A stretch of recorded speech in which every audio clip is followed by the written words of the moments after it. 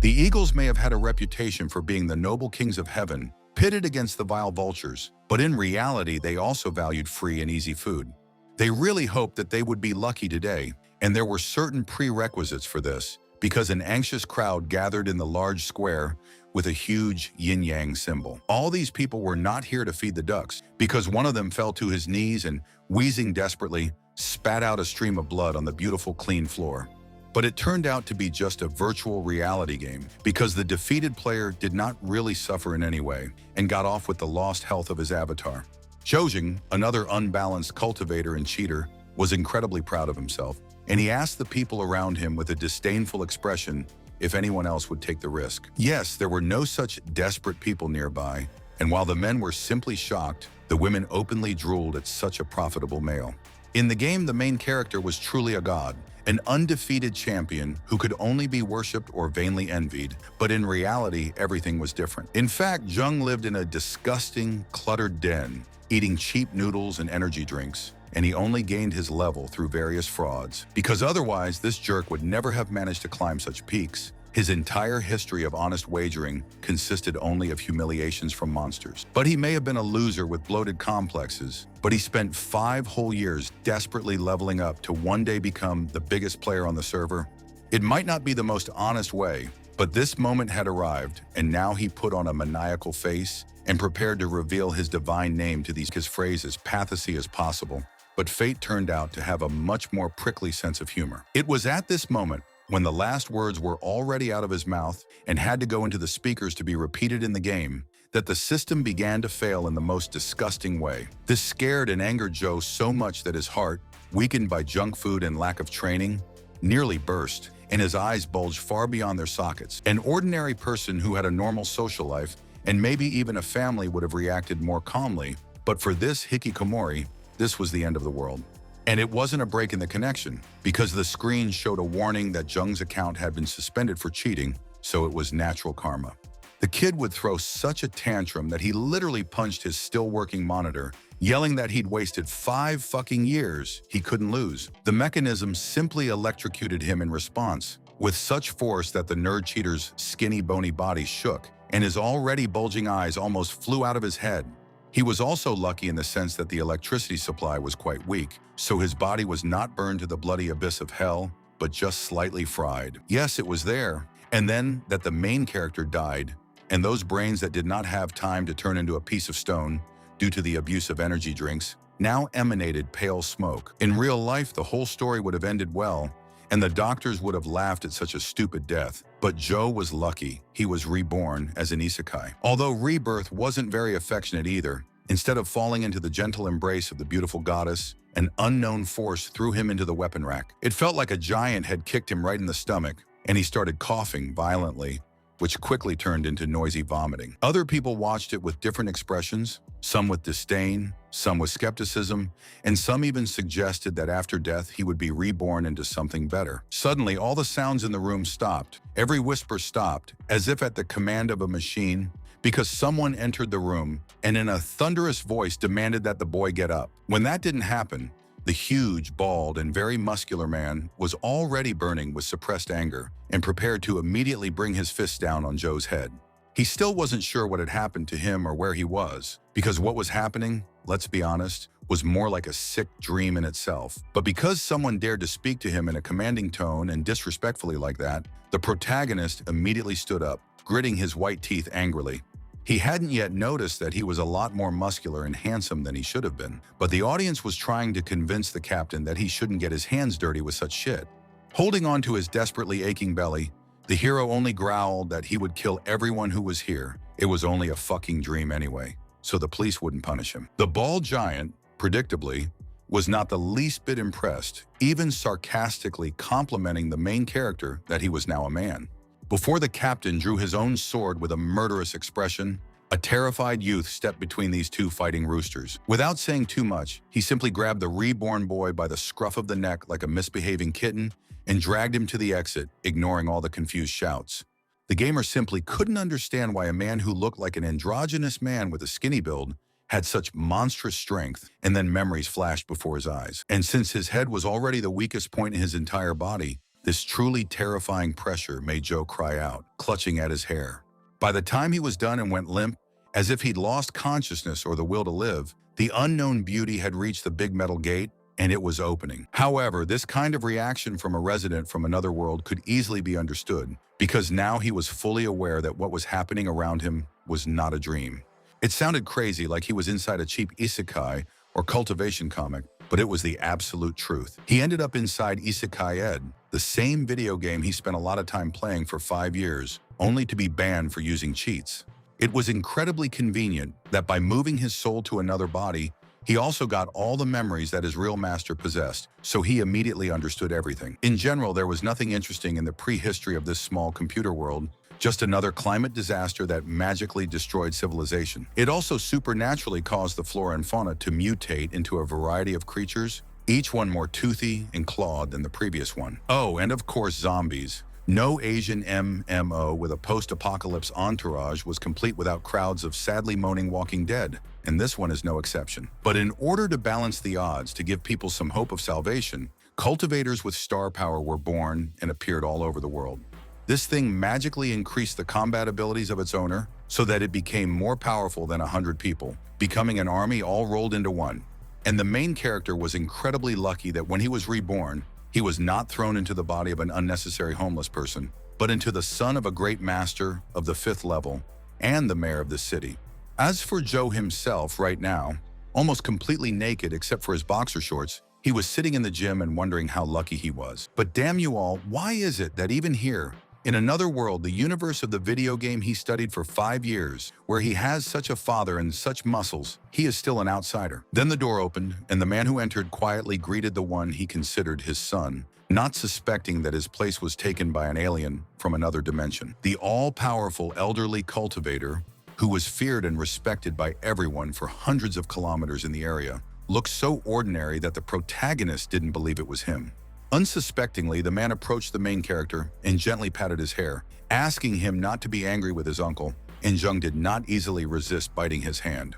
Sitting down next to him, the mayor offered with a good-natured smile to try again together. Perhaps this would finally be able to awaken some kind of star power in his descendant. There was nothing difficult about it at first glance, just that he gently placed his hands on the young man's shoulder blades and asked him to breathe, trying to activate the mystical energy. Inwardly, the protagonist noted with some irony how touching it was that his new daddy was helping him so hard despite his previous cultivation failures. But he didn't need it anymore, because he was no longer that disgusting human maggot who only knew how to spend whole days on the internet and devour fast food. 2 hours later, there was no sign of even the faintest hint of Zhao's mystical abilities, and the dark-haired man was already close to hysteria. This unpleasant discovery so overwhelmed him that he dropped his head completely on his chest and began babbling about what a worm he was, while his father tried to calm him down. Even if his son remained an ordinary person forever, it wouldn't affect their relationship in any way, and he certainly wouldn't allow anyone to harm Jung.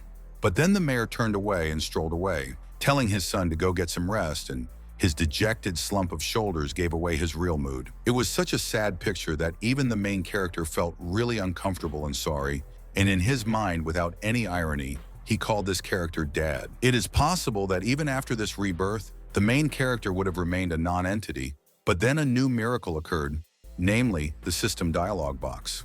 For a moment, the young man also saw himself, but at the same time completely opposite to how he looks now. Majestic, in rich equipment, cool, and all would have been fine, but it was his old avatar of the 200th level, the same one that he created by paying a bribe to unscrupulous administrators before the ban. Then the notification window changed. It said that the system was activated and the user, if desired, will be able to log into your account. Joe almost had a heart attack when he realized that the game had somehow preserved his unbalanced, invincible level and offered to continue on it. Only an exceptionally rare person with an incredible commitment to the principles of fair play would refuse, so Joe clicked yes. Alas and the reality was still much more disappointing, and Jung frowned and fell into deep thought when he saw that he had been demoted to the 1st level. This entire interface was completely designed for the standard settings window and menu of a regular game, even to the point that there was a function that allows you to leave the application. And even all this was completely inaccessible so far, because the main character's level did not grow. The universe only allowed him to summon the skill tree. So far, his only special ability was to be able to see the opponent's weak spot, and only if his level didn't exceed 10th. Yes, he only had these, the weakest and most basic skills of a low-level bandit. Joe couldn't even believe the fact that the reality around him didn't respect him so much. Thus, the reborn gamer again began to feel like a piece of garbage, because how on earth can he become stronger if this is no longer a game? Just then, a pleasant voice was heard announcing to the young master the even more pleasant news that dinner was ready, but the dark-haired man said irritably that he wasn't in the mood. A perfectly clear-cut woman appeared in the room and pointed out reproachfully that almost the rest of humanity didn't have the opportunity to indulge in supplies at all. The protagonist tried to bark that he wasn't going to eat anything, but all the words immediately stuck in his throat as soon as the sensualist saw who it was. This woman's name was Su Junwen.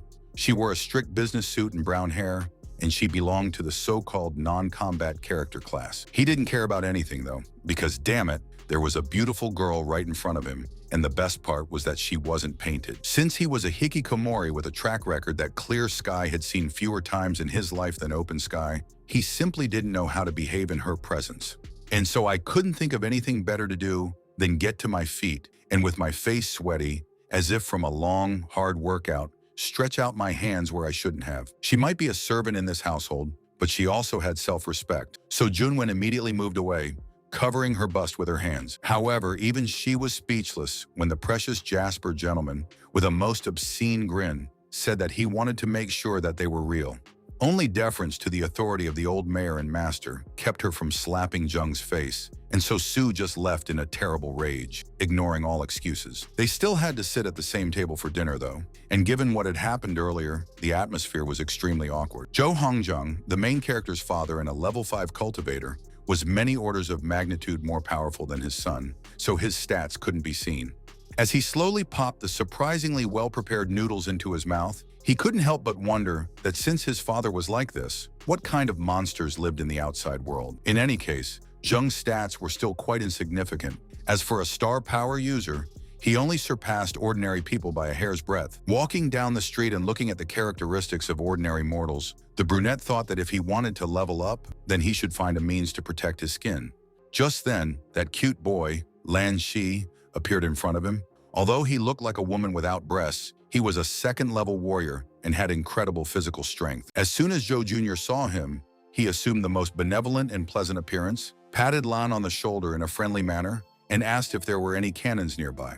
Despite the apocalypse and the destruction of most of the elements of civilization, this city still had stocks of guns, gunpowder, and a shooting range. They didn't even get close when a mocking voice said, "Just look at what a rare guest we have here." It was another young warrior named Yan Bai Shun, and he was even stronger than she, even though he looked exactly like the doll boy from the fashion show. The man standing behind him started laughing madly, saying that the young master really opened his eyes and realized that shooting was a real topic, not like all the warriors there. The blonde man tried to reason with him and apologized to the prince of the fortress, but Zheng just laughed and said that it was true, he would shoot. Everyone was surprised by this request, but they took it in stride because, in the end, what did poor submachine guns, shotguns, and pistols matter in the world of cultivators? However, the main character was happy, like a child who received a new magnificent toy, and he even said that he wanted to keep the machine gun for a while.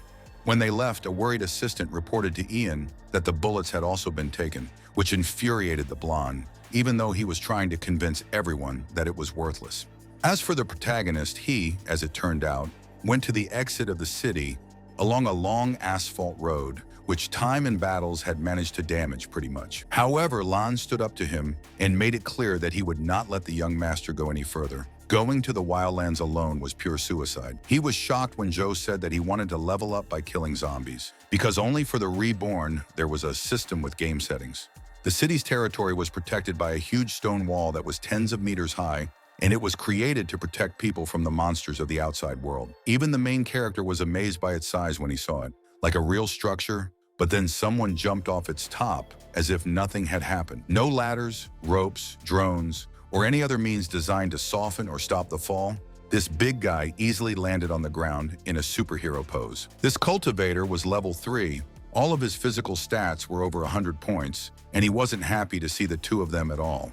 But not only was the reincarnate not embarrassed, but But he even explained to Uncle Shu with a gentle smile that they had come to help him destroy all those pesky zombies. The gunslinger was completely unimpressed, and he ordered the protagonist to just get out of the way, and also patted him on the head with such force that he almost tore off his scalp.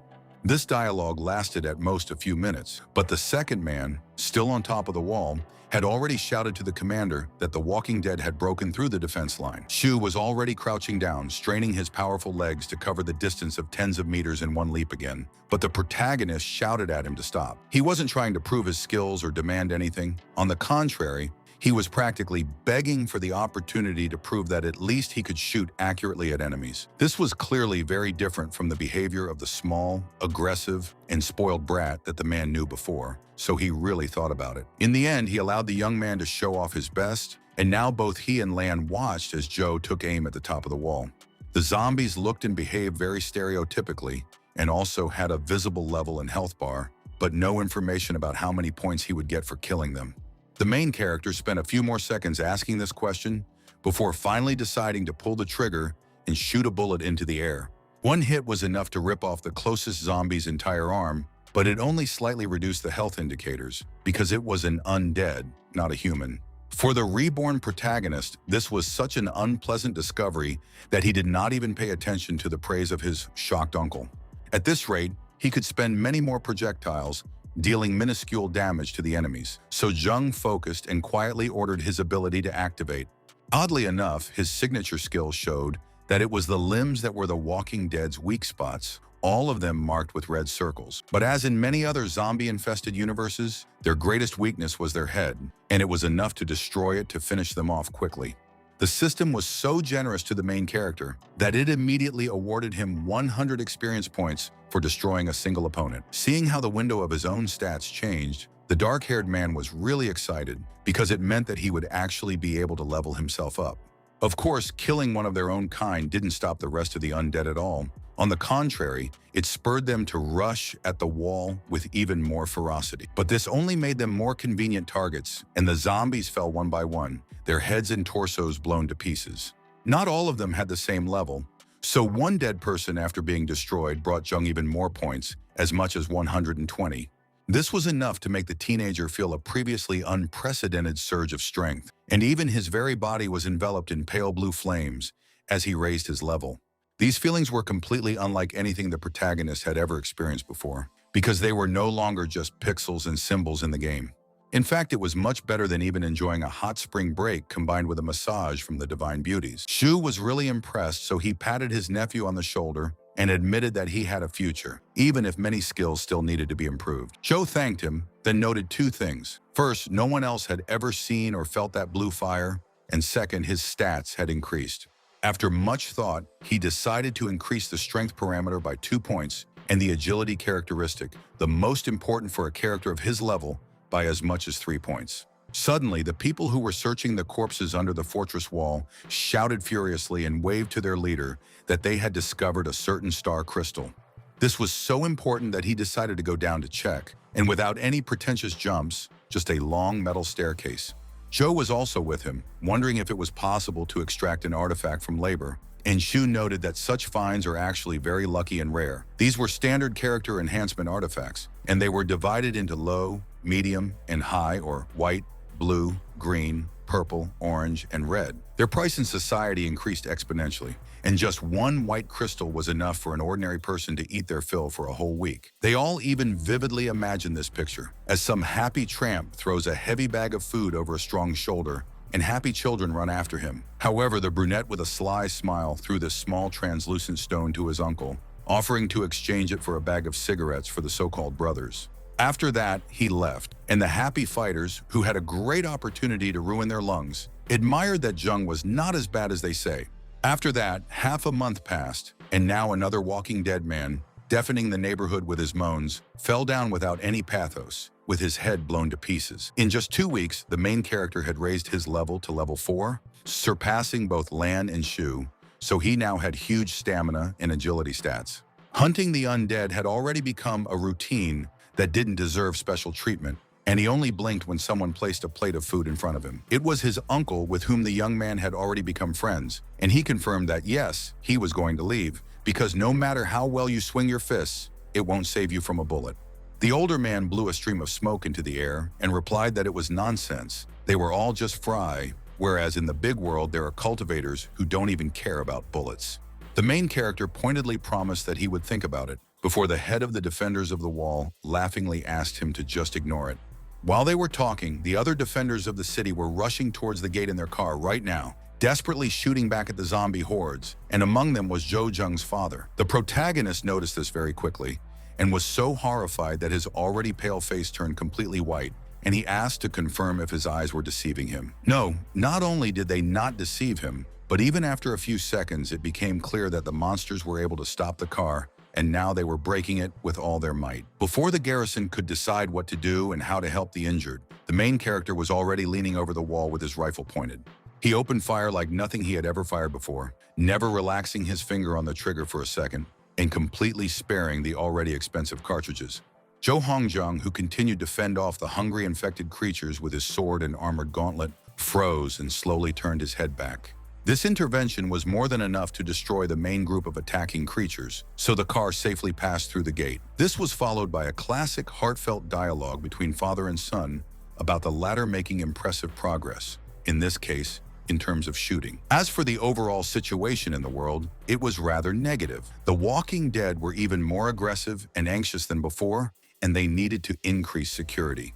The reborn cultivator listened to this with negative emotions, a noticeable drop of sweat running down his pale face with red stripes. He didn't believe a single word of what the mayor had just said, all his instincts screaming that the head of the fortress city was hiding something from everyone. When they left in the morning, the car looked much more complete, and now look at it, it was in such a state as if it was belatedly pulled out from under the press. And that person over there who had a second level of strength, how could ordinary zombies that weren't really stronger than ordinary people be able to injure him like that? However, the main character was smart enough to keep all his suspicions to himself, and a few hours later, another group was sitting in the back of this car. It was Jo Jung himself, his father Hongjung, Uncle Xiao, and that wounded man, and the entire party remained silent for the time being, looking at each other. It is not known how long this silent exchange of glances would have continued until the main character finally decided to talk with his gloomy father. The normally calm and good-natured mayor looked so creepy that he could easily have been mistaken for the Walking Dead, and he ordered the car to stop. A rubber-covered tire slammed into the ground, sending sparks flying in all directions, and there was a hideous squeal. Without raising his gaze as heavy as the universe itself, Hongjung calmly added that his son was no longer a child, and he knew very well what happens after a zombie attack. The injured man began to sob in fear and despair, understanding perfectly that yes, he was about to be killed so that he wouldn't turn into a monster and infect anyone himself. He called out to the elder Jo like a child begging his father to protect him from his nightmares, but the mayor only took out a large pistol and held it to the head of his colleague. He didn't want to do it, but the only service he could do the poor man now was to die peacefully as a human before he pulled the trigger. It was then that Jung truly realized how cheap a person's life was in this dying, agonizing world, and that this really wasn't a game with her saves anymore. The next meal between the father, son, and their maid was held in even more painful and profound silence, with no one bothering to look up from their plates. First of all, this concerned the young man. His eyes no longer resembled real human eyes, but rather a poor imitation of glass, as was the case with shell-shocked people. Only when the girl leaned over and asked him worriedly why the young master was refusing to eat again, did he revive and awkwardly reply that he wasn't hungry. His father understood perfectly and sympathized with him, but alas, this was their harsh routine, and young Jung had to get used to it if he wanted to become the new mayor. But this was understandable and obvious to a person who was truly born and raised in a post-apocalyptic environment, while the reborn hero was still in shock. He couldn't understand how it was possible to shoot his own comrade in cold blood. And Hongjung, looking at his son, admitted that sometimes you have to make sacrifices for the common good. It was his duty as the leader of their small community. But as far as Jung was concerned, he was forbidden to leave the city from today on. Of course, not even a day passed, as the teenager used the most banal and obvious way to escape from home. Tied rows of sheets in one rope. No, it was not a joke. He really decided to act like characters in old American comedies and melodramas about teenagers and their domineering parents. Even the letter asking her to keep what had happened a secret from her parent was still there. And Sue sighed as if the weight of the world was on her shoulders. In an unknown place, In the forest, a frustrated Lan repeated that yes, he had agreed to help the young master disobey the order and escape, but it was too dangerous here. He offered to go shoot at least harmless and familiar to both of them zombies, but the brunette refused because he needed to raise the level as quickly as possible. She overtook him, threw out his arms, and thundered that it was his duty to protect his master, to which Zheng retorted that he didn't want Zhou to remain a despicable outsider. The tension turned out to be so intense that the main character's hands very quickly reached for the barrel of the machine gun. The muzzle of the protagonist's weapon was pointed directly at the face of his bodyguard, partner, and friend, but none of these young men even flinched or looked away. The dark-haired man only coldly stated that he was more than capable of defending himself with his increased strength, and then he pulled the trigger without hesitation. The bullet passed so close that it almost burned the skin on Lan's face, but it didn't hit him. Instead, it shattered the skull of the tree snake behind him. The creature was one of the most venomous to be found in these lands, and the young warrior turned green with the realization that it was right above him. He could easily have died a disgusting and shameful death without noticing anything until the last moment. But this untalented boy immediately saw everything and reacted correctly. And now Lan, feeling like a character in some ridiculous, absurd comedy, watched as the protagonist happily butchered the carcass, smiling to himself. Zheng generally started acting as if he had completely stopped noticing his companion, and the latter couldn't stand it anymore, and asked them to stop acting like they were immortal. Oh, naturally, the reborn cultivator considered himself immortal, because the system helped him, and it very carefully highlighted where and what kind of enemy is located. At a different time and place, the young sentry on the wall happily greeted the main character, noting that he had returned earlier than usual. Zhu nonchalantly pointed out that it was almost evening, and Lan, who was climbing the stairs behind him, eloquently swallowed all the comments and additions that were coming out. Then the protagonist patted the guard on the head and called him baby, despite the fact that they were the same age, and all in order for him to stop calling him master. In his forest adventures, the young cultivator had discovered the crystal again, but it was only white, so now he didn't hesitate to gift it to this guy. By the time he regained consciousness, Zheng and Shi were already leaving, and the former only waved away such trash that could help an ordinary person pay for his sister's treatment. Only after a few seconds did the poor guy really realize what the main character had done and said, so he burst into heavy sobs of joy and relief. But that wasn't the end of it. Now the main characters were going to transfer all that mountain of meat that Junior Zhou had obtained from the local forest to the right place. The bodyguard didn't quite understand his master's motives, because they had been hunting snakes for half a month and had obtained so much of their flesh that they could now become rich. It goes without saying that such an ambitious man could not be satisfied with despicable money, but full stomachs and the joy of children, quite another matter. One girl literally threw herself on the main character's feet, happily shouting that today it was she who managed to touch him first. Zheng picked her up in his arms and started happily babbling with this sworn little sister of his, while Lan watched on with a face like he was violently sick. As it turned out, he was jealous because he too had done a great job, carrying all the damn weight on his shoulders, and these ungrateful little pups didn't even look at him. They were not feeding only the children, however, since the distribution of supplies was also organized for adults, but poor people. A whole queue of them was lined up now. Many people were very embarrassed to accept such gifts from the son of the leader of the fortress, but the young man always smiled good-naturedly and explained that everything was fine. It was not a burden to him. One man grabbed the headless carcass of a snake and boldly shouted that there was nothing to be afraid of. Even if the Snake King himself crawled here, he would also be fed lead. This was the first time that someone outside of his inner circle had treated Zhou with respect, but in the end, he still had to return home. Hongjung calmly ate soup and said that he had forbidden his son to leave the house, and the latter had disobeyed, disappeared for 2 weeks, and only made the already difficult situation worse. Su was drenched in sweat, trying to apologize for not being able to spot this rascal, but the old mare replied in the same serene voice that it wasn't her fault. Gazing at his son with eyes as black as coals and very intelligent, the senior cultivator clarified whether the rumors about Zheng being a first-class marksman were true. Giggling and rubbing the back of his head modestly, the protagonist replied that, well, since all possible doors were closed in front of him, he had to climb through the window. His father loomed over him like a mountain and added darkly that using firearms was one thing, but being familiar with lesser people was quite another. It sounded so sharp, like the sudden crunch of ice breaking, that the reborn gamer froze, and any hint of a smile immediately disappeared from his face.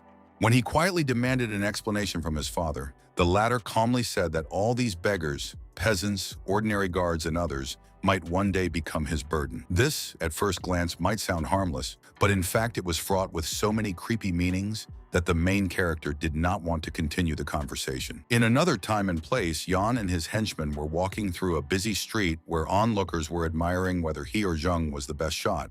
And this blonde guy had such a fragile ego that just idle comments from strangers were enough to infuriate him. Then one of his assistants started, as if he had only just realized that the people around him had been talking about young Master Zhou and not his namesake. The head of the riflemen immediately pounced on the poor guy and growled that if he dared to even mention that filthy name again, he would become a stain on the road. It turned out that the poor soldier was talking about the fact that the main character and the doe were right there, walking towards them, and good-naturedly wishing good morning to old acquaintances.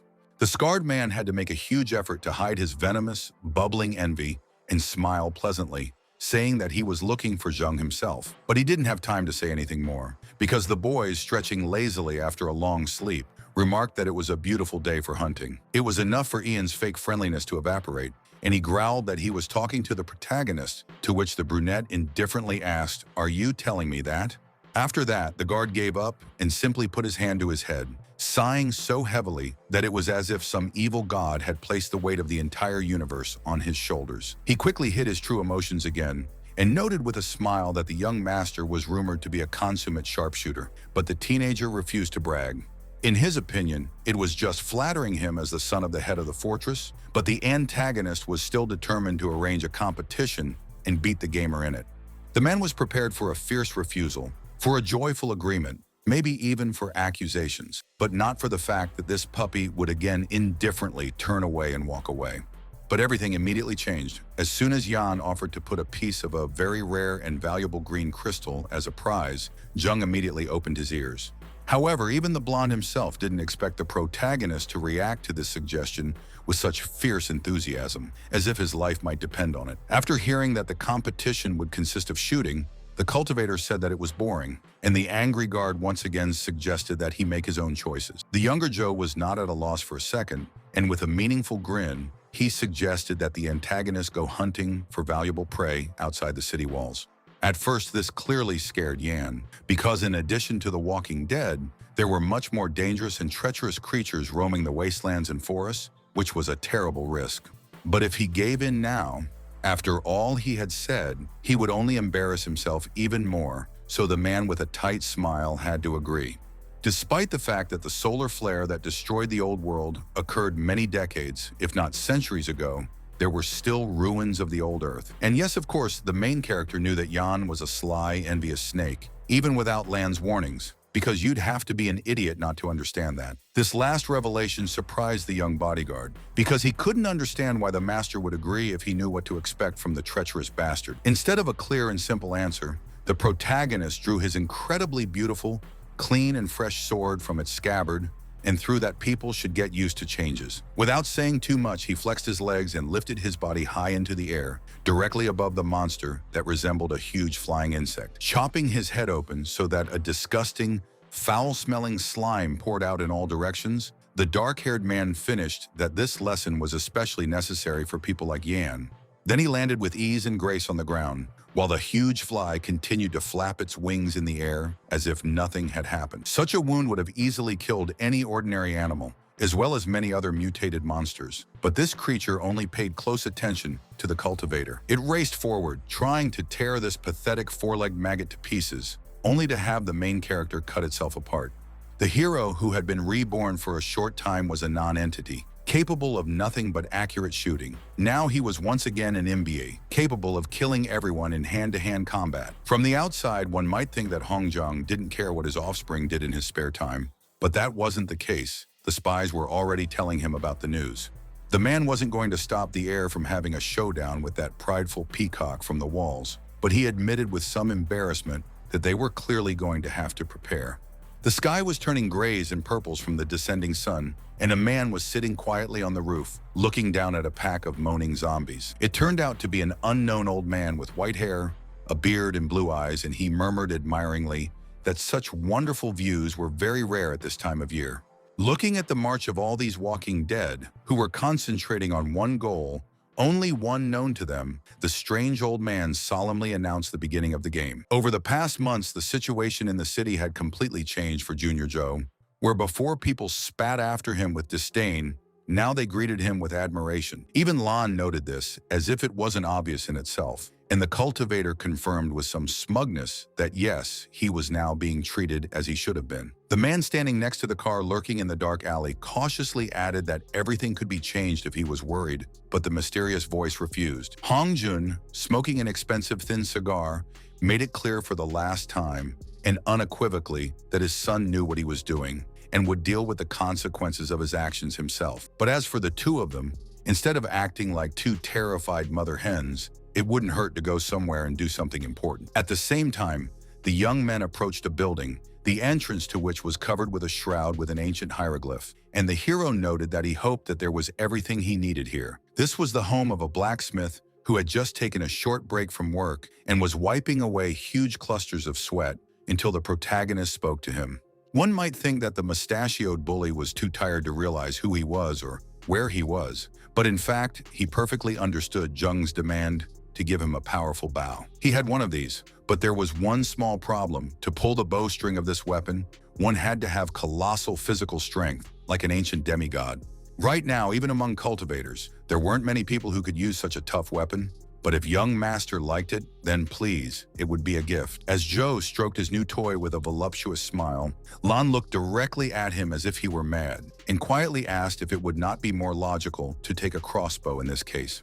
The poor guy didn't realize that he was talking to the MB protagonist, who didn't care about any obstacles, so he easily put the string on the free end of the bow.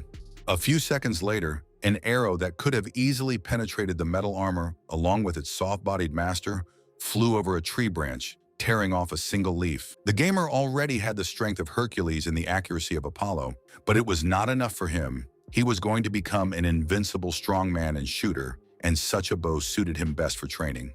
She, like any cultivator's companion, was now opening and closing his mouth in shock, unable to believe that the former gamer had the power to do so. Alas, the pretentious moment, designed to show how much the main character surpasses his own environment, was spoiled by the fact that the arrow hit the old woman's hair. Not wanting to lose face, the young man pretended that there was no mistake and that he always aimed at this grandmother's hairstyle, and Lin quietly suggested that they go to a special place to train. They were lucky because the venerable denizen wasn't some feisty old hag, and she was okay with being shot like a chicken.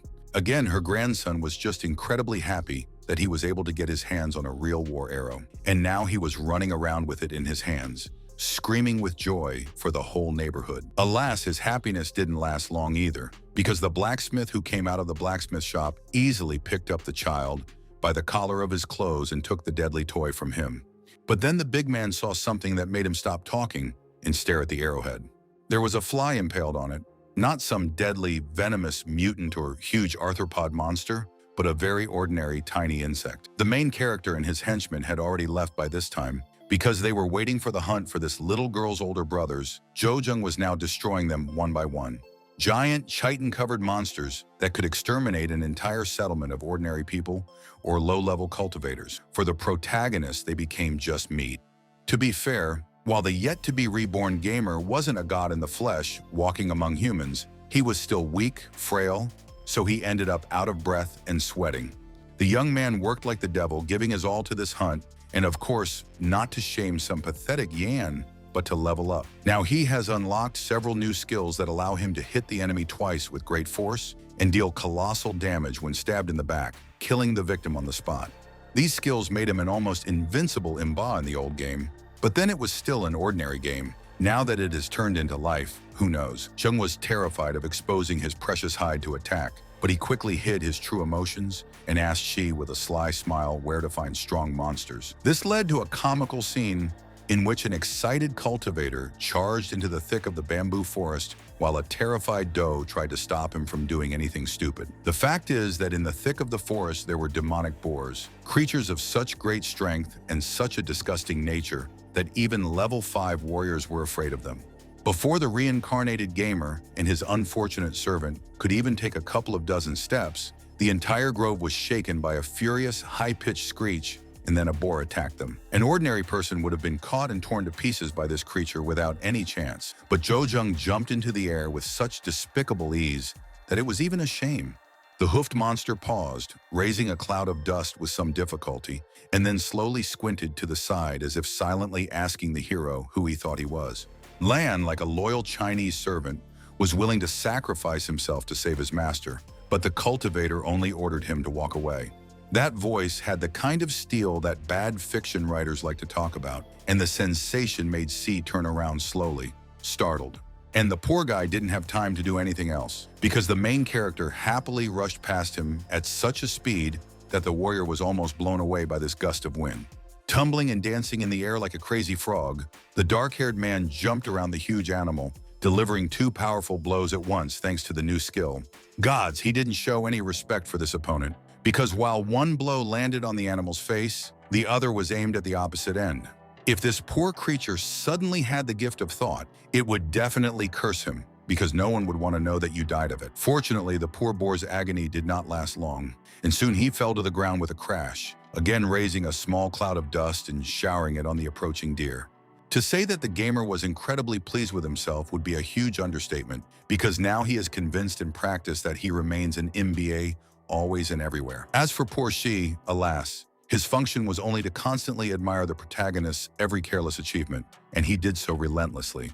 Although no, Happy Jung innocently added that this huge carcass will be dragged by his servant because it is not appropriate for him, such a noble hero, to dirty his hands with dirty work. It is possible that after that, for the first time in his life, the doe broke into insubordination and even got into a fight. But in any case, the boar was taken to the Zhou house and cooked. Poor Hong Jun genuinely didn't know how to react to his son's growing insanity and power, whether to kill him right now for the former or reward him for the latter. Chewing a few of the juiciest pieces of meat with a loud slurp, the protagonist asked with a smile to share with him fragments of crystals or at least gold. Like any cultivator who fell in love with his own reflection, Jung was going to bet on himself in the competition, without feeling any complexes in this regard.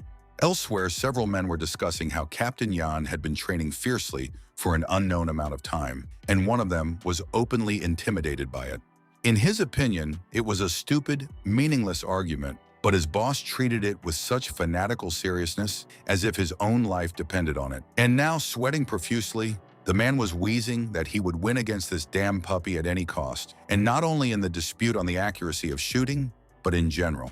As it turned out, his training had paid off, and that it wasn't just Jung who could use the system, because Yan had just felt that he had turned into a level 3 warrior. Laughing like a maniac and showing off his athletic, muscular body to the entire universe, the antagonist repeated that he was the real genius, not that worm Joe. When the day of the competition came, a large number of people decided to visit it, but it is understandable they did not see such events every day where they would not be in danger. The main character did not say anything and generally tried to keep extremely modest, but his eyes literally screamed about how he would mock his opponent. The audience didn't waste any time and organized a real playground for fans and cheerleaders, and many of them shouted out the name of the beautiful Captain Yan. Of course, the protagonist also had his own fan club, but if the fans of Defender of the Wall were mostly girls in love, then Jung was supported by the elderly and children. However, to demonstrate that he has a sense of noble fair play, the antagonist quietly mentioned that young Master Jung has a good support. The dark-haired man didn't react to his statement. Instead, he leaned over to one of the children and asked if he had bet on him, so that the kid embarrassingly admitted that he hadn't. Then the main character handed him a few coins, specifically so that this little beggar would spend them all in his name. To be honest, it was so disgusting that even Yan, who didn't have any particular moral standards, asked how anyone could do such a thing. Boldly looking into his eyes, the cultivator asked what he had done wrong. He didn't drag the boy into any dangerous situation, and the villain could only roar out a rude response. He no longer wanted to pretend that he was treating his opponent with friendliness, and in the end, he ordered Joe to keep all his luck for himself. Since, according to the original conditions, the competition was held in a forest full of dangerous monsters, the champions did not intend to stay in the city, but went outside. The referee announced through the microphone that it didn't matter what the level or property of the weapon used was, only the value of the game the players got. In the past, the young man might still have been worried. He might still have been worried about his success, but now that the start signal had sounded, he didn't even hesitate. Making a rattling sound from the old long-oiled engines, the two cars sped forward, away from the safety of the settlement and into the wilderness. Sitting behind the wheel, grinning bloodthirstily, Yan muttered to himself that this damn prince, this obnoxious, cute puppy Joe, was already a corpse. He had signed his own sentence. The judge, in fact, also firmly believed that the protagonist was destined to lose miserably to an experienced third-level fighter, and that this would be a great lesson from arrogance. Hongjin was secretly watching from the top of the fortress wall, and a guard standing nearby anxiously asked if he was going to do something to protect the offspring. Of course not. He wasn't going to, because regardless of whether his son wins or loses, he has to learn to rely on his own strength first. The champions did not immediately leave the city limits. For this, they first had to overcome a maze of dirty, deserted streets, but there they were waiting for surprises. The same old man who had been watching the zombies and the sunset now took a call on the satellite phone, having received an order to kill target number 2 for the green crystal. In the book, he already had all the necessary information about the main character, including his name, archetype, special abilities, and other data of various kinds. Well, this grizzled thug was obviously no stranger to getting his hands dirty, but it all depended on what kind of green gem was offered to him as a reward in the first place. His name was Tai Lan. He was a rank 5 warrior, and he wasn't going to rush into battle like a blood-crazed puppy. No, he had to stretch his muscles first. What this actually meant was that this elderly cultivator would actually throw one of his battle knives with such tremendous force that it would fly through the entire city. Then a girl with brown hair tied in a tight ponytail stopped at his door, and she quietly warned the owner that it had already begun. Elsewhere, another man, lurking in the shadows and rolling a drink in his glass, grumbled that it was the last time he would accept such a small order. It humiliated him. And the main character, who was not yet aware of any conspiracy around his modest person, finally got to the backwoods and stopped the car in it. He was, to put it mildly, shocked at how detailed the map that the Sioux family had given him before the trip ended up being. It wasn't just this forest that was depicted on it, which would be more than enough for such a quest. No. The authors decided to put the whole damn continent on it. Fortunately, the girl had carefully left a sign for where to catch the monster known as the Shadow Wolf, and the cultivator decided to start with this particular prey. He didn't have to wander through the thicket for a long time, because a flock of these huge but beautiful predators, resting after their hunt, stopped very close to rest. One of them was eating a mutated boar right now, which would be a scary monster to humans, but was just a walking food to these creatures. But the wolf quickly abandoned its prey because its supernatural hearing and sense of smell alerted it to the presence of a dangerous enemy nearby. The main character landed right in front of this individual, and upon closer inspection, one could see that the shadow wolves were actually huge like tyrannosaurs. But the next time the place was shown again, the entire pack was dead. All those furry and fang kings of the forest lying lifeless, bloodied carcasses. To be fair, the battle with 5 colossal demonic wolves at once was difficult, even for Joe, who was sweating, out of breath, and tore his clothes. He had already reached level 16, but it was still lower than a rank 3 warrior by the standards of ordinary people, so Yan was still stronger than Jung. And then the former gamer suddenly clutched his chest and croaked that he was in pain, as if this poor guy was about to have a violent heart attack or even a heart attack. There was only one hope, that a small medicinal potion that restored enough health to resurrect the dead would help him, poor fellow. Since it was a matter of life and death, the main character didn't play nice with the lid and just ripped it to hell with a dagger.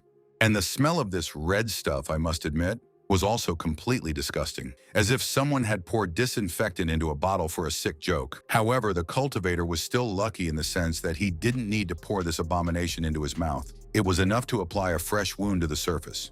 In any case, he desperately hoped for it, and his desires turned to dust. From such an action, the young man did nothing but smear himself. So, it was necessary to drink this disgusting liquid after all, but the reborn hero felt such disgust at this thought that he would rather cut off his own hand. Overcoming his disgust, telling himself that this was just a game, still just a game, and nothing was real, the teenager quickly swallowed the potion. It was a miracle, but it worked, and the deep and long gash on his muscular chest, left by the giant monster's fang or claw, began to heal.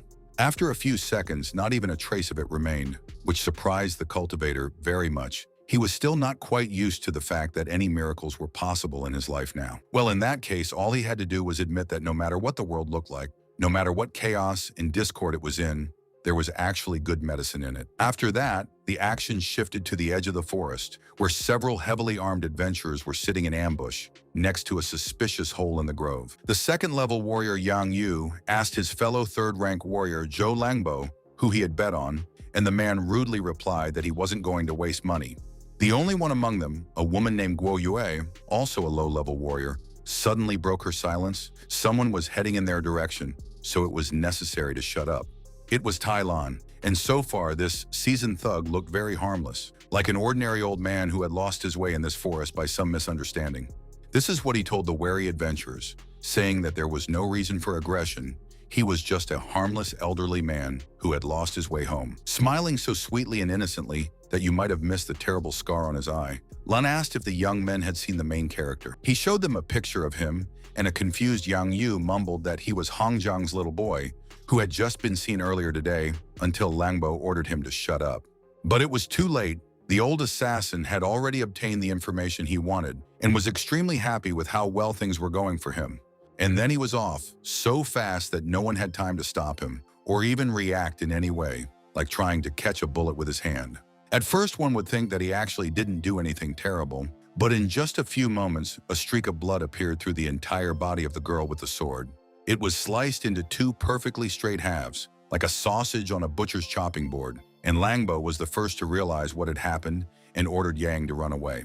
He rushed forward himself straight at the white-haired assassin, hoping desperately to kill him, or at least wound him, but the poor man didn't even have time to touch the enemy with his blade. Now that two of the three young adventurers had been killed, Tai ended his sarcastic statement that he would have been tormented by his conscience later if he had killed innocent people. The last youth couldn't bring himself to move. He fell on his back in horror, asking why the old man did this, and the Lan calmly replied so as not to leave any witnesses. The strength in this elderly cultivator's hands was so monstrous that he didn't even need to really hit his prey. Just a casual flick of his finger was enough. Meanwhile, another person was watching from the height of a huge tree, another pack of shadow wolves that had eaten a lot of people, and asked himself when he had caught a cold.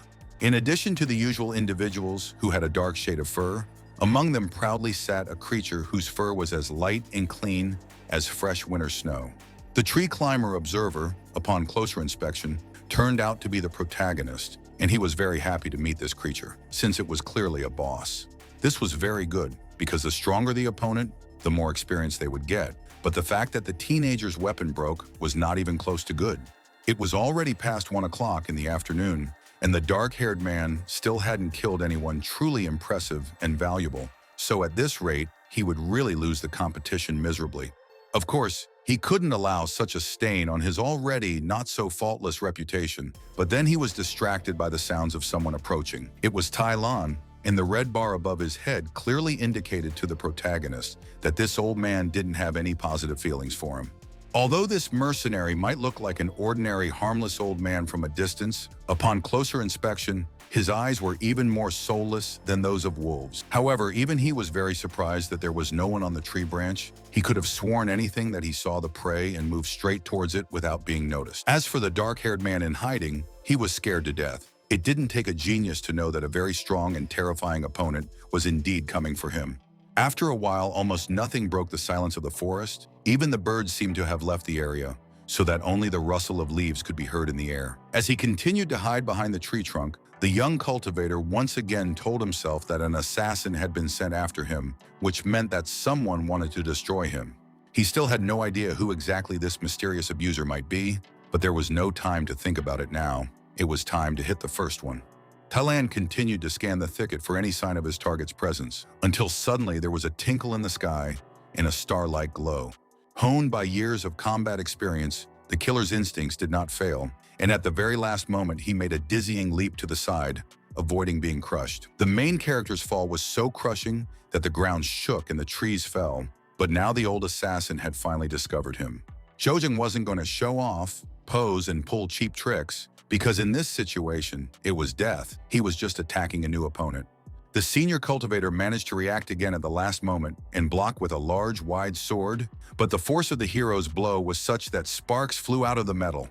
The antagonist admitted to himself that he had underestimated the boy. He was incredibly fast, and all the damage could not be blocked anyway. The there was a scratch on Lan's cheek. The fight was still on a level playing field, with both opponents having enough speed, skill, and luck to stop all attacks before they could reach the target. With every second spent in such a stalemate, the main character became more and more tired and realized that his strength was running out, which means it was time to let the ace out of his sleeve. A double blow delivered with just an ordinary, not even very long, hunting knife, but still terrible. Talan, who instinctively realized what the boy was going to do, hurried to take a deep defensive position. He covered the vital points with his hands and sword.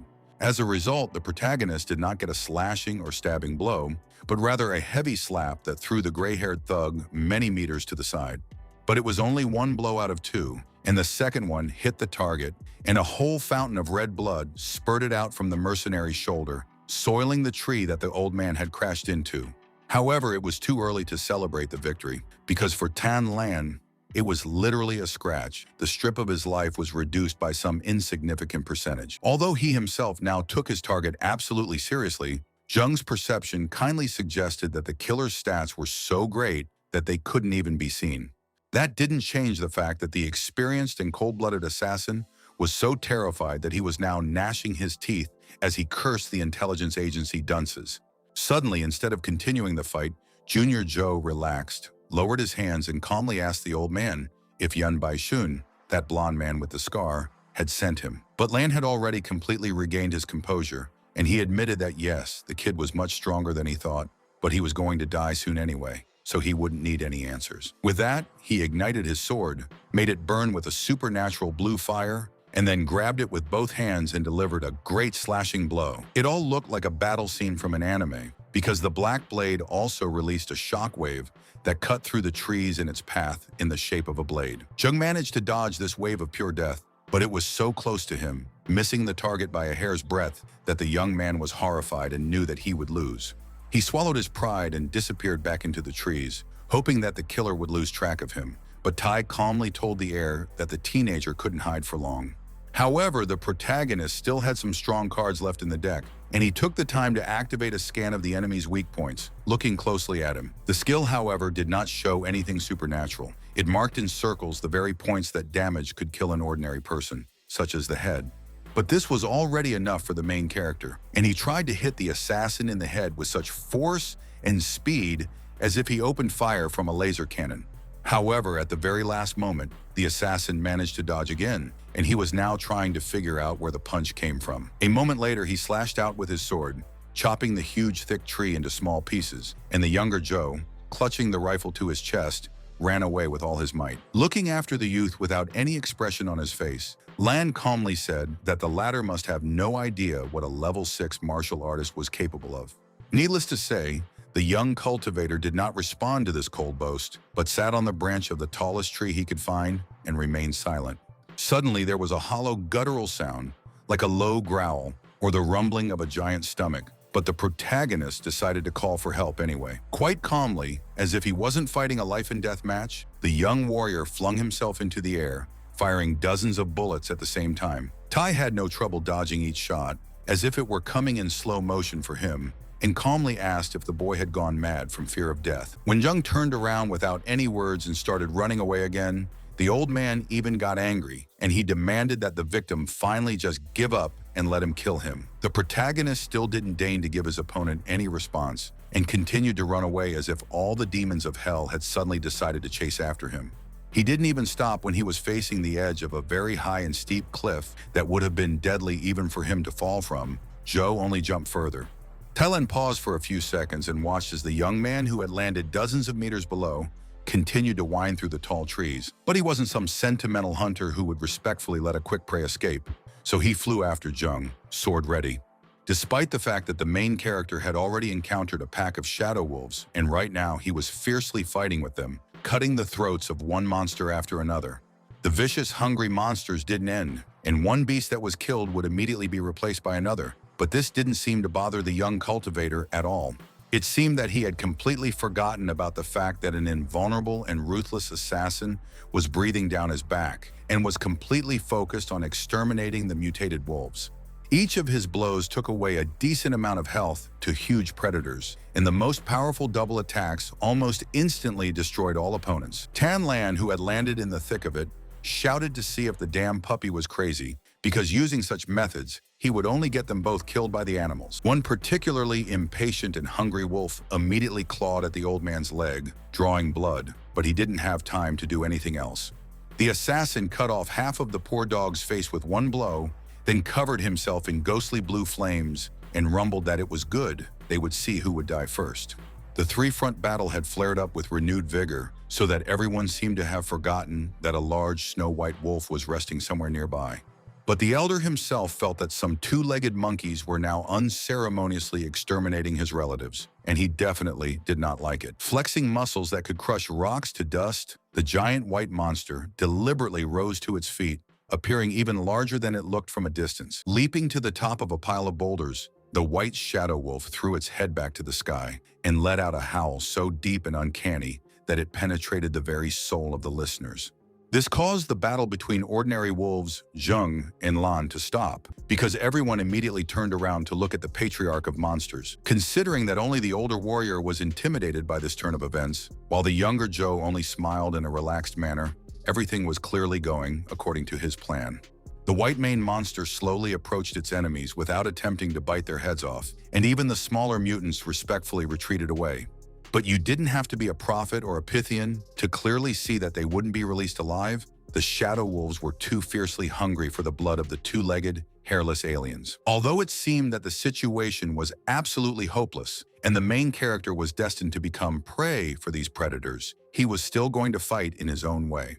Thailand, having regained his voice, told his opponent that the latter had chosen to die himself, while it would still be easier for him to escape from this trap. Of course, the teenager had a plan in mind, so with a sinister smile, he pulled out 2 grenades from his pockets, which somehow fit into his tight pants. A second later, the forest shook with a blast wave, and 2 huge puffs of flame surrounded the clearing, causing the terrified wolves to bark like ordinary dogs. Several of the mutated predators had died, turning into bloody shreds of fur on the ground. But the old assassin was still alive and well, covering himself with a force field. He viciously shouted out the main character's first and last name to explain to him what a small, snotty bastard he was, only the boy had been gone for a long time. At the same time, the alpha wolf, the boss of this forest, was finally tired of waiting for the little monkeys to settle enough before dying, so it finally attacked with its paw.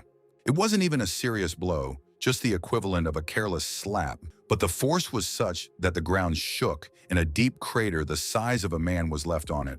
The old cultivator managed to roll to the side again at the last moment, only getting deep scratches on his body, but the huge wolf was already opening its mouth. Once again, the man dodged the deadly blow, but he couldn't get very far, and the younger wolves were careful not to let their prey escape them.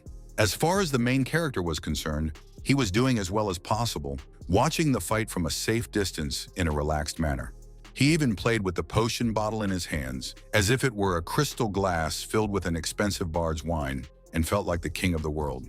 The assassin, who had completely lost all trace of his former composure, brandished his weapon furiously at the advancing beasts and shouted for them to get away from him.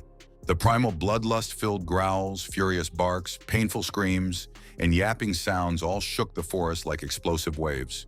Eventually, the noises of the deadly battle were replaced by a deathly silence, and the young cultivator noted in a bored tone that the doe had finally died, it seemed. The picture below was perhaps worthy of the brush of some great artist, for the white-haired assassin was standing on a mountain of wolf corpses, a knife plunged into the throat of a white beast.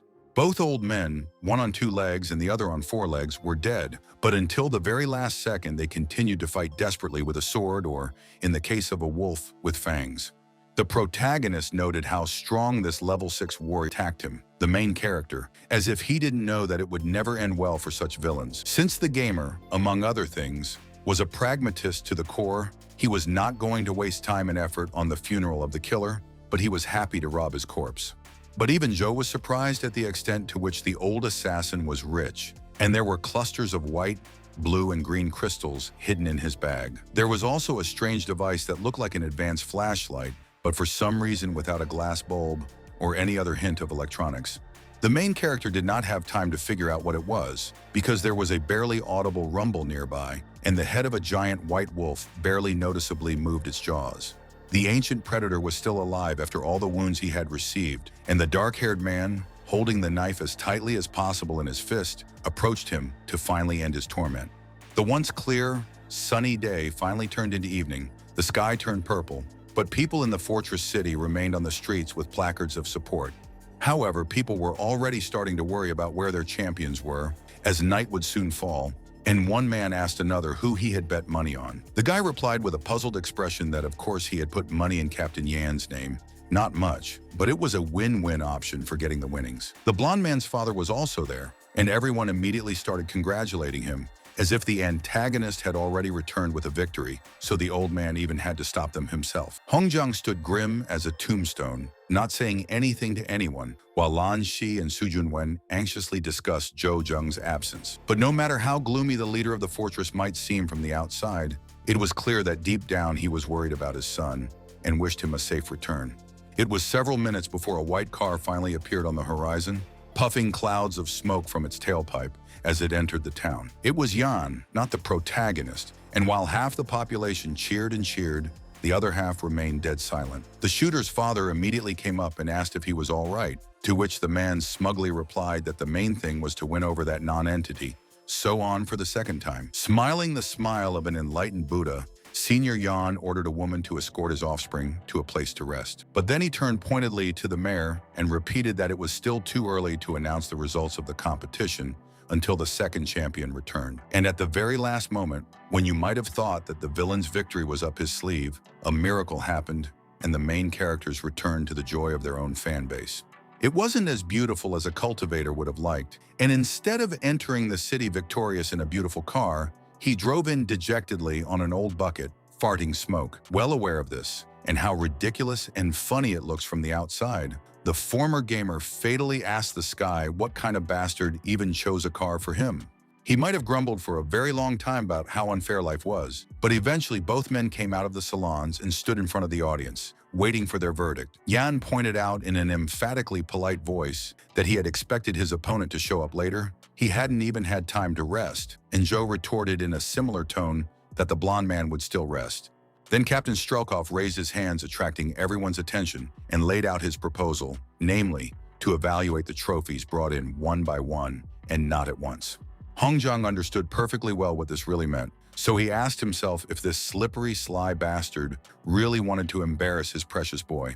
But since the main character was confident of his own victory, he grinned to the point of caricature, carelessly shrugged his shoulders and allowed to do as Yan wanted. Then the antagonist took the right to be the first to reveal his trophy to the townspeople, and he grinned to himself, saying, "Now let's see how long you can hold out with a smile, puppy." In order to make it as solemn as possible, a soldier stepped forward, holding a microphone in front of his face, and announced to the entire square that the captain's loot was about to be shown. Then the man pulled down the awning that covered the body of Yan's car, and a miracle happened. A dazzling golden glow poured out of the car, illuminating the entire square. One would have thought that a cunning villain had somehow caught and dragged a huge firefly or an animated mountain of precious metal to the court, so everyone admired him.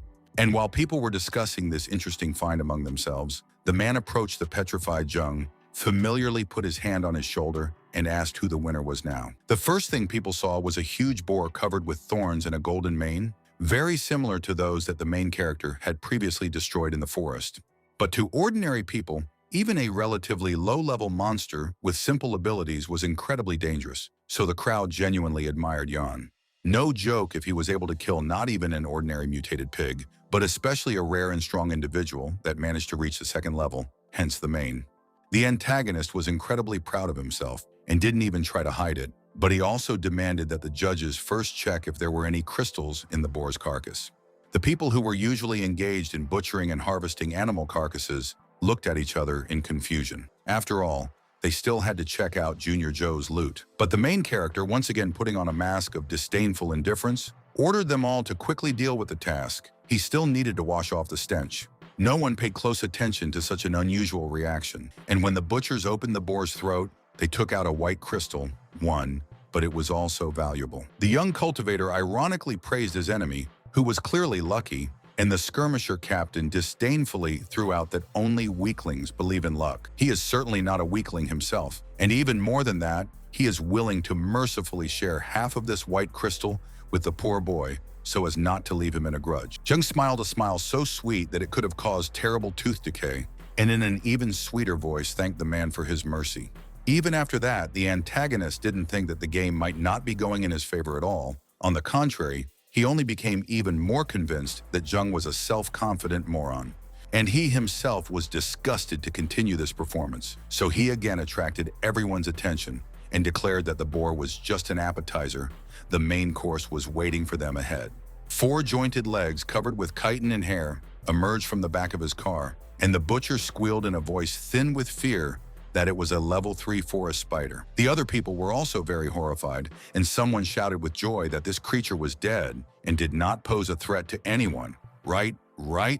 Yan's father, still keeping his eyes narrowed, proudly declared that even level 4 warriors were afraid of such spiders, and a certain sycophant immediately claimed that the captain had inherited his power. The 8-legged monster's carapace was also extracted with precious stones, and the soldier with the microphone proudly announced that they were 3 white crystals of the highest quality. The crowd began to move, like a pack of perfectly trained hounds that had finally been given the signal by an unseen handler to vote. Yan's fans cheered, shouted, and screamed with joy and happiness, shaking their fists, motivational posters, and other rubbish in celebration of his glorious name. Not only boys and girls in love, but also experienced soldiers could not hold back tears from pride that they were serving under such a great and strong man.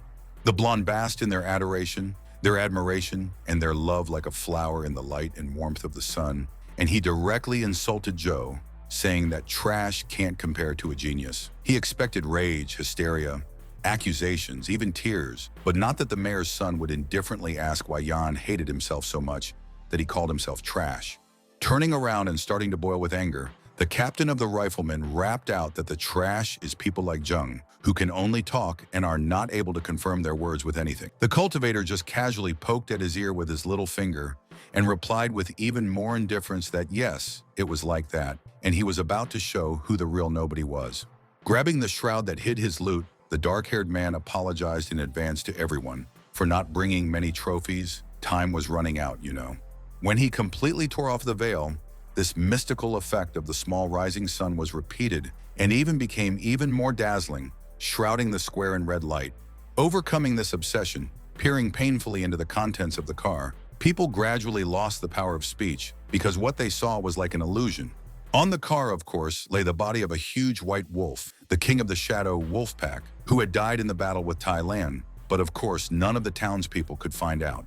All of Yan's confidence was taken away because the corpse before them wasn't just some pathetic monster, but the damned Shadow Wolf King, one of the greatest monsters. Even Hong Jun, who was usually as cool and solid as a rock, was having a hard time finding words for what was happening, but Sue was just happy about how her boy had grown up. The butchers, meanwhile, had already finished cutting up the dog's carcass, and they announced in some muffled, even dead voices that there was a blue crystal in its flesh, albeit of a lower grade.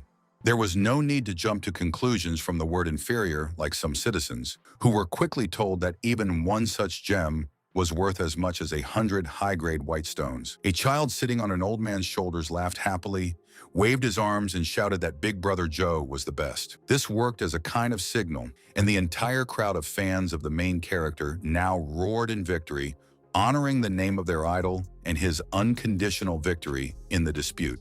But Yan, as expected, was guilty of exactly the qualities that he attributed to Jung, because he threw a tantrum with shouts that he cheated. He definitely cheated, a cheater.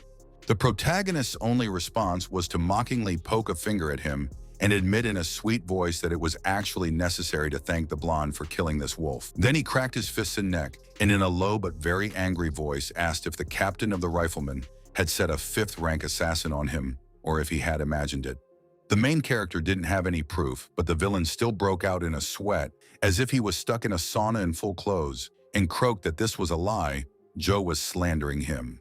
To save the day, his father ordered him to be quiet, and then in the most gentle voice, he asked Jasper Lord Jung for forgiveness. Truly, his power is like the heavens. One look at this bald fat man with constantly narrowed eyes was enough for the main character to understand that another rotten soul was standing in front of him. Then the head of the fortress intervened, and Hongjun reminded him in a calm, even indifferent tone that what was happening was nothing more than a couple of boys arguing. Chusanir told Yan's father that his son was still the best warrior, who lost only because of an unfortunate setback, and the fat man flattered him that fortune was a formidable force. In a completely different place, the same girl who came to report to her master about the beginning of the hunt for the main character crashed back into the wall, as if from a giant's kick. Her master was furious, demanding to know why the hell that damn boy was still alive, and what in the name of the Buddha had happened to the Shadow Wolf patriarch. Yan Sr. no longer looked like a blissful bodhisattva, more like a vile werewolf demon, and he rumbled that he wouldn't wait any longer. He would use the second method. Meanwhile, the main character's family and friends were happily celebrating his victory in the competition. The beer did not have time to fill the mugs, and the meat got on the plates. At one point, Zheng, inexperienced, poured too much alcohol down his throat and coughed at how spicy it was, to which his father only patted him on the back. This was often the case with newbies who thought they could drink beer like water, but the cultivator chose not to try anymore, instead focusing on meat instead. It was just another little weakness of his. No matter what world or body he was in, he just couldn't drink a variety of alcoholic beverages like the damn ones. His father poured another drink into his mug, looked at the teenager almost with a smile, and calmly but warmly congratulated him on his victory. Hungjin was stingy with emotions, even in everyday life, but he was really happy to see the progress and growth of his child, and the protagonist appreciated it. In fact, he was on the verge of tears, but he quickly pulled himself together and tried to discuss with his parent that slippery pair of Yans, Baishun, and his father, the sly old man Chuan. But after a second, he silenced himself, reminding himself that he didn't have any proof, and making careless accusations might get him in trouble first. The mayor, however, did not notice anything, and nonchalantly advised just not to take this little bastard to heart. He was still waiting for a serious beating from his own father. Soon after, the gala dinner ended, and the main character went to his room to finally do something very important. He was still holding the strange artifact that had been stolen from Tai Lan's body, and whose purpose had remained a complete mystery until now. It didn't have any visible buttons, levers, switches, or any other tools that could be manipulated, so he wondered if it was a bomb. This realization stung him. Like a bee, he threw the device down hard, but it just hit the floor without any consequences. Zheng waited for a moment, hiding behind the headboard, but when there were no explosions, he muttered in embarrassment that he had too much imagination. But then what is it for? A now broken device? Generally needed, it allows the user to contact someone at a great distance, or whatever. His thoughts were interrupted by Sue dragging a large bag of various precious crystals into the room, the main character's winnings for winning the competition. She was very red from fatigue and the heat, her breathing was labored, and her skin was wet with sweat, which immediately caused associations with something very indecent. The reborn gamer felt this very well, because he blushed and shouted in an almost panicked tone that everything was fine, she could leave him alone. He had to go over to her anyway to take the heavy bag, and for a moment their hands touched, which felt like an electric shock. He was going to deal with these riches on his own, and he wasn't interested in the woman's feeble arguments about being a housekeeper and having to do her job. Because to him, she was not a servant, but a woman worthy of appropriate, respectful treatment. So in a relationship with him, Sue could forget about her work. It might have been followed by a romantic hug and kiss scene, but suddenly, as if out of nowhere, the mayor appeared in the room and asked if his son was busy. The protagonist shuddered all over, as if he had been whipped across the back, and very quickly, in a false tone, squeaked that no, he was free, and Yunwen just ran away. After giving her only a cursory glance, Hongjiang focused on his son and rapped out that he had proven his strength as the heir, and it was time to learn how to run the city. Turning pale like a dead man who had just been pulled out of the grave, Junior Joe croaked that he wasn't fit to drive, but he had one small request to make to Daddy.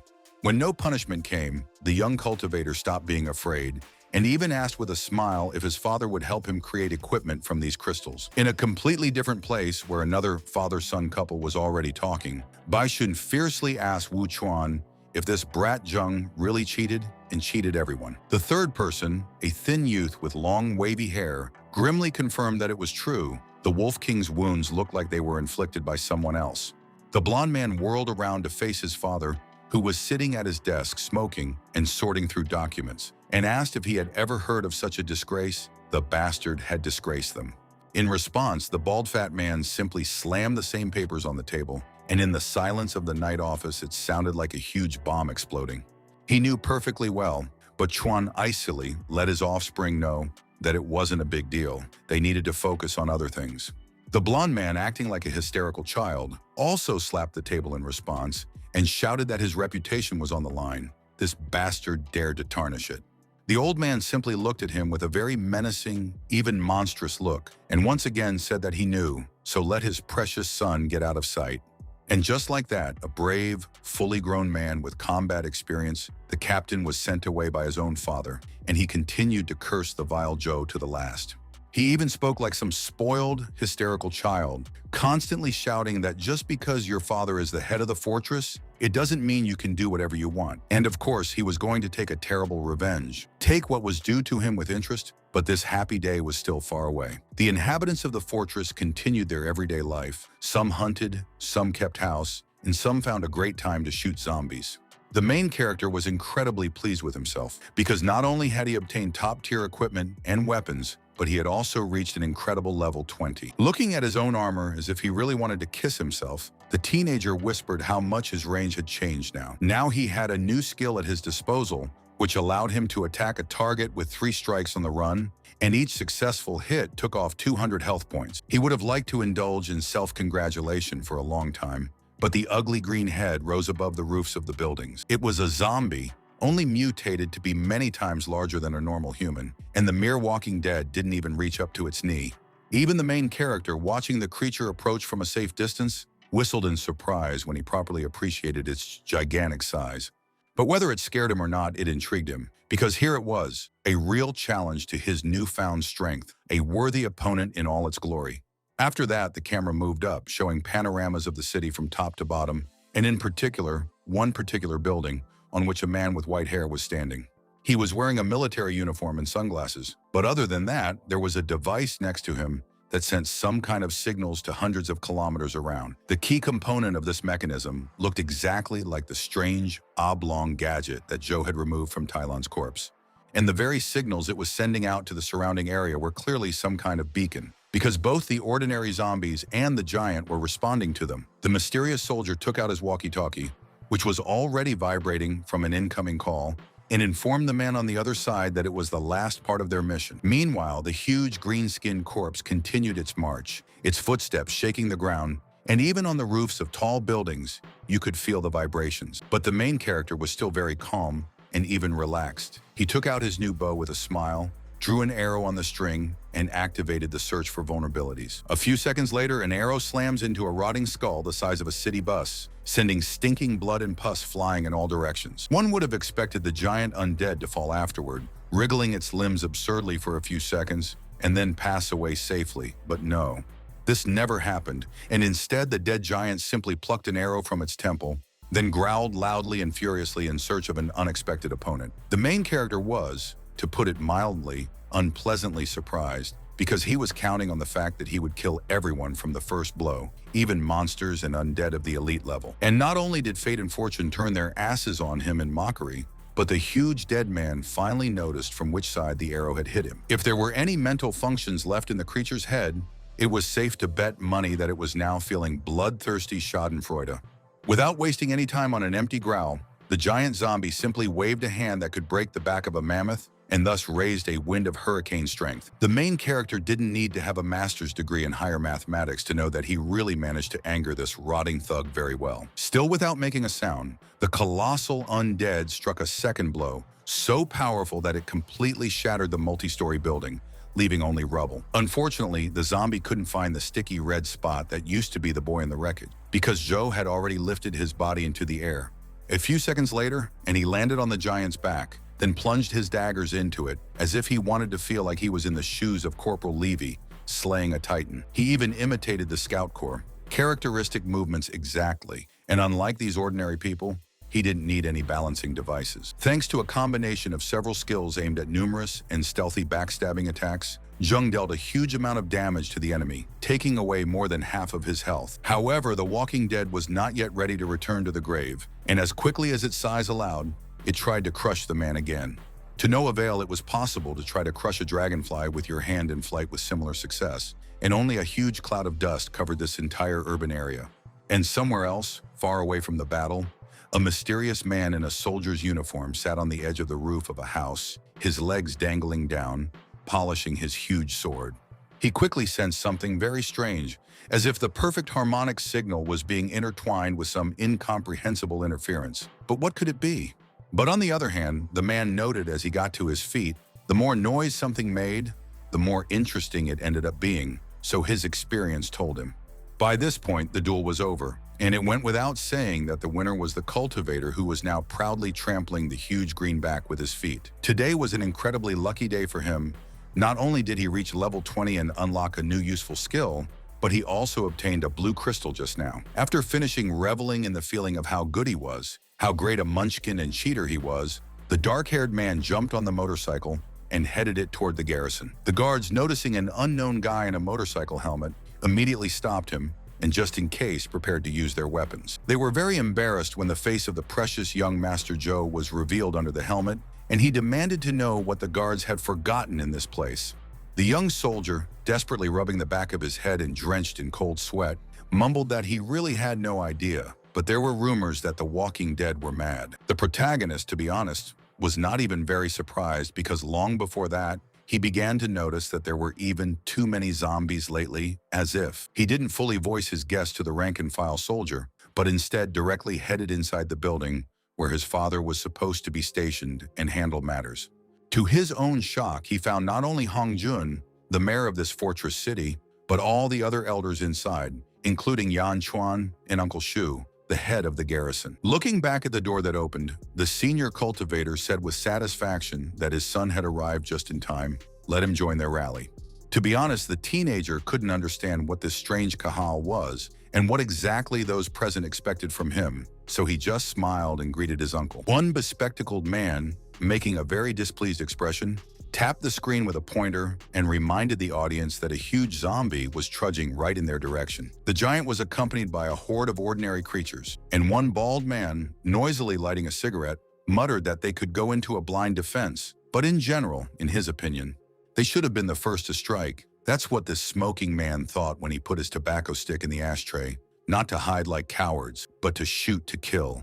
Chuan, with his usual bright smile, added that he supported the plan, that they were about to start harvesting, and that he, as the supply manager, did not want a famine to occur.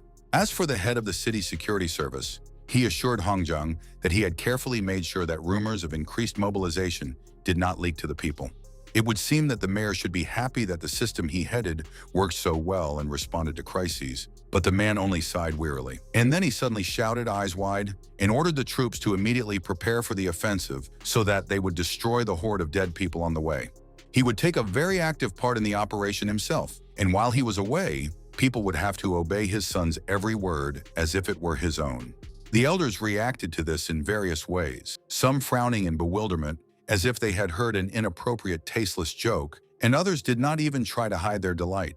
But the most acute reaction was the hero himself, who very slowly pointed a finger at himself, and with cold horror in his voice clarified that this was really about him. Already in private, the father tried to explain to his son that this was just a great opportunity to teach him the basics of community management, but the younger Joe was still afraid.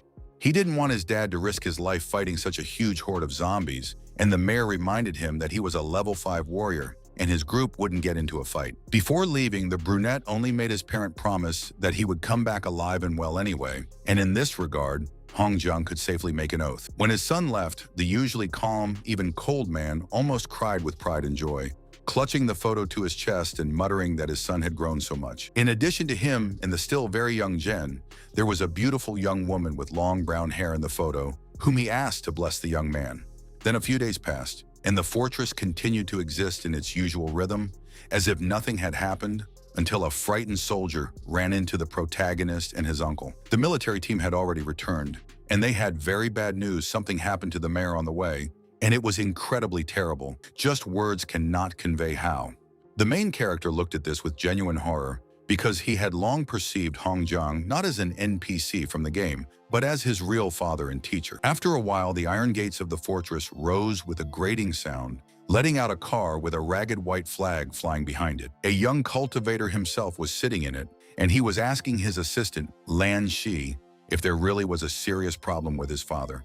The young warrior, unfortunately, could not give any answers, And then the former gamer wondered why there were no traces of the alleged fight with the zombies anywhere. Their small truck managed to leave the old city area before finally reaching a vast road fork.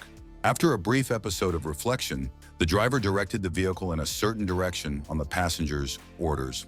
The main character frowned and asked where they were being taken, and Lan asked the young master to wait a little longer with the utmost respect in his voice. But the hero has already seen the red stripes of the enemy's lives, which means that he was lured into a real trap, like some small-minded adventurer who first entered the dungeon. The already dark, moody atmosphere that prevailed in the post-apocalyptic wastelands everywhere one could go became even more palpable when the hero stopped. A couple of scarred thugs grumbled that he had arrived too late, but it was better than if he hadn't come at all, so it was time to start. The traitorous driver turned to the main character, gave him a hyena-like sneer, and asked him to leave the car now. Lan calmly got to his feet, clearly demonstrating that he had grown much bigger and more massive in such a short period of time, and coldly asked what the man was talking about. The terrified henchman shook with terror, but no one gave a damn about this rat very quickly, because the organizer of the attempt appeared from a remote, dark corner.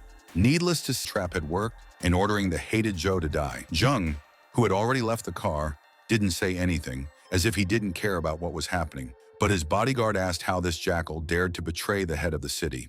The vicious blonde just kicked Shi in the stomach with great force and disdainfully called him a dog that was so brazen that it dared to open its mouth without permission. This strike was so powerful that when the main character tried to gently catch his friend, he accidentally hit him with such force that he let the warrior bleed.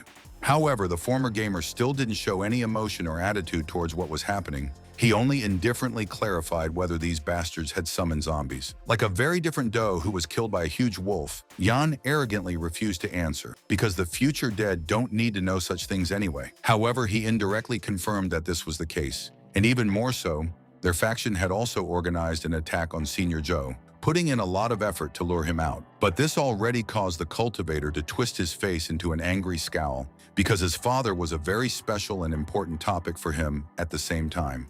Reveling in how arrogant, vicious, vile, and disgusting a villainous villain he was, Baekshun directly told Jung that his father would be killed and deposed. And it would seem that the main character's affairs are hopelessly bad, because all the fighters that Yan took with him were very strong. There was no one below the second rank among them. Also, being the perfect Chinese servant, Shi was willing to give up at least a slim chance of escaping himself. One of the bandits, with some surprise, even asked who he thought they were, deaf or something, because they heard every word perfectly well and wouldn't let anyone get away. The main character was clearly tired of enduring these scavengers for so long, because without turning around, he icily admitted that yes, no one was destined to leave here. And then, in an instant, he moved behind one of the unfortunate bandits, practically teleporting to him, and brought a razor-sharp dagger to his vulnerable throat. The poor big guy didn't even understand what had happened for a few seconds. But a second ago, he was talking calmly, and now for some reason his neck hurts and bleeds. Naturally, the cultivator didn't stop there. He destroyed the ambush with a practical knife in the blink of an eye, cutting people's throats like helpless lambs. No hesitation, no mercy for the traitorous bastards who thought money and power were more important than gratitude and honor. Jung destroyed them like a vengeful spirit.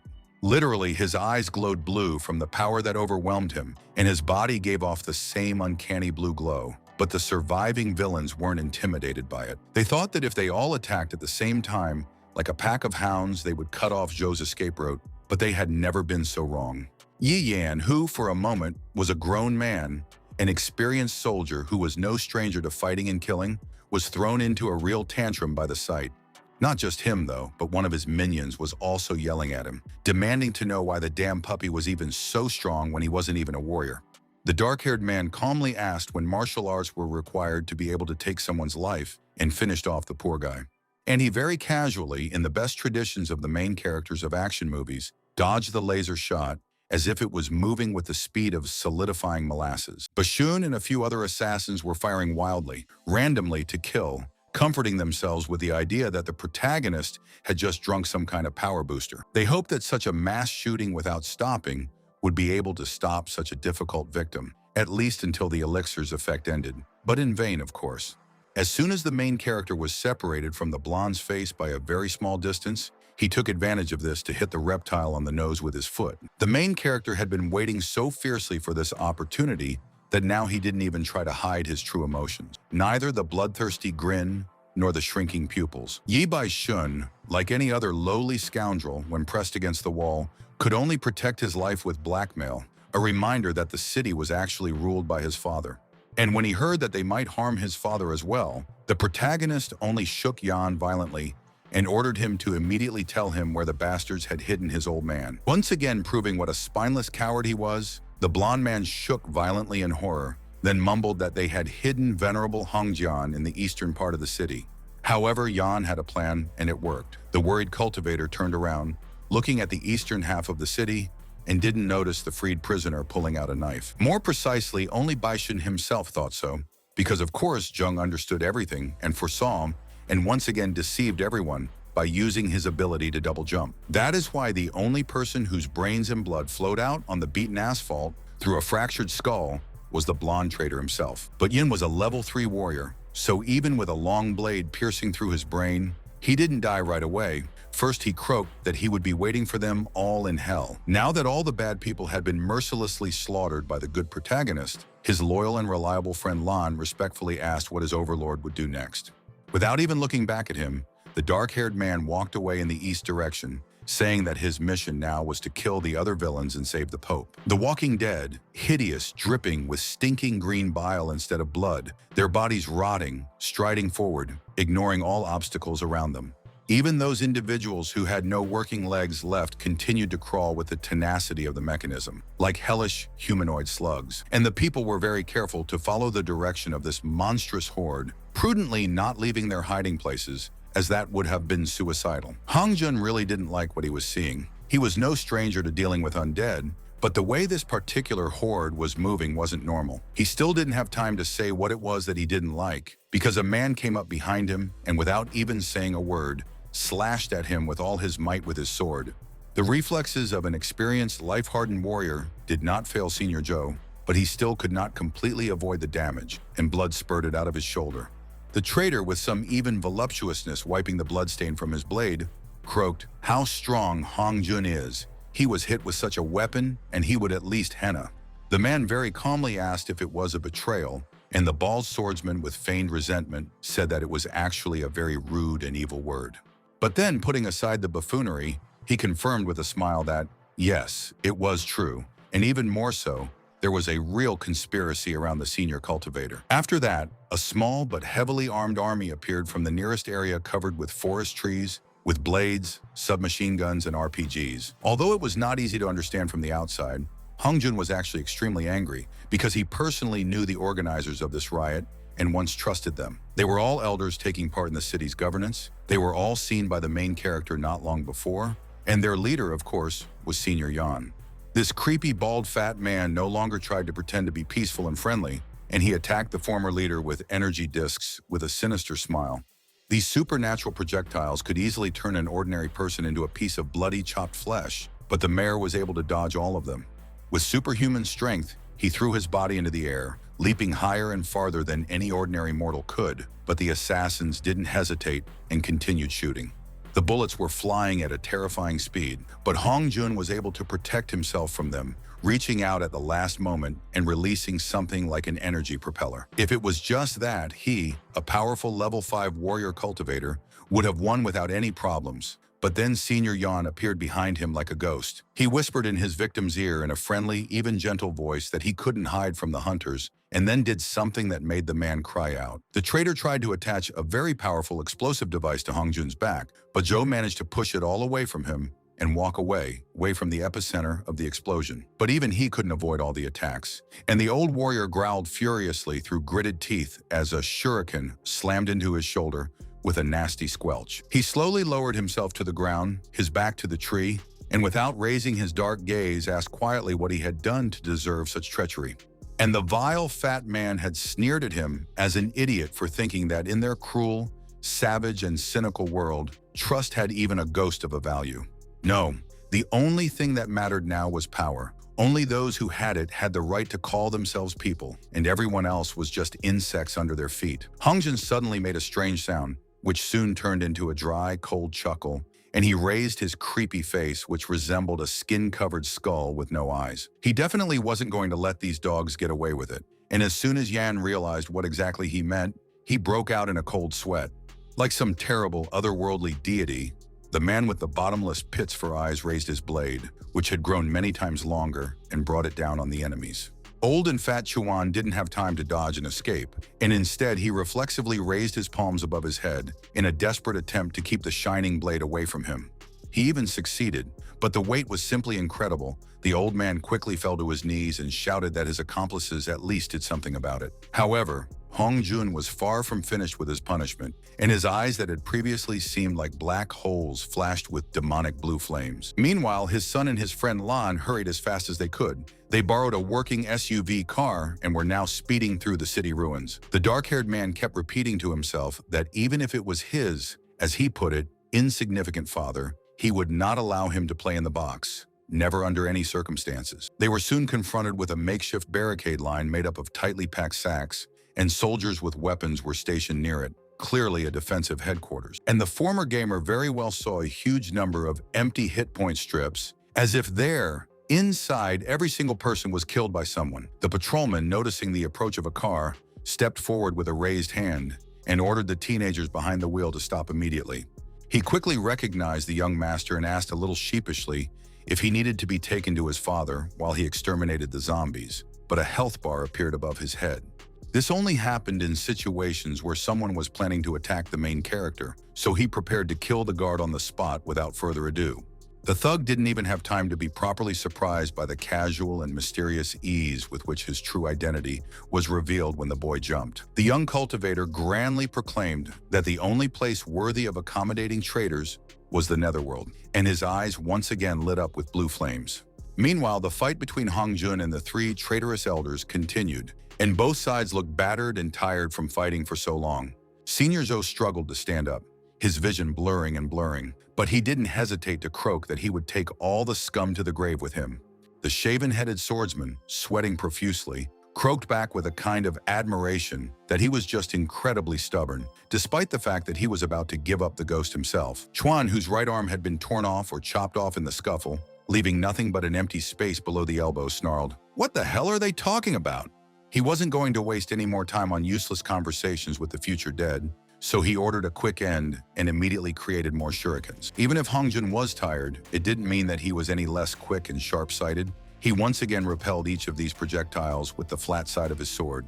But then Yan used a particularly clever maneuver and threw a simple steel shuriken with such precision and force that it pierced right through the cultivator's leading palm. A paroxysm of pain shot through Zhou's body, and he dropped his sword, which made the conspirators' eyes light up again, because this was their chance to finally finish off the victim. It was not a beautiful and pretentious ending to the duel. As they like to sing in songs, a completely weakened man was simply attacked, beaten with both weapons and limbs. Chuan, delivering one crushing blow after another, screamed with a terrible grimace on his face so that Hong Jun would die. Hatred literally filled the man like a cup. However, what was surprising was that despite the terrible pain in his body, not only did Zhou not make a sound, but he also allowed himself a bloodthirsty smile. It was because he wasn't nearly as helpless as his opponents thought, and a dagger slipped out of the glove he was wearing on his remaining left hand. In an instant, he plunges the knife into Yan's defenseless side, and the latter is so engrossed in beating up the hated opponent that he didn't notice anything dangerous until the last moment. But now, as he felt the sharp steel easily slice through his flesh, the antagonist screamed like a wounded pig and made a huge leap away in terror. Without the support of his leader, the shaven-headed swordsman also chose to retreat before being gutted himself, or something worse. The enraged fat man shouted that he understood everything, and if this deserter let him die here, then all the grain storage facilities in the city would be destroyed, leaving the traitor with nothing. The big man didn't answer right away. He gave the leader of the riot an unfocused, half-mad look, and even then noticed that in this case, Yan just needed to protect his skin. However, the threat clearly affected him on some level, because instead of running away, the man decided to attack Hong Jian again. It was a moment worthy of an action movie, when the villain loomed over the exhausted hero, drew his blade, and loudly threatened the victim with death. Even time itself slowed, as if in awe, causing the sword to descend toward the mayor's head with the grimness of an old weakened sloth. After all, if it wasn't for the slow-mo, the cavalry wouldn't have been able to arrive in time. And to be more precise, the arrow was made of the familiar dark metal. It slammed straight into the center of the trader's blade, slamming into it with such force that the man's entire body jerked sideways, as if he'd been struck by some invisible giant. The rioters opened their mouths and bulged their eyes in horror, because they immediately knew that if any other cultivators found out about their operation, they would be finished. But the reality was even worse, because there, on top of the old ruined bridge, was not some random loyalist but Jojung himself. He coldly inquired whose time it was that had come to an end, and his eyes were almost completely white with rage, so small were the pupils and sclera. So far, it hadn't released any sinister aura of power or anything like that, but everyone who was present could still sense this indescribable atmosphere. The sword robber was the most terrified of all, because he was the first to feel the power of the main character, and now he couldn't understand how such a slug could even do it. At these words, Hongjiang burst out into a loud, scornful laugh, which made the traders flinch again, and they stared at their failed prey. Smiling with a mixture of joy, self-satisfaction, and pride, the man announced that his son was gorgeous, and that the only slugs here were, of course, the three conspirators. When the main character appeared next to him, standing shoulder to shoulder, the mayor calmly ordered to help him defeat the leader of this camarilla, Chuan. The hero's smile as he looked at the other enemies was more than capable of causing terminal cavities in an entire army and then poisoning it. It was so sweet and poisonous. But before he and his father started having fun outside of work, the protagonist threw Hong Jian an extra bottle of healing potion, which he needed right now. While the man was recovering his lost hit points, the young man calmly took a step towards Chuan and said that he had just finished playing with his son, and now it was his turn. No matter how rotten, vicious, and cruel this man was, he truly loved his own offspring because he was truly horrified. When asked what you did to him, Zheng mockingly called Yan an idiot and admitted that he had killed that blonde scumbag. How could he have done otherwise, knowing their inclinations? This infuriated the once cold-blooded schemer, who carefully calculated his every move, so much that he screamed and threw a hurricane of shurikens at Zhou. After easily dodging each of them, the cultivator disdainfully called the elder a weakling for attacking from afar, tactfully forgetting that he himself loved to do so. Chuan, to give him his due, was a much more difficult opponent than his appearance would suggest, and even after being stabbed in the chest, he was still alive and capable. However, he still wouldn't be able to defeat the main character alone, especially now that he had lost an arm in the battle with his father, so Yan called for an ally to help. He tried to cut the boy in half, but the boy dodged with such contemptuous ease and fluidity that it was worse than any verbal jibe. He himself had been stabbed in the back and lost a good half of his life force as easily as a mosquito turns into a pool of blood under a huge boot. The trader, already starting to panic, made a frenzied and very strong swing of his longsword in a circle, raising a small but stormy dust curtain. Naturally, as soon as the canopy disappeared, the main character was no longer in the same place. He was not a fool to care about the ego of his opponent. By the time the bespectacled man turned his face up to observe the situation in the sky, it was too late, and doom was already falling on him. To put it bluntly, the teenager didn't even need a dagger to kill someone. In that instant, he could cause a fatal heart attack just by his own face. Meanwhile, the inhabitants of the city did not even know what passions were raging outside, as they knew, at best, about the mass migration of the Walking Dead. Although that, of course, was enough to cause a panic, and now the soldiers were driving civilians inside the fortress walls until this rotten invasion disappeared. The head of the wall guard never tired of shouting at both particularly slow-moving subordinates and slow-moving civilians, saying that while you are digging there, the mayor is risking his life. In addition to playing the evil, callous sergeant, Shu was simply afraid because he loved Hongjiang and was ready to pray to anyone to stay alive. And he was not the only one, because in one old wooden house with brown and green walls, there were still those who looked to the future with fear and longing. Su Jungwon didn't look like an adult, experienced woman right now, but rather a confused teenager who was sent away from a caring father for the first time. In her hands was still a small accessory, either a symbol of their relationship or just a souvenir, namely the ignition key with a keychain in the shape of a helicopter. Looking at him, the brown-haired woman wasn't crying, but her eyes, which were the color of fresh coffee beans, were now twinkling suspiciously, symbolizing the approach of tears. She remembered the old scene when he called her to his room and, without taking his eyes off the photo, thanked her for her concern for Jung, and admitted that she had become like a daughter to him. And then he put the key on the table, calmly explaining that it was a last resort in case their settlement was destined to be destroyed, by a horde of monsters. If this happens, Sue will not only have to save herself, but also continue to take care of the main character alone, like a mother. But do not be sad ahead of time. A smile was so rare on this brutal, bristly face of the elder Joe that it was especially unusual and even creepy to see it at such a moment.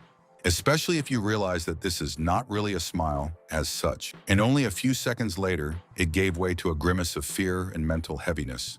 Yi Hongjun screamed, tearing at his vocal cords, trying to focus his rolling eyes on one goal, that he, damn you all, doesn't want to die. This didn't happen in a flashback, but in fact at the moment of the duel with the bald swordsman, and the latter was even taken aback by such a sudden shout and stopped. Then there was another scream, this time filled with death agony, and the traitorous elder realized that the number of his allies had decreased by one. He also reflexively turned around at the same time, and thus signed a death sentence with a guarantee because the father and son had so many things in common. At the last moment, he turned around just in time to see those deep-set eyes shining with two dead blue lights, but it didn't do any good. Senior Joe didn't even move like a human or a beast, but rather like an element, a revived force of nature that swept any obstacles out of its way, sparing no one. This was certainly the case for traitors. No matter how many connections he had with them before, right now, he didn't hesitate to pierce the man's chest with his sword. The elder tried to fight back even then. He pulled out a long, thin dagger from a hidden pocket and plunged it deep into Hongjun's thigh, but it was useless. The mayor did not even notice that his leg had been deeply stabbed, and he watched with the indifference of a statue as another rioter fell down. The man was still alive, and he was looking at his opponent with exactly the same look that a fanatical atheist who hates religions might give to a revived god. Before his own eyes closed once and for all, the swordsman reached out a trembling hand towards Senior Joe and whispered his last name, trying to say something. Lowering his face so that the shadow of the setting sun was pathetically obscuring it, the senior cultivator said that if this jackal wanted revenge, let him wait in the underworld. In some movie, the scene of this death could have been beautifully arranged, even tragically with smooth and flexible movements, but then the bald man just collapsed and died with a stupid face. The same thing was experienced in a completely different place by his accomplice, who, even after his death, did not lose his stereotypical nerd glasses. After catching his breath for a few seconds after this fight, the main character again made a terrible face, turned around and said that it was time to finally solve the main problem. Still holding the stump instead of his right arm, Chuan shouted that none of the two would dare touch him, or else the entire city would also go to the grave for him. In response, a large, broad, clerical, knife-like blade slammed into the rocky ground, and a low, angry voice growled the name of the head of this conspiracy. Senior Zhou wasn't a naive fool and was well aware that there were traitors among his council, but he never would have thought that Yan would also be among them. He couldn't understand how the bastard dared to hold an entire innocent city hostage, but the fat man just told him to go to hell and yelled that he wouldn't let him make a punching bag out of himself. There was a detonator in his hand.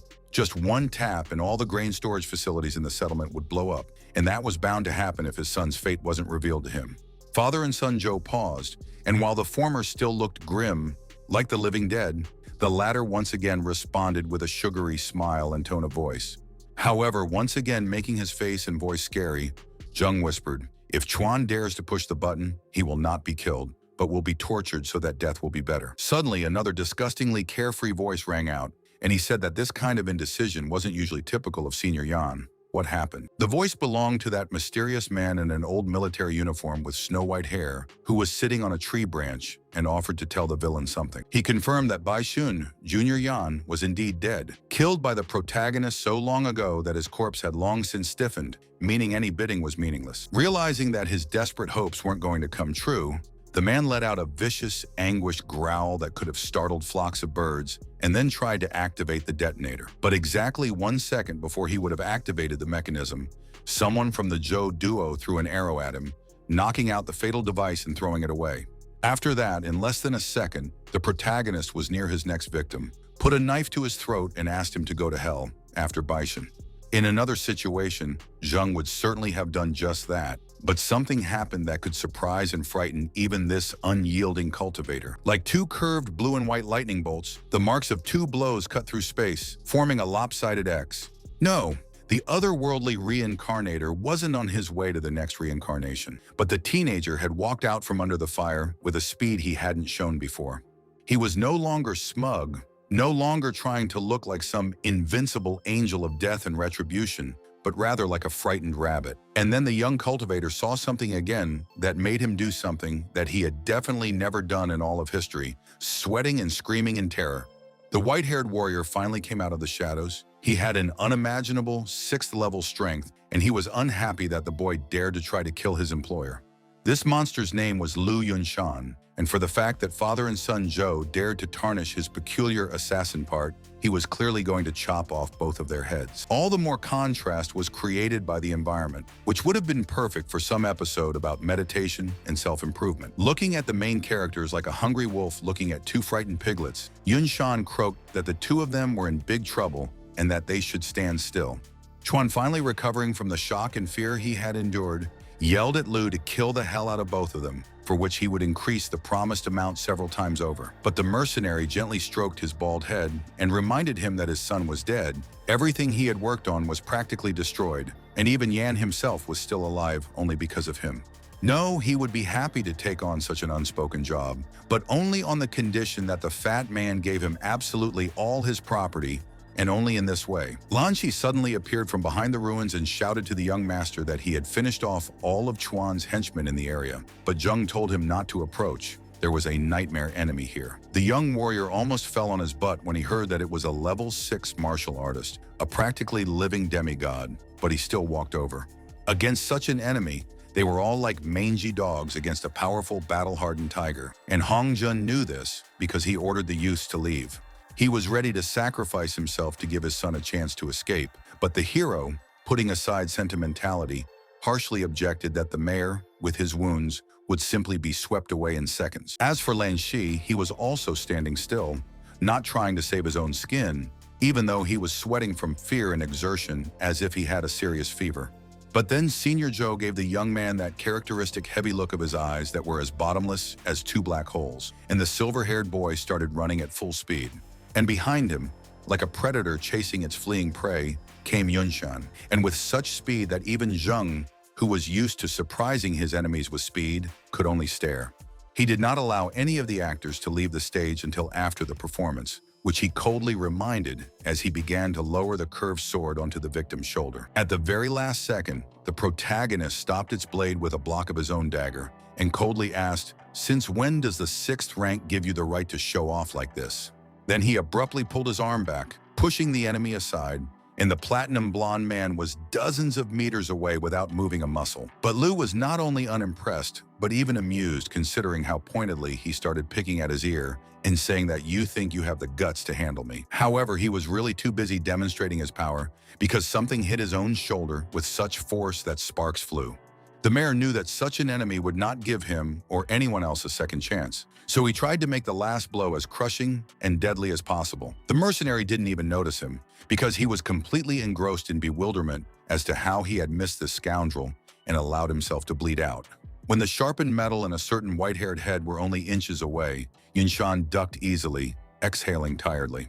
Then, with only half a body left, he launched his own punch, loudly complaining about how hard the work has become today and even getting impatient. Everyone had somehow forgotten about Sai, and of course he hadn't disappeared into thin air, but had run to the jeep, started it up, and now he was back so that his overlords would have a chance to escape. Straining his legs so that his muscles were rigid, Zheng went through supersonic speed just to catch his father and carry him away from this walking death machine. It took him less than a second to throw them both into the back of the car, ignoring the minor bruises, and then he curtly ordered Lan to drive. The loyal servant didn't need to be told twice, but before the SUV disappeared behind the forest canopy, the dark-haired man threw 2 grenades in the opposite direction at once. Of course, he knew perfectly well that this maniac would not let them go so easily, and he decided to at least try, figuratively speaking, to throw dust in his eyes. But Lu didn't just manage to grow up to level 6. In a matter of fractions of a second, he simply cut these projectiles into small pieces and continued chasing after the loot. More precisely, he tried, because the grenades still detonated, and the air for many meters in the area was shaken by the explosion and flames, which even stopped such a powerful cultivator. Not having the slightest desire to rush through the roaring firestorm, Yunshan just watched the main character's car disappear behind the rows of trees. Yan, who had been sitting exhausted under the tree's canopy all this time, laughed sadly, even half-madly, and muttered what kind of master assassin he was, unable to kill even such lowlifes. And if he wasn't destined to get the ultimate and coveted prize, then no one would ever get it again. So Chuan took out the detonator he had picked up with a sinister smile. An ordinary person would either not have noticed or reacted too late, but Liu heard and saw everything at once, and he didn't like any of it. The fat schemer didn't even have time to move a finger when his remaining arm was pierced through by a huge sword and pinned to a tree like a fly to a board. Rolling his eyes furiously, the mercenary snarled at his now completely ex-employer that he was an idiot, and in that case, he would arrange a quick meeting with his son.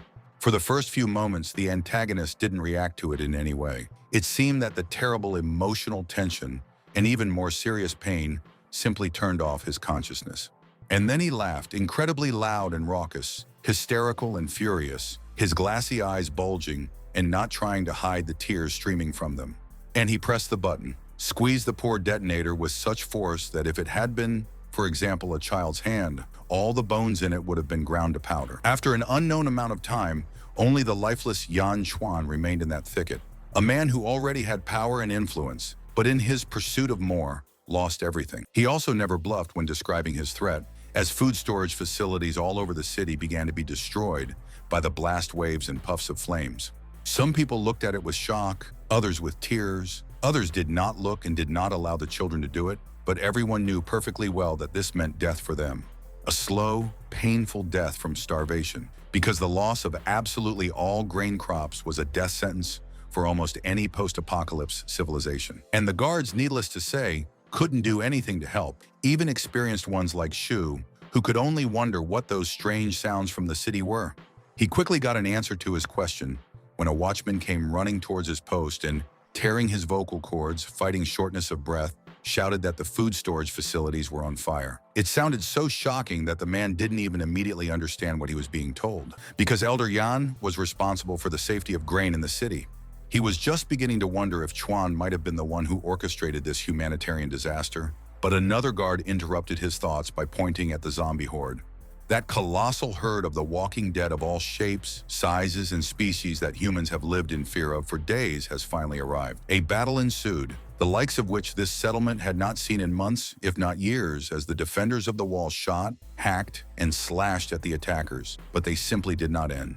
Shu, who was using superhuman strength to fire a huge machine gun with his hands, shouted that until every citizen was completely evacuated, they would fight to the death. But that was easier said than done, because they weren't facing standard zombies at all, and one of them threw a security guard hard on his back. The head of the garrison was distracted for a few seconds and considered how best to help this poor fellow, until a rotting monster attacked him, almost biting his blade with its teeth. The situation had already formed so disgusting that it was hard to even imagine. But after a few moments, things managed to get even worse.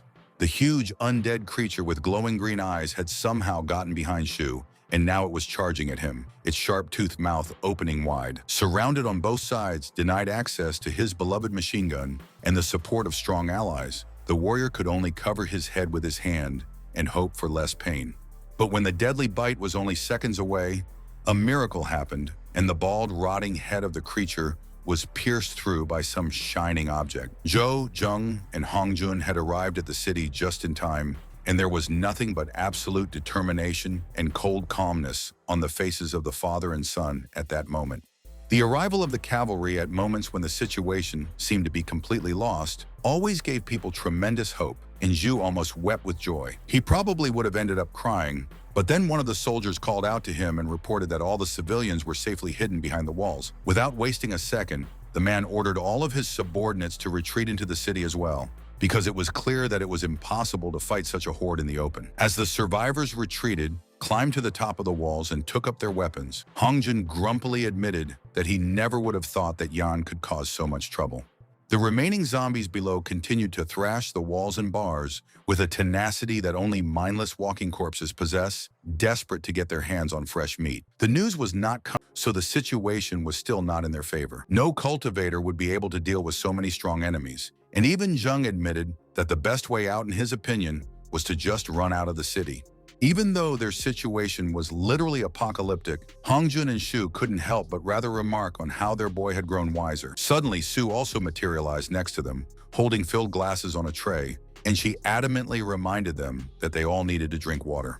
No one argued, and the mayor, after taking a sip, turned to his son, who was drinking, and said once more that he was quite right in his plan to leave the settlement to the dead for the time being. This praise clearly touched the heart of the main character, considering how pampered his eyes had become, and he quickly added that in this case, he would help with the evacuation. But suddenly something very strange happened. His head began to hurt with incredible force, and everything swam in front of his eyes as if the protagonist had received a brain injury. For a few seconds, he struggled against the quagmire-like feeling, and then he stopped, and dropped his head to his chest. Hongjun was completely unsurprised by what was happening, and only told the already unconscious Jung that now that they had lost their food supplies, they weren't able to save everyone. Sue also understood everything perfectly, and it was incredibly painful for her precious boy to be treated in such a way. She even asked the mayor if he was sure of what he was doing. Senior Joe laughed a disgustingly fake laugh and said that this was his first and last whim as a local ruler. No objections. As it turned out, the ignition key that had the helicopter accessory attached to it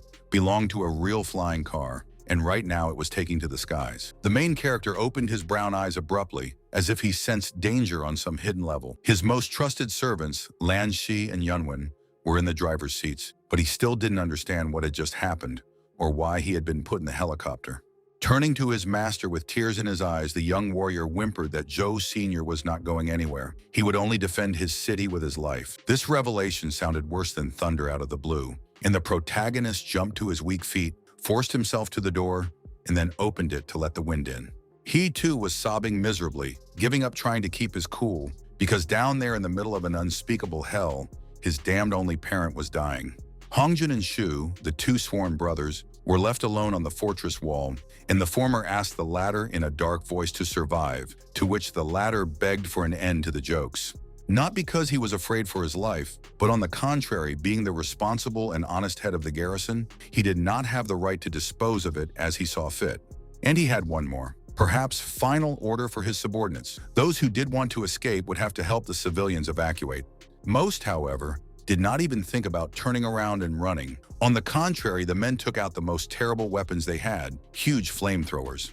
For such people, whose sense of duty was more important than their own skins, Zhu was willing to give a different order, setting off a fire that even the demons in hell would complain about the heat. As he prepared to unleash his full power, Hongjun mentally confessed that he had always believed in his son and his potential, even when no one else did. Without hesitation, without even a shadow of doubt, he made a light leap and lifted his body high into the air, directly above the giant undead. And in that instant, he shouted, the almost always cool, stoic Joe Sr., letting out a battle cry worthy of the fiercest of the ancient Viking berserkers. And then everything was drowned out in flames and explosions, new fire flowers blooming everywhere you looked, and the stench of smoke and burning zombie flesh wafted from them for miles. The helicopter flew slowly over the wastelands, its propeller whirring and swaying slightly in the strong wind. The main character was in exactly the state you'd expect from someone who just lost both their home and their only parent at the same time.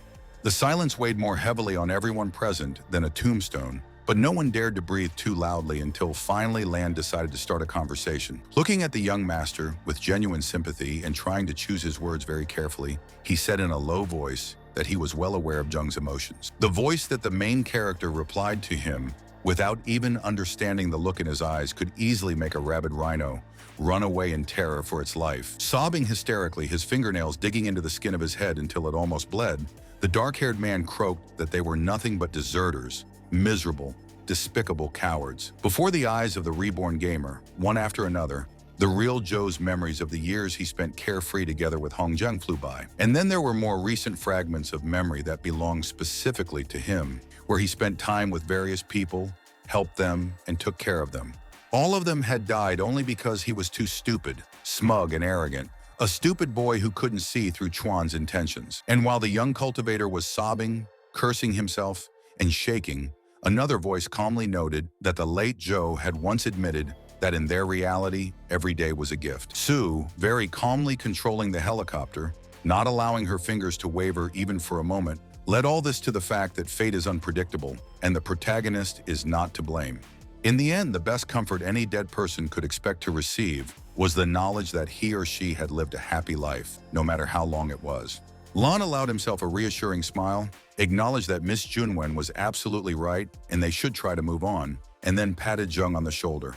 It was at this moment that the helicopter, which was moving calmly in the sky, only slightly swaying on the air currents, shook so that the young people almost fell out of their seats. Metal and glass were torn apart by huge, thin fingers equipped with long, hook-like claws, and the main character did not even move. The monster, which looked like a huge dark gray bird, was violently tearing the helicopter to pieces, either mistaking it for an intruder or for a particularly large prey. Sue, with an unimaginable amount of effort, managed to straighten the car, keep it in an even position, but it didn't take a prophet to understand that this was a temporary measure, especially after the mutated hawks had flown in at the sound of the fight, surrounding the helicopter on at least 3 sides like wolves chasing a deer.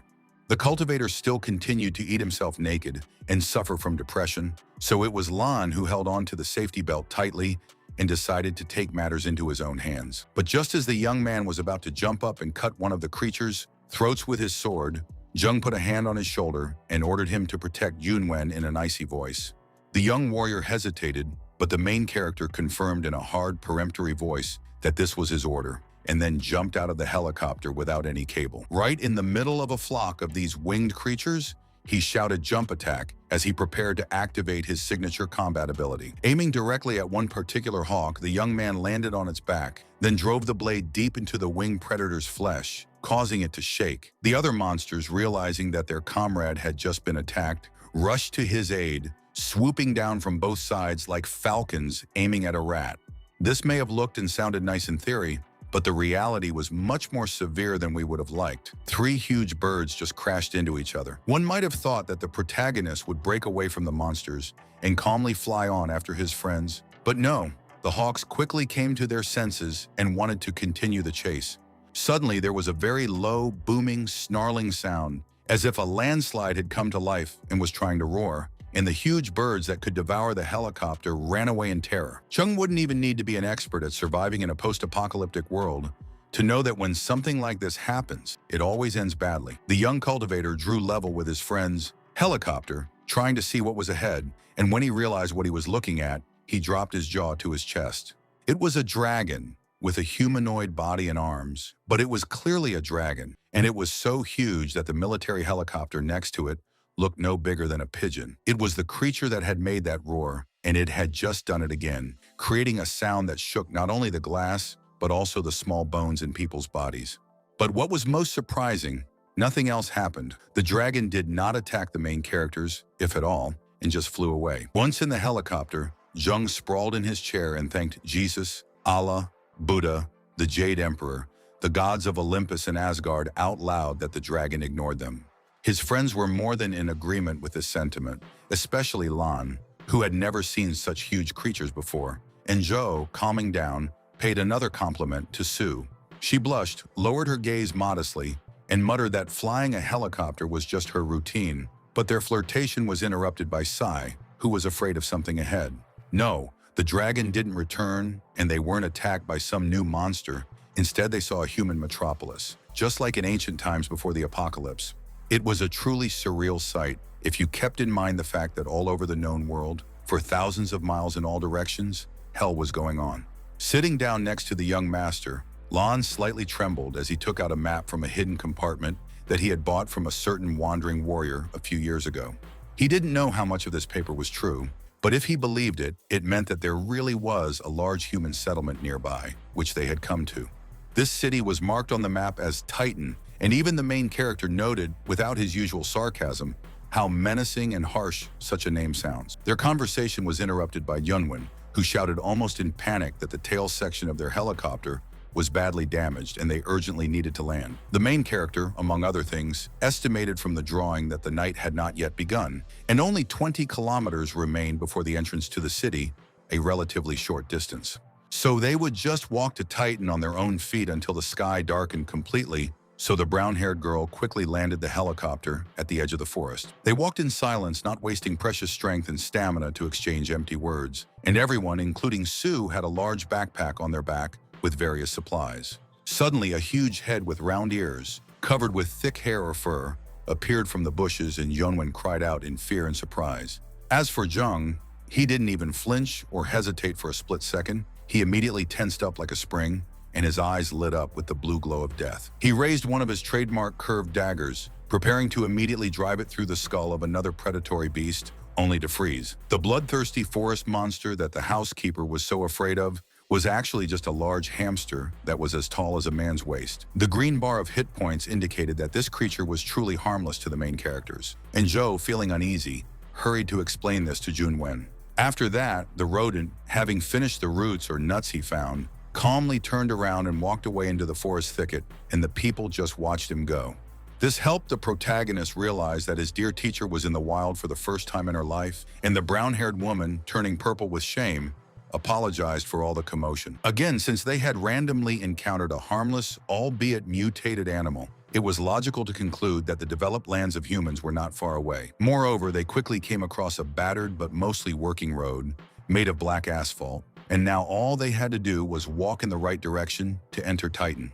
Suddenly, a loud mechanical growl pierced the air, and the body of a car appeared out of the darkness of the forest thicket, heading straight for the main characters. Lan was the first to notice him, so he motioned not only Su, but also Jung to hide behind him, while he prepared a huge machete for battle. The protagonist, for a change, did not argue with his loyal assistant, but only very quietly pulled out his favorite battle bow from a secret place.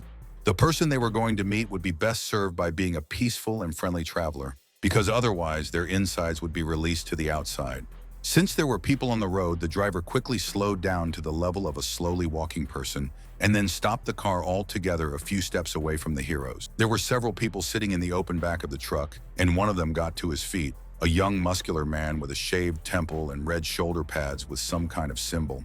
He didn't say anything, just looked at the two young strangers with the eyes of a lazy but deadly crocodile, until suddenly he saw a woman behind them. He licked his lips voluptuously, and Jo Jung immediately released 3 arrows at once. Just from a glance, you could tell that they were facing another scumbag. One would have expected the arrows to pierce right through the man, and then there would be a quick but bloody battle with his comrades. But no, the projectiles came close. Moreover, the cultivator wasn't actually aiming at this creepy stranger, although he clearly wanted to, but at the 3 gray vipers that were ready to attack the car. The fourth man, who was sitting inside the car and looked much older than his companions, noted with interest what an enviable marksmanship the main character had. Jung asked his dear new friends to be careful because the places are wild and dangerous, but he didn't even try to hide his murderous, seething look. The warrior, whose name was Ah Cheng, was about to draw his sword in anger, but the man in the salon, with a hat and a smoking pipe, ordered him to sit still. They needed to hurry. Naturally, they did not offer the main characters to lead them to Titan from the breath of their kind souls, but the conflict was over, and the 2 groups dispersed. As Lan cursed after them, Su begged the young master to forgive her for constantly messing things up and making things difficult, but Joe reminded her that her beauty wasn't her fault. And then, in a voice that was no longer gentle, he reminded Si that in order to carry out such threats, he had to train hard. Otherwise, his barking would be much worse than biting. All of a sudden, Jungwon shouted that yes, it was all right, and everything would be much easier now, as if she had just finished doing something that she had devoted half her life to. There was a slightly awkward silence, because the 2 guys didn't understand what kind of fly had suddenly bitten such a modest and quiet brown-haired girl, and they stared at her. And down the road, the marauder with the shaved head kept looking over his shoulder and asking the boss why he made him stop. That girl was so gorgeous. Even after the main character's near-open threat and clear demonstration of his combat prowess, Ah Chung couldn't get his twisted fantasies out of his head. The driver, who was also the leader of the pack, said grimly that it was best not to mess with the archer boy, but if they were also going to Titan, they would definitely cross paths again. The surroundings of the great city of Titan somewhat resembled ancient Chinese settlements, except that the local peasants wore modern clothes and used metal tools. There was also a horse with antlers on its head, a mutated but apparently harmless animal of the 2nd level of power. The main character was no stranger to encountering a variety of creatures in the wilderness and killing them for trying to kill him, but this made him drop his jaw. Moreover, this horned hybrid also had a master, a gray-haired but exceptionally strong old man with a mustache, who enthusiastically asked if the young men needed a cart. Regarding Jo Jung's surprise as Mir agreed, the driver added that they would not find any other transport here, and he does not take 3 skins from customers at all. While they were talking, Yoonwon walked up to this gorgeous animal with a white mane and hearts in its eyes while the doe behind her was indulgently sighing. saying, "Women." The protagonist simply asked how much the old man would charge to get their company to tighten, and the horned horse's owner thought for a while. Of course, he was really a vile and greedy merchant who wanted to trick outsiders and rip them off when they got the chance. But he wasn't the only one who turned out to be so smart, and a whole crowd of cunning businessmen now literally besieged the dumbfounded Joe, offering him all the possible benefits from the world of transport. The old man quickly cursed himself for being stupid, and in his fantasies of great opportunities, he inexcusably forgot that in this place, every businessman keeps a close eye on the other. Not wanting to miss out on even a small profit, he elbowed through all the competitors and shouted that he agreed to take the main characters for a piece of the lowest white gem. Once inside the cart, an idle conversation ensued between him and his passengers, and when it came to the deer horse, the old man confessed that he had not caught it, but simply bought it. The cultivator was genuinely surprised that it turns out that other people not only kill monsters and die in their clutches themselves, but also sometimes just catch them and train them for sale. However, in these places, there was only one faction that did this, which was called trainers, and they were mostly ordinary warriors, but with some talents. After telling them how they tame various beasts, sell them, and even force them to help them in battle, the driver now asked what the purpose of the aliens was to bring them to Titan. Lan and Junwen looked simultaneously at Joe, whose face was once again as gloomy and dark as a thundercloud, and for a while there was complete silence in the cart. Correctly realizing that it would be impossible to get this strange group to talk, the old man emphatically good-naturedly complained about his long tongue and asked for forgiveness for his tactlessness. But they didn't even pay attention to him. Sue quietly asked Jung to stop being so upset. His father wouldn't be happy about it, and the young man in response asked who said that he was moping.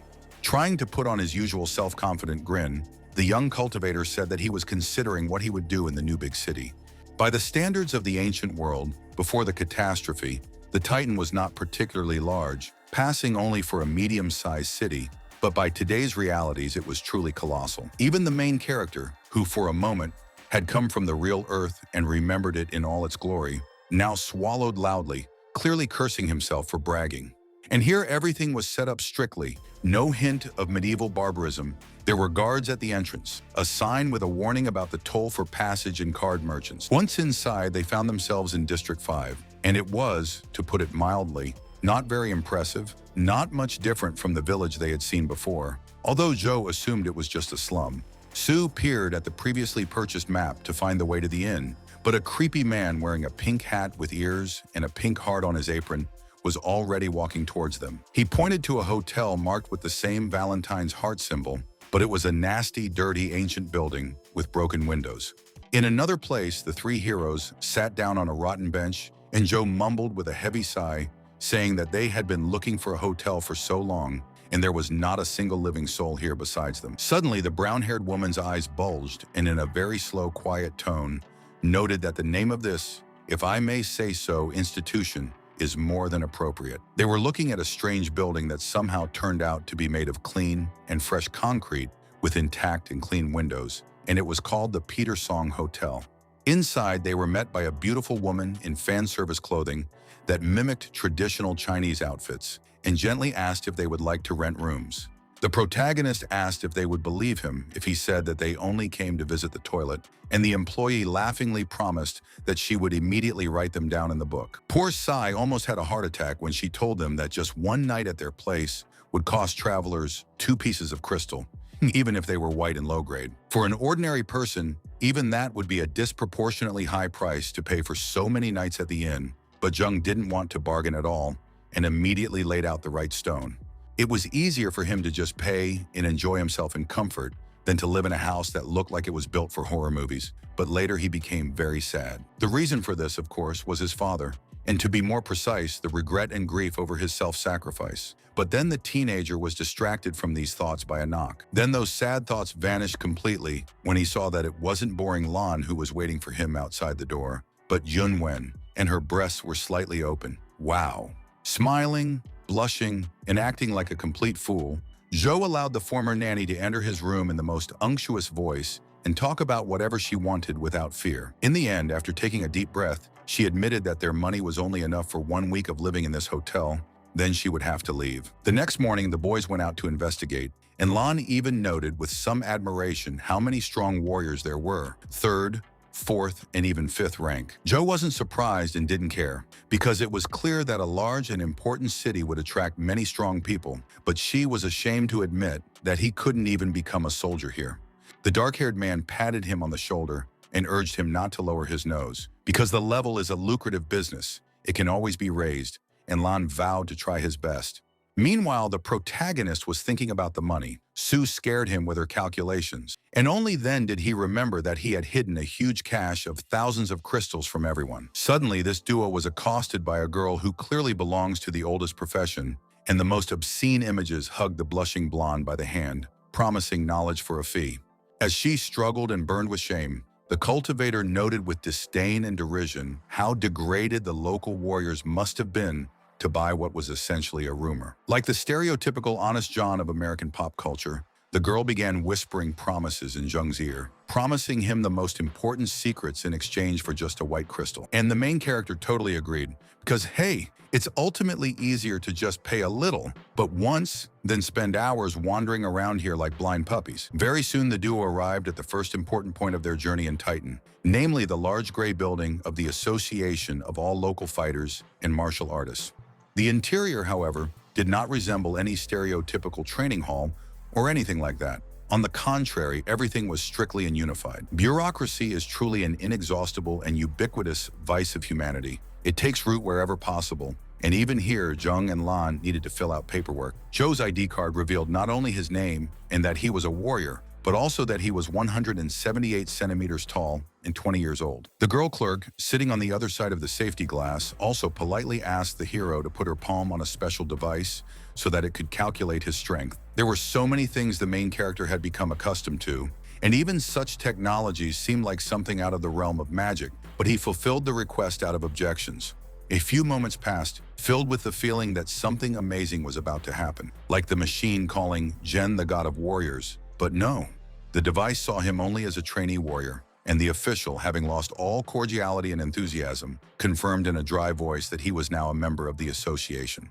It seemed to the protagonist that fate itself despises him and mocks him, especially when the doe passed the test, confirming its second level, and the girl already lit up. Later, the gloomy protagonist confirmed that joining this faction is simply the fastest and easiest way to strengthen yourself and earn money, even with contributions. In the end, the young cultivator chose the first task for himself, and then told she, in an unquestioning tone, that they had different missions, so there was no need to protect him. Lan was upset by this because he wanted to protect his master, and Jung, in the literal sense of the word, turned up his nose and arrogantly asked if he really thought that he needed protection. But the young man did not back down, and the protagonist, realizing that this method would not quickly get rid of his company, simply threw him a blue stone and reminded him about training.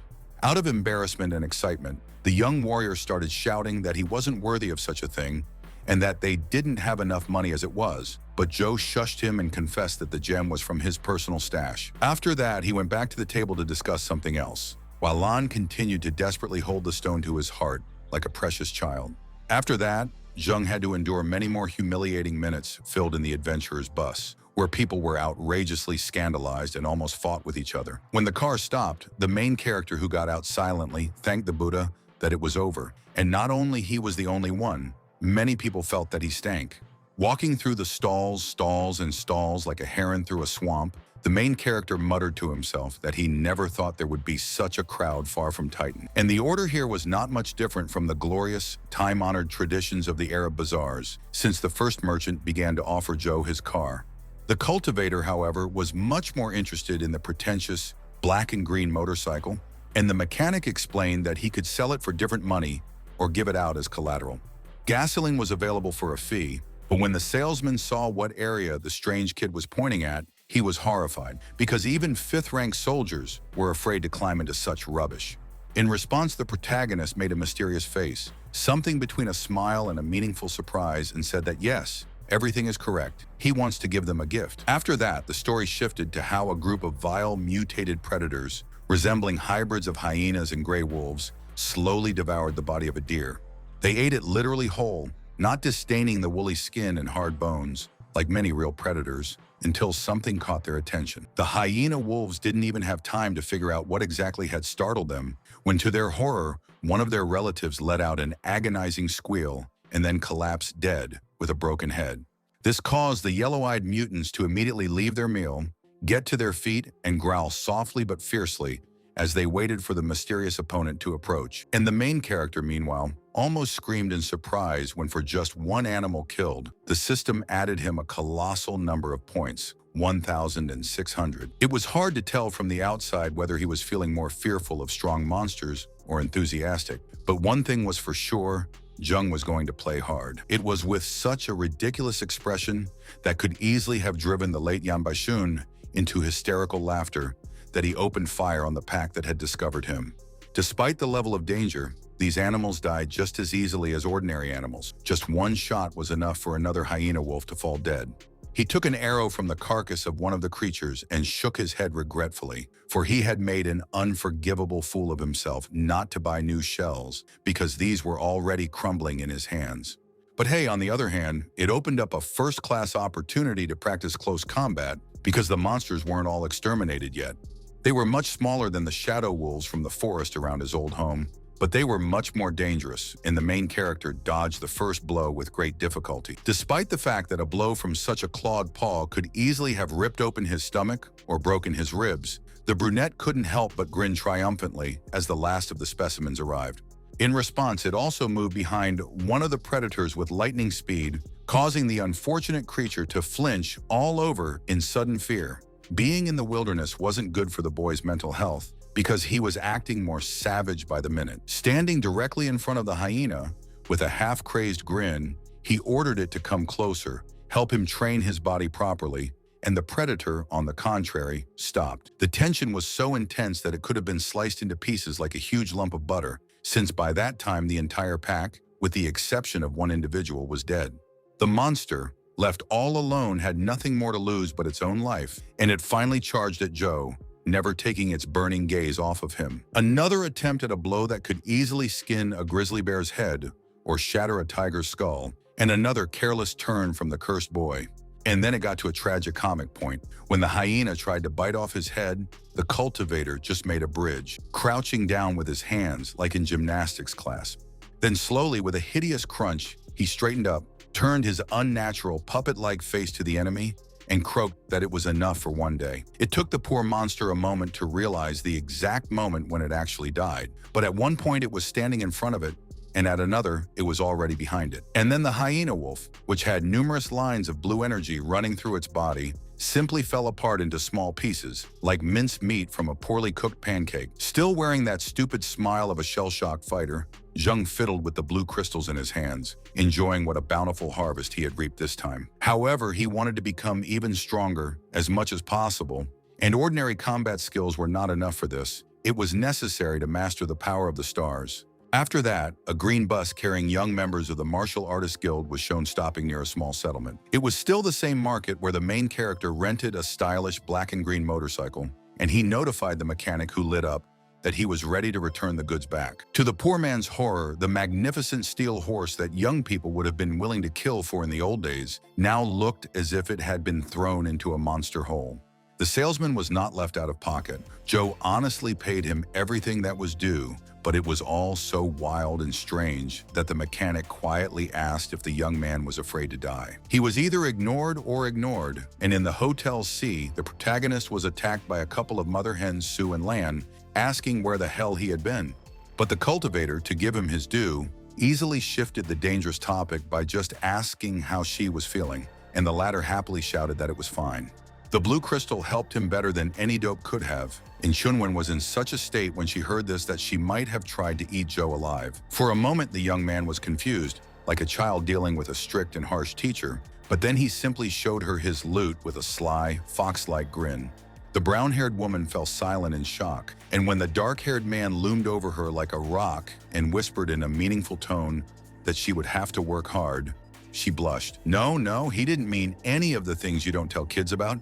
It's just that they're now more than capable of buying their own apartment. In another time and place, it was shown with what concentration the young man cut and dug through the carcass of a dead hyena wolf, looking for small jewels. It had already been a week since the start of his specific training, and in that short time, he had found 20 blue crystals, more than many people had seen in their entire lives. True, its mass murder of representatives of the local fauna naturally led to the fact that these representatives became much smaller, and as a result, loot. With these sad thoughts in mind, he was about to throw down another shoddy but painfully effective healing potion before something else caught his attention. It turned out to be a patch of strange mushrooms, grayish-black, shimmering with an unnatural rainbow hue and glowing in the semi-darkness. The main character looked at them as if he suddenly realized that some bastard had dared to slip him certain mushrooms at dinner, and they were visions. He's back to that meddlesome information peddler who looks like a representative of an ancient profession who advised him to collect all the strange plants. Fungi, of course, weren't even close to plants, being a very different class of life forms. But who cared when they absorbed the power of the stars? Words couldn't describe how amazing a coincidence it was to just stumble upon them here in the middle of a random wasteland. And even Joe could sense how powerful they were. While the main character was looking at his find with a look full of voluptuousness, anticipation, and hunger, the ordinary people in the merchant city were going about their normal lives. Over the past few weeks, Jung had become something of a city idiot to the locals, considered a madman who fancied himself a tough adventurer, defeating huge monsters. A group of random men called him that to his face, asking him if he was ever afraid of getting caught in a monster's stomach, but Joe just waved at them like they were good friends. He also never bought the ill-fated black and green motorcycle, only borrowing it instead, and the mechanic has long since stopped being surprised by what this customer of his does. The only thing that surprised him was that the young man had returned unusually early this evening. But as Joe explained, this was only because he was going to visit the local market. For some reason, the man was extremely surprised, as if he couldn't physically imagine this little psychopath doing such mundane things. The market, like almost everything else in the vicinity of Titan, was striking in its scale by post-apocalyptic standards. Only the gate was the size of a fortress. The place was already crowded, as the evening was one of the best times to buy or sell something, and even now one vendor was advertising his perfume. Like a stereotypical French perfume merchant, he urged everyone who happened to be nearby to buy a couple of bottles, at least for the woman he loved. However, he was unlucky. He was so caught up in his little performance that he accidentally called a huge and muscular woman a man, and she reacted badly to this. They both froze when a skinny brat suddenly materialized next to them, waving his nose dreamily over one bottle and offering money for this model.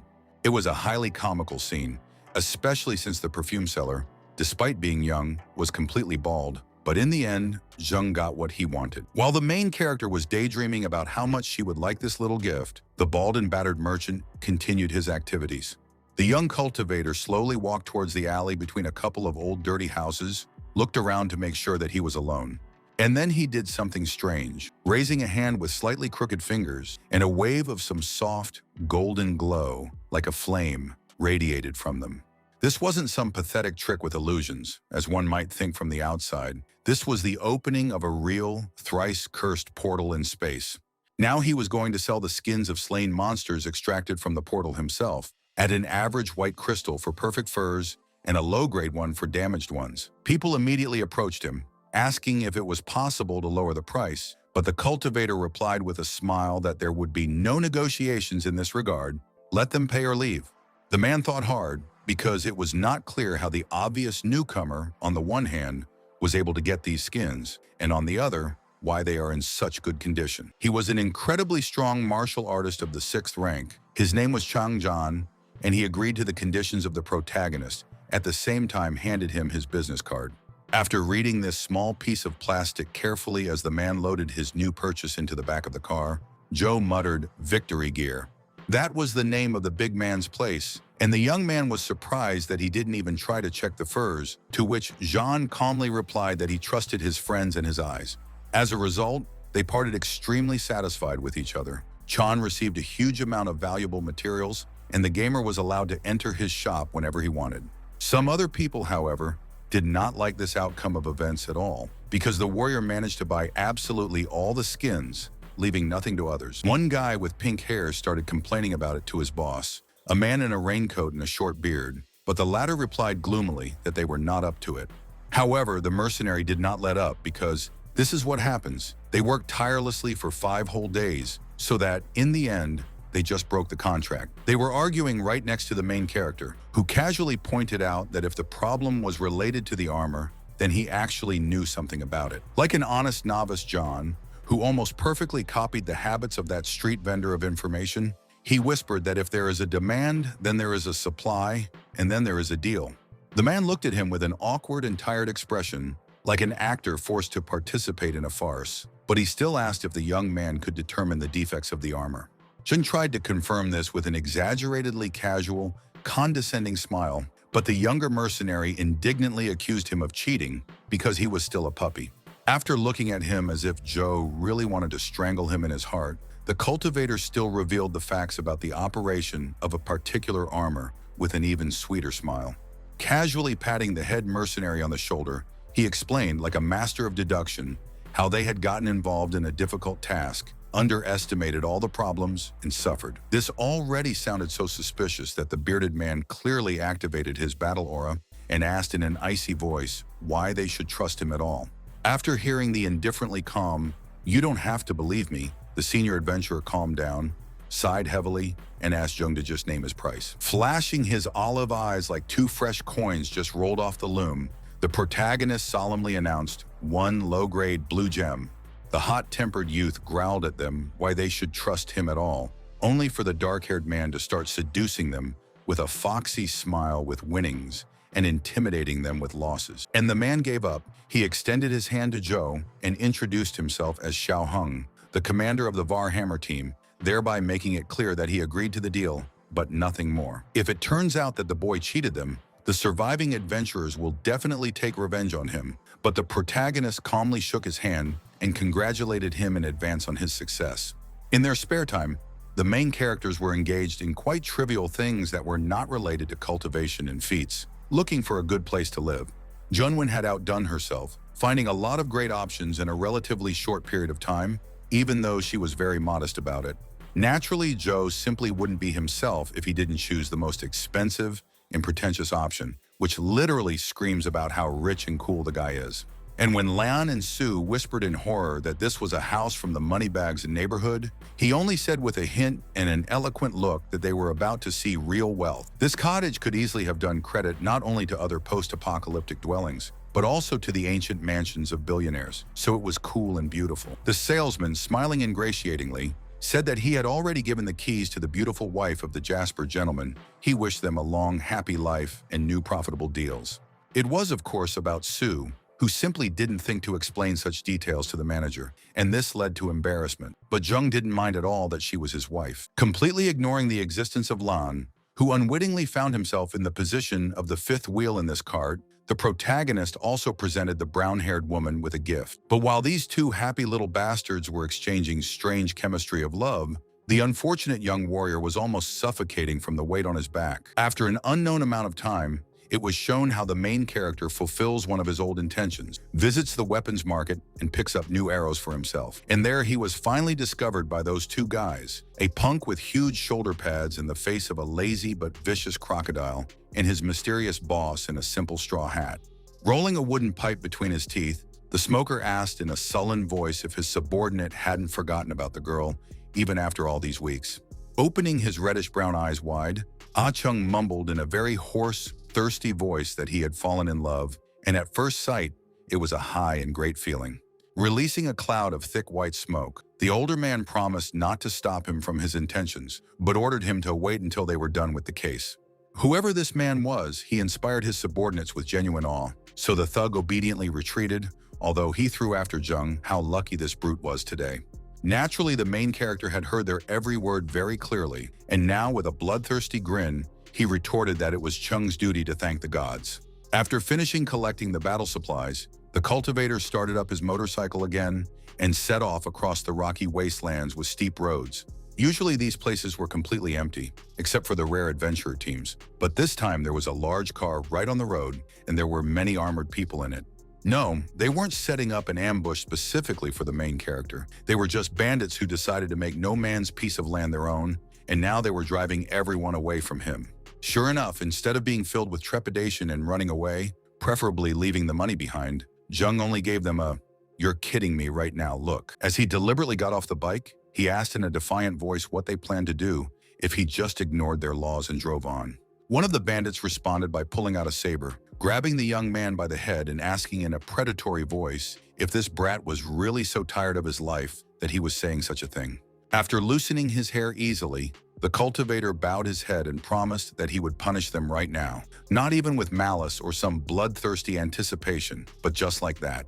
Meanwhile, the leader of these bandits was busy searching for those miraculous star mushrooms, accompanied by a frightened local resident. Little did these poor devils know that the entire harvest they had hoped for had long since been devoured by someone's extremely voracious stomach. The local accompanying them, sweating profusely in fear, tried to clarify his duty, and Song Tang scornfully told him to forget about it and disappear. This balding, mustachioed old man did not dare to argue with such a terrible bully, and he hurried to comply with the instructions, slowly retreating a few steps. Surprisingly, this skinny guy was actually a very strong level 4 warrior. It was just that Song, the Milky Way gang leader, was so powerful that he was prostrate in front of him. Meanwhile, Tang indifferently watched from the top of a steep cliff as his subordinates destroyed another pack of monsters, and it was not without losses at all. He obviously wasn't going to help them, and then he was distracted by the phone ringing, and on the other end of the phone, a terrified sentry was shouting that their precinct had been invaded. Some unknown bastard killed Jia Laozan, Zhang Guang, and Lu Qi, and the rogue almost crushed the phone with his hand, not understanding how 3 level 5 warriors could suddenly die. Snarling like an angry lion sensing an impudent hyena nearby, Sung ordered the intruder to be found and apprehended at all costs because he must not get away with it. Now half of the gang had to focus entirely on finding the star mushrooms and the other half on finding the intruder, and there was no need to tell them what to do with it.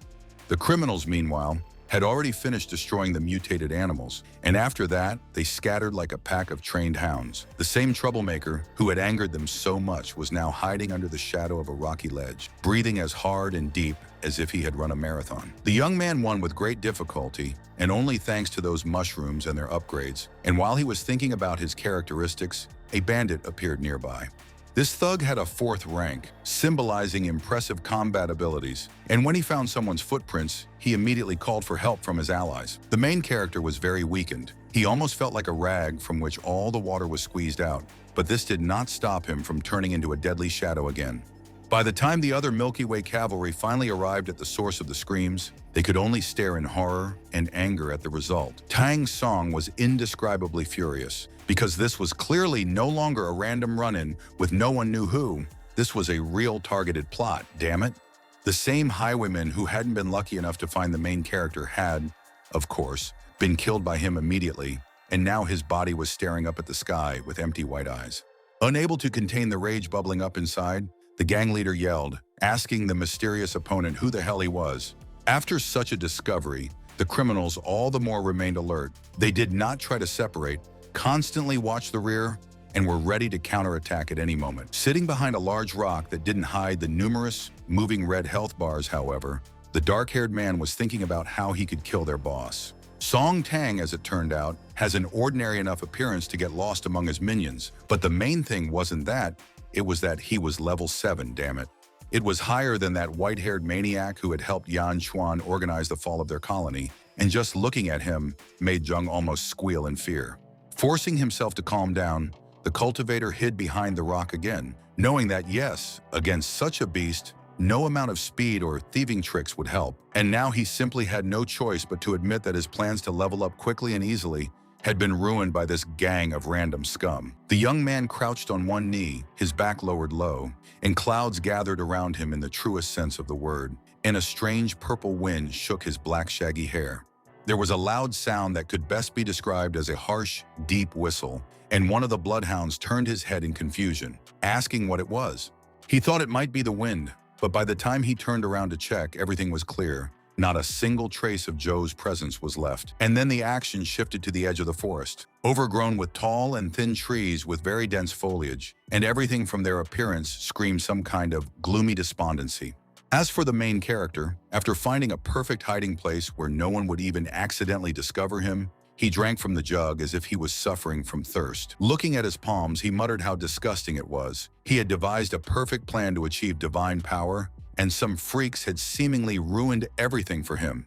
Suddenly there was a soft rustle, and the young man turned around with a grimace of annoyance. He, to put it mildly, was not in the mood to communicate with anyone right now or something. But behind him he found absolutely nothing. Not a single hint of human or mutated animal presence, just an empty thicket shrouded in fog. Anyone else would have shrugged and gone about their business, but Jung clearly sensed that something wasn't right and stepped forward cautiously. Immediately, an object that looked like a stick snapped under his foot, a very dry, brittle stick with a strange pale gray color, and the cultivator became even more alert. He knew immediately what it was, and he absolutely didn't like seeing such a thing in such a place, so he looked up with obvious reluctance and wariness a second later. Before him, in all its hideous glory, appeared the embodiment of the arachnophobe's worst nightmare, a huge web in which human skeletons were stuck. It hadn't been there a moment ago, but now it was there in all its hideousness, and the young man felt an icy sweat trickle down his spine. There was a low sound like a forest fire starting, and a huge purple slime meteorite shot out from the dark grove surrounding the spider web. The protagonist deftly dodged the blow to the side, but the terrible projectile crashed into the place where he was standing, with such force that the ground nearby shook and was covered with fire. One could only wonder what kind of terrifying weapon, or worse, a living creature, would be capable of such a thing. But then, in the darkness, one by one, 8 scarlet eyes opened. The cloud of supernatural darkness that had covered the thicket like a blanket finally lifted, and in its place it appeared a nightmarish, black, demonic spider. And he allowed his new prey to take a good look at what lay beneath his web-like lair, namely the endless rows of old, gray human skulls. Realizing that the new prey was alert and would not fall into any trap, the huge 8-legged predator jumped to the ground with unnatural speed and grace. One more thing to note, Jung was fearless in hunting down mutated monsters, knowing that he had a chance, but now he just screamed in terror as he shot at the spider with his bow, except that every arrow that could have easily penetrated a full metal armor under other circumstances just bounced off that terrifying black carapace miserably. And then the spider opened its own fire, although it would be more accurate to say poison, because this purple substance simply melted the ground and grass under it. Then again, and again, the arthropod monster continued to spit venom at the fleeing prey, and each time it missed by only a few meters. The young cultivator was fast enough to break the sound barrier and compete with the wind in speed, but this huge spider also had 8 legs. This enemy turned out to be very strong, well defended, able to hit from a distance, and finally just very agile and fast. Jung really had a big problem. He was wondering what he was going to do to win, or at least escape from this deadly duel, when a spider's paw stabbed into the tree that served as his hiding place. And then again, this time to the place where he was sitting, so that the young man, choking with fear, only at the last moment and with the last effort made a saving jump. The monster's simple plan worked, forcing the 2-legged game to leave the shelter and find itself in a very vulnerable position, so it spat a poisonous meteor again. This time, the main character was closer to death than ever before, literally miraculously forcing his body to bend in the air and avoid the flow of death by centimeters. Slowly, as if in slow motion, he watched as the stream mentioned earlier rushed forward, melting the ancient trees and hills in its path. When it finally finished its journey, it raised a terrible geyser, and if it had only hit a person, the poor man would have died slowly, in terrible agony. But then a black wind flickered in the air. Although, no, it was actually a spider, but it was moving at such a speed that the human eye simply did not have time to notice it. And in the end, the monster was faster and more agile than the hero. The chitinous predator seized the right moment and slammed its whole body into the adventurer, pinning him to the ground. The monster spread its many legs so that they pierced through Jung's clothes and pinned him to the surface, immobilizing him, and then the spider opened its fanged mouth. Joe's face didn't show any of the old self-confidence, mockery, and sarcasm that he bestowed on weaker enemies, just pure fear and panic. But it was necessary to give the young man his due. No matter how much he feared for his life at this moment, he was not going to give up without a fight until the last moment. And now, using his only free hand, he gripped the dagger as tightly as possible so that the point faced the spider and began to swing it. At that moment, a miracle happened. The curved blade began to emit a soft, silvery, sparkling glow, and then one of the monster's chelicerae was chopped clean off. To be honest, the brunette hadn't expected such a result, and even now he was so surprised that he didn't pay any attention to the stinking green blood spurting into his face. And how surprised was the spider, who had planned for a light meal, but in the end received a serious injury and such severe pain that it made him squeal and turn his cephalothorax. Fortunately for the main character, it also weakened the monster's attention enough that it stopped paying attention to its surroundings and allowed its paw to be chopped off. After losing its forelimb as well, the mutated arthropod retreated a bit, looking at the complex prey with all 8 eyes filled with anger. But the protagonist's knife continued to emit that strange, soft glow that could soothe hearts just by looking at it, and suddenly it dawned on him what it was. After so many years of fruitless attempts, he had finally mastered the star power, like all the local cultivators, and had gained the first rank, as if a flame was rising behind him. In a completely different place, some men were driving along the road, and one of them, a bald man with a thin mustache, was admiringly repeating how lucky he and Boss Hua were, how much they had earned. He would have said a lot more, but suddenly he saw someone coming down the road and spun the steering wheel as hard as he could to avoid a fatal collision. The expensive white car swerved wildly with its entire body, almost getting across the road, and all because a certain familiar silhouette came out to meet them. Smiling affectionately and squinting his eyes so that he looked like a caricature of a racist image of Asians from ancient times, Zhou asked for a ride in the most affectionate voice. As for the driver, of course, he was incredibly angry that some idiotic brat was wandering around and not even looking around, which he said without hesitation. He wasn't going to provide any help after that. On the contrary, the man ordered Zheng to get out, and the latter even decided to obey so as not to escalate the conflict. A one-eyed old man with thick sideburns laid a gentle hand on his companion's shoulder and, in a much more genial tone, allowed the young man to climb into the back of the truck. The dark-haired man bowed respectfully, thanking his elders for their kindness, and the mustachioed man grumbled about how lucky he was to be pitied by Boss Hua. The couple's car was filled to the brim with trophies from numerous hunts and quests, but interestingly, there was already a yellow-haired man sitting among them. It was a young but very robust man with a giant scar running horizontally across his face, and he offered Joe his lighter without turning around. With the same smile, the main character refused because he didn't smoke, and then he asked what team these guys belonged to. He's just recently in Titan. Still not looking back at his unexpected neighbor, the scarred blonde man bit into his cigarette and said the name, Flavor Pattern, in a low, brutal voice. Hearing this, the main character thought that here, they are all huge and muscular guys against which he himself looks squishy, and they have such a stereotypical girl's name. Wisely not voicing these thoughts out loud, Joe smiled even more sugarily and asked his older brother where he could practice his star power in Titan. Only then did the warrior with the cigarette finally look directly at him and answer that there was such a center in the 3rd district, but the visitors were being ripped off like a stick. After some time, the representatives of the Flavor Pattern finally arrived at the outer shopping district of the city, where the protagonist was ready to part with them. He politely thanked these people for agreeing to spend their time with him, and Hua smiled faintly while the bald driver was still sulking and grumbling. Walking home dancing, the happy cultivator said under his breath that here he finally found the first level, and now we need to think about how he will continue to swing it. Suddenly, like an unsettled ghost, an even happier Lan Shi appeared in front of him and shouted that he had finally strengthened himself, becoming a level 3 warrior. In fact, the silver blue-haired youth was so happy with his achievement that he literally grabbed his young master in a bear hug. Then he and Sue, who came over, noticed that Joe had reached the 1st rank, and they began to rejoice at it, like parents to their child who has learned to walk. And this made Zheng very confused. In any case, they decided to celebrate these 2 events as grandly as they could, setting the table with simple dishes and pouring wine. As they clinked glasses, they were happy, laughing and enjoying themselves, because now life was clearly turning on them, perhaps for the first time since the destruction of the old city.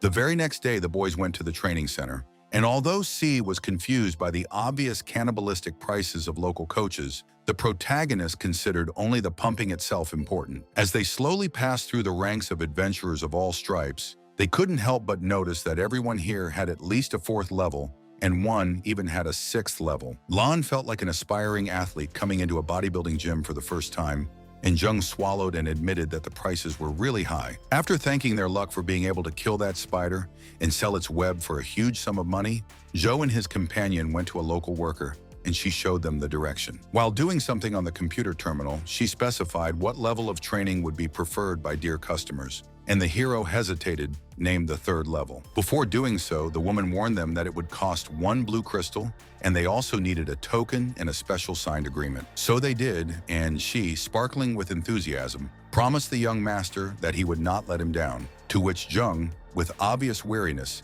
asked him to slow down his emotions. As for him, the main character, of course, was not going to waste precious time on some trifle, so to the shock of the employee, he demanded the 5th level. Without even trying to hide her fright, the girl clarified whether the respected sir was mistaken, whether her own hearing had deceived her, but her hopes, alas, were not fulfilled. Still hesitating to press the fatal button, she muttered that there, in the testing rooms, the protagonist would be ambushed by real monsters, not fake ones. Without any hint of worry, Zhou replied that he knew all this himself, and he even knew who exactly he wanted to fight, the mutated rank 5 black gorilla. The employee of the center had no choice but to fulfill this whim of the client, although she seriously wondered if fate had brought her to some suicide. Not without difficulty hiding her true feelings, she led the young man to the right room, asked him to insert a token in the receiving hole, and wished him good luck on the upcoming test. Although the protagonist didn't show it, he couldn't help but feel embarrassed and awed, because even through this armored door, the gorilla's incredible strength could be felt. Suddenly, a gang of bullies appeared nearby, mocking the protagonist for his choice of opponent, and even led by someone who looked painfully similar to Yan Baixun. Grimacing in a way that the real, now deceased Yan Jr. never allowed himself to do, this guy amicably advised Zhou to open his own throat. But the main character was just fed up with dealing with such smug bastards, so he openly cursed them and sent them to the underworld. The elder bully was so surprised that he didn't even say anything, but one of his minions immediately demanded that the pathetic brat apologize to their young master. Looking at them with disdain, as if they were flea-bitten stray dogs, Zhou pressed a button on the panel and asked in an almost seductive tone if someone wanted to go with him. The expressions on the faces of these Chinese counterparts of Draco Malfoy, Crabbe, and Goyle made it clear that just thinking about it made them want to go to the bathroom. Making his face, eyes, and voice as scary as possible, Zheng growled that they were just pathetic, lowly, cowardly pieces of shit who never had enough balls to do that. Then with one sharp movement, he opened the armored door wide and, taking one step inside, ordered them to simply disappear, not to poison the atmosphere with their existence. Of course, these hooligans didn't go anywhere in the end. They continued to stand near the door, boiling with incredible anger, while a surprised crowd gathered around. While the blonde man called Luo was lighting a cigarette with shaking fingers, his fat friend good-naturedly advised him not to get angry. The guy was already dead anyway. It didn't help, of course, and the leader of the bullies, who now looked a good 20 years older than his age, croaked that Zhou was just lucky that he hadn't killed him. The interior was so swampy, with a thick, moving green mist, that it was hard to tell what the room looked like, but it was easy to spot a sleeping gorilla. A cold electronic voice warned that the sedative and sleeping pills were about to be drained from the room, and the user should prepare for battle. Immediately getting into a fighting stance and pulling out his trusty knife, the dark-haired man ordered the primate to get up, because it was up to him whether he would get second rank now or not. For the first few tens of seconds, nothing happened, as if the owners of the center had overdosed on the dose and unwittingly killed the monster instead of putting it to sleep. But then the huge gorilla's eyes snapped open, revealing that they were ashen gray, with small red pupils that resembled erupting volcanoes. In the blink of an eye, such a huge, massive creature reared up on its hind legs and did what gorillas are most associated with, beating its chest. There was still a crowd outside, and one of the hooligans quietly admitted that he personally would never have dared to fight such a monster in his life. Lu laughed contemptuously, remarked that the little bastard was probably dead by now, and then turned to the startled employee to ask if it was time to get the body out. There was a thunderous crash, and the blonde man, trying desperately to disguise how scared he really was, said that no, the cleaners wouldn't be needed for this. Suddenly, he again accosted the unfortunate employee of the center, handing him a green stone to watch the video of what was happening, and the boy tried to refuse. The key word is tried, because this thug could be really persistent and scary, proving that the privacy of the dead should not be respected. Meanwhile, outside the doors, these eerie sounds continued to be heard, as if some giant was beating a sandbag that was about the size of him with all his might, and everyone was surprised. After that, there was a small leap into the future, just 30 minutes at a time, and the bully trio stood there, neither alive nor dead from shock, because Zheng had been fighting all this time. Suddenly, without warning, Lu slapped his thin accomplice across the face with all his might. While he was tearfully trying to find out why the young master had punished him so much, the rich adventurer remarked with regret that he had felt a blow, which meant that it wasn't a dream. But for the sake of all the gods and devils, someone explained how a pathetic brat who has only reached the first rank can even fight a 5th-level creature for half an hour. If he really could get to the surveillance cameras, he would be glad for what was happening there. Namely, a battered, bruised Zhou fell to one knee. No matter how smug he looked earlier, This fight had taken a huge amount of strength out of him, but it was mutual. The giant primate had also lost a lot of blood today.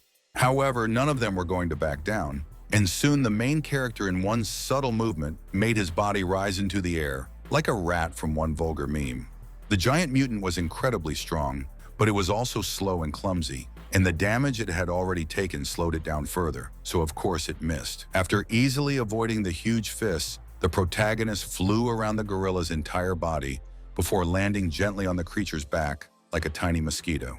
If Lan and Junman had seen him at that moment, they would have been seriously afraid for their master's mental state because his face had once again become an ugly mask. All because he had just sensed that he was growing in power and gaining a second rank. It affected the cultivator better than even the strongest alcohol could. Now he wasn't even fighting the huge ape, but rather playing with it, mocking the pack of hyena wolves like he did back then, and he pointedly casually dodged another punch. All in order to perform your favorite trick: approach the enemy from the rear, hover over his neck, back, or ass, and deliver a monstrous blow with a long knife. The blue glow that was caused by this attack could easily have blinded some poor guy if he was in the middle of a fight and looked at it without glasses. And the protagonist, of course, won. He was able to finish off the giant animal with one blow, and now his corpse began to slowly sink to the ground. Reveling in his own strength, the teenager stood on the giant's carcass, as if posing for an artist, and the system warned him about the accrual of reward points. There were thousands of them.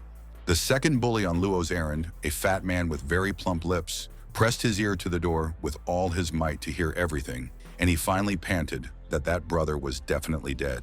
When the main character forcefully opened the door without even looking at the people gathered around him, it affected the henchman worse than any internet screamer. He literally fell on his ass and started sobbing with fear and terror, and screeching that he was really dreaming, or whatever you want to call it, that he was seeing a fucking ghost right in front of him. The other people were just as surprised, although they had better control of their emotions, and Zheng, still not paying attention, asked for the cleaners to be called. While the ordinary passers-by were just discussing how a first-level skeet had killed a high-ranked monster with shock and admiration, Luo was completely humiliated. He just couldn't believe that the brat he was going to make fun of to raise the mood had now become a living legend for the rest of the Adventurer Guild. Admiring whispers and sighs followed him at every turn, but the teenager only went in the direction of the administrator to order a new deadly fight. The girl, feeling like a character in some strange comedy, still did not decide to argue, and only poked at the display with trembling fingers until Joe chose his opponent. Naturally, he chose the most dangerous creature that was only in their dungeons, which has the 6th level, and without any objections parted with the green stone for this. A nearby onlooker heard that this suicidal man was fighting a level 6 mutated viper, and the news instantly spread throughout the crowd. This creature was even more powerful and dangerous than the recently destroyed gorilla, and ordinary cultivators couldn't imagine who would want to fight it. Zheng didn't show it openly, but in fact he reveled in their fear, shock, and admiration, and they fueled his complexes better than dry wood could fuel a wildfire. But as startling and strange as it was, the people soon drifted apart, because they finally had their own matters to attend to. Some people would go to their own training rooms to increase their rank, while others would transfer office supplies from one department to another. After that, an old man with glasses was shown looking at a document. His name was Zhang Cheng, and he was an incredibly strong martial artist, the owner of the 7th level. After stubbing out a cigar in an ashtray that cost more than the clothes some people wore, he asked if the reports about a certain Zhou were deceiving him. The junior bureaucrat confirmed that yes, that's right, this walking MBA was only a 2nd-level warrior, and before killing the gorilla, he only had the 1st rank at all. After adjusting his glasses, the head of the training center ordered to break their usual rules and bring a live broadcast of the protagonist's fight with the Viper on big screens. The young employee was confused by this because there were rules they had to be followed, but the boss simply ordered him to do what he was told. He would deal with the rest himself. Of course, Chung didn't care if the boy won or paid for his own self-confidence with his life. Such material could still sell well. Naturally, the crowd of spectators was not long in coming. They were all interested to see a psycho who decided to fight with a reptile that scares even 7th-rank cultivators. However, all they saw was a billowing cloud of green gas that might have been a mutant-created poison mist, and someone assumed that the protagonist was already dead. Needless to say, he wasn't dead. All that green cloud did him no more harm than lukewarm water, which meant absolutely nothing. At least that's what he genuinely thought. Until suddenly, he was shot through with a monstrous heat and cold all at once, and his health bar was lowered by a quarter. For a moment, he allowed his strength and newfound fame to turn his head, but Joe, to his credit, realized it himself and quickly adjusted accordingly. Once again, he created a small portal to get a bottle of medicine out of it, with the hope that this game tool will help even against real poisoning. After hesitating for a few moments, he quickly removed the cork, then swallowed the pink-red, cherry juice-like liquid in one gulp. This completely restored his health and self-satisfaction, so the boy began to play with his dagger, twirling it in his hand and shouting at the viper to show itself. His wish was granted when the shape of a colossal reptile with a muscular, powerful body and sinister purple eyes appeared through the thick fog. Most people would have panicked at the mere sight of such a venomous monster, but the young cultivator didn't even flinch when it was his turn to fight. Ordinary people, as expected, couldn't make out anything about a live demigod and a chthonic monster, and some even thought that the problem was in the image. Others were in awe-stricken shock, not understanding how a person, even if they were a high-level adventurer, would be able to move so fast. Then there was a particularly strong and powerful whistling sound, and a moment later the TV was covered in white noise, depriving the disappointed viewers of both bread and circuses. The protagonist, of course, is very lucky in this respect, because otherwise people would see him injured, tired, covered in bruises and cuts. But he honestly didn't care about all his bruises, because damn it, he had just raised his rank again. Now he already had a solid third level of power. He also knew perfectly well that he was being spied on against his will, so he broke the hidden camera and was going to have a serious conversation with the author of this idea later. The remaining spectators outside, stubbornly staring at the white-cluttered screen, continued to wonder who the hell had won the fight in the end. As soon as the main character walked out the door, a worried manager came up to him with a notification that their master Chung wanted to see him, but the hero also wanted to see him. His voice was colder than Arctic ice, and when he was brought to the old man's office, the tension was so intense for a few moments that it looked like there was going to be a massacre. Many people would not dare to speak to such a powerful person, both militarily and financially, in a disrespectful tone, but Joe had never been more afraid of anyone since he leveled up. But it wasn't for his beautiful eyes that Yijang became such a high-ranking and powerful character. He absolutely calmly raised his hand, snapped his fingers, and asked the young man not to be angry. The click was not just a beautiful gesture, but a signal that a young girl in the uniform of a training center employee, but extremely tight, entered the room. Tellingly, it wasn't this that attracted a well-known sensualist like Joe, but a mysterious tray covered with a towel that was in her hands. With a casual gesture, the white-mustached cultivator threw back the blanket, clearly displaying rows of blue and green crystals, compensation for violating the protagonist's privacy. They didn't really think that such a cheap bribe would be able to satisfy Jung's offended dignity, so he also got a 20% discount on their services. The young man, however, continued to act as if he didn't care about all these gifts, so he turned away and shouted at them not to leak his data to the public. Without turning around or saying goodbye, he started to leave, and Chung, afraid that he wouldn't get anywhere, shouted worriedly, asking for an opportunity to ask Joe another question. Right now, he might only be a rich official, but the man had spent most of his life fighting, so he was just curious about how the hero had defeated the Viper. In the past, this boy would never have dared to do such a thing, but now he felt like a god among pitiful mortals, so he made a scary face again and growled at Zhang. Tellingly, the old man not only apologized for his misplaced curiosity, but also suggested that the protagonist join a certain Beast King alliance, promising him a great future. Previously, the former gamer would have seriously considered agreeing, but now he felt like a king in his own right, so he rudely refused and slammed the door very loudly. While other people were discussing his exploits with admiration and envy, Lan Shi, after completing his own trials, wandered around in confusion and tried to figure out where his master was. In the headmaster's office, a very tall and muscular man approached Chung, asking if he thought the brat was, to put it mildly, a bit cocky at the end. Chung retorted that the true strength of warriors was not measured by the dry, soulless rank system, and that it was his own fault for breaking his own rules. It is very significant that the main character even forgot about his own friend and assistant. He left the training center without looking back, without even trying to wait for him. Much more than the loyal Do, this sociopath was worried about his equipment. The dagger that he had used to kill so many people and animals turned into junk. And then he suddenly remembered the man who had bought a full batch of mutated predator skins from the Rocky Barrens from him, and he kept an equipment shop.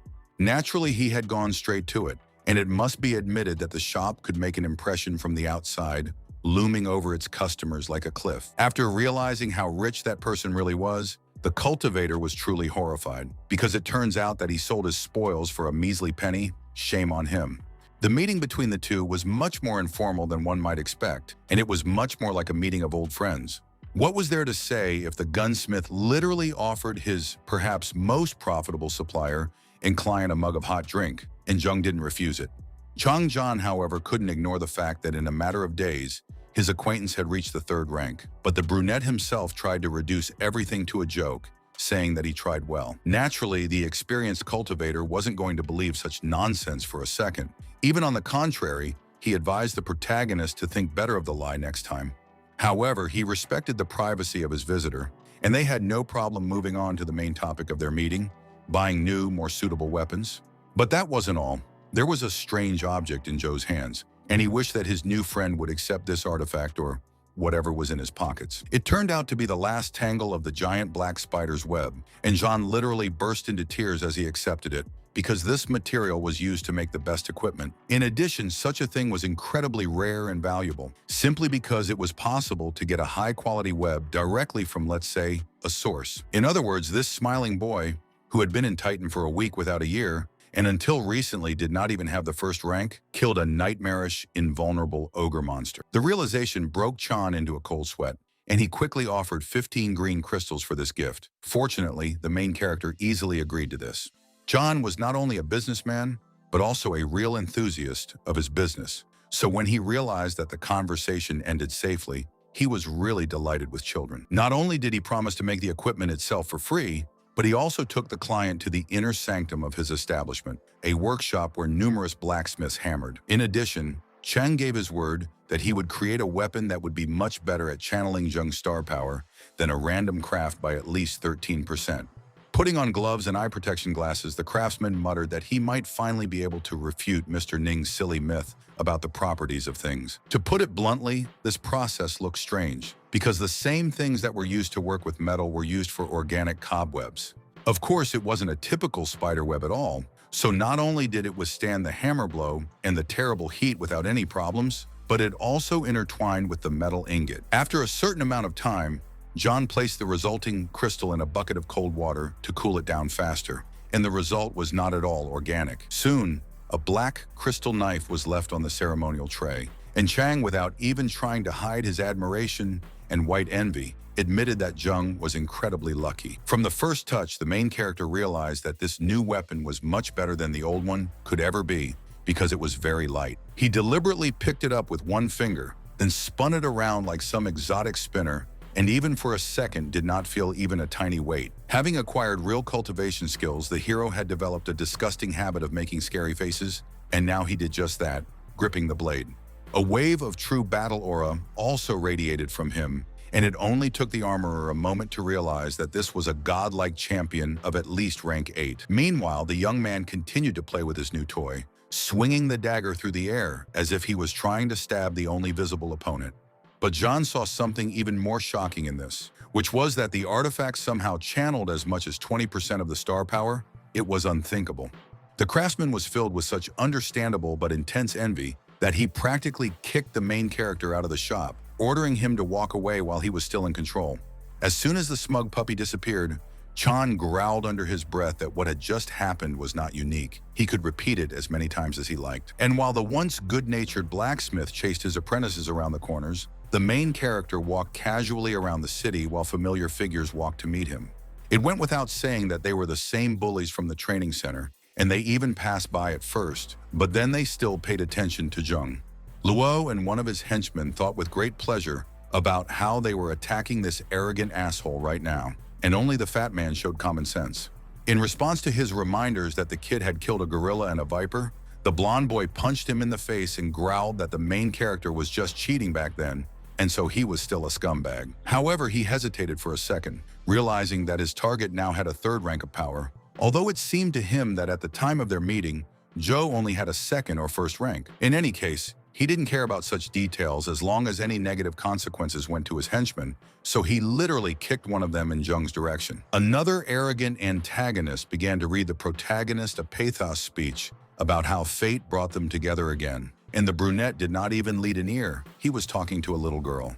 He had hoped that these jackals would finally show some sense and simply disappear into the mist, but as they got even closer, it became clear that this was not going to happen. And either to annoy and humiliate the blonde, or sincerely, but Joe made a puzzled face and simply asked who he was, strictly speaking, talking to. Lo's overinflated ego could handle insults, but never indifference, so he screamed hysterically to get the asshole's legs broken. What happened next did not even make sense to describe in detail. The young man literally threw one villain aside with one left foot. The other, that prudent fatty, received a much harsher punishment, and his cultivator slammed the edge of his palm into his neck with terrible force. Now that both of his buddies had been knocked out, the blonde thought for the first time that he might have made a serious mistake out of his own pettiness. It is possible that a gamer who felt the taste of great power would have killed this person right on the spot, but an unexpected factor intervened: the same salesgirl. A huge pillar began to fall on her, which Joe casually split open with his punches, not thinking about how it could harm ordinary mortal passersby. No, the main character still wasn't going to kill this spoiled psycho, but he didn't like the fact that a civilian was caught in the crossfire. Using his incredible divine speed, he grabbed the girl in a matter of moments and moved her to another place where she could no longer be threatened. It happened so quickly that Luo, himself an experienced warrior of not the lowest level, could not notice anything, and accordingly, did not have time to react in any way. But the main character just couldn't deny himself the pleasure of kicking this asshole in the ass, so that he flew forward and the table fell straight on his head. While the villain regurgitated the remains of his last meal on the ground, Jung sat down on one knee and cooed to the girl in the most gentle voice, saying that she was not hurt. Getting to his feet, the blonde man started shouting a boilerplate, "You know who I am" speech, but Joe sneered back that whoever he was, it was his own fault for starting all this. Of course, he was a rich golden boy, and now with the tenacity of a malfunctioning machine, he was repeating that if the cultivator didn't fall to his knees, his family would torture him. These arrogant bastards, who considered themselves the kings of life only by right of kinship, all exactly the same, caused the protagonist nothing but hatred. Previously, he had been forced to endure such freaks because he was a simple, insignificant little person. But now Luo's fate was completely in his hands. The young man could have easily broken his neck, ripped his heart out through his back, or cut it into two perfectly symmetrical halves, but he only made him fall with a kick to the leg. Looking at the pathetically messing around in the dust, Joe, with a creepy, even doll-like face, said that the one thing he hated most in the world was threats to himself. Of course, the blonde man didn't really have a single drop of real courage, so now he was also humbly begging for forgiveness, crying, and eating himself to death. After that, the main character simply turned around and walked away, ignoring both the moans of another enemy and the frightened whispers about how rich and dangerous these Luos were. This was a world where the strongest survive, not fools with fat purses, and Jung licked his lips carnivorously as he imagined making a name for himself by slaughtering every single Luo. A short time later, this arrogant young scumbag was shown being sent to the hospital, with not only a bandage on his head, but also a cast on his leg. The traumatologist regretfully informed the adventurer's parent that the bones in his leg were completely shattered. Even if he could start walking one day, the consequences would remain.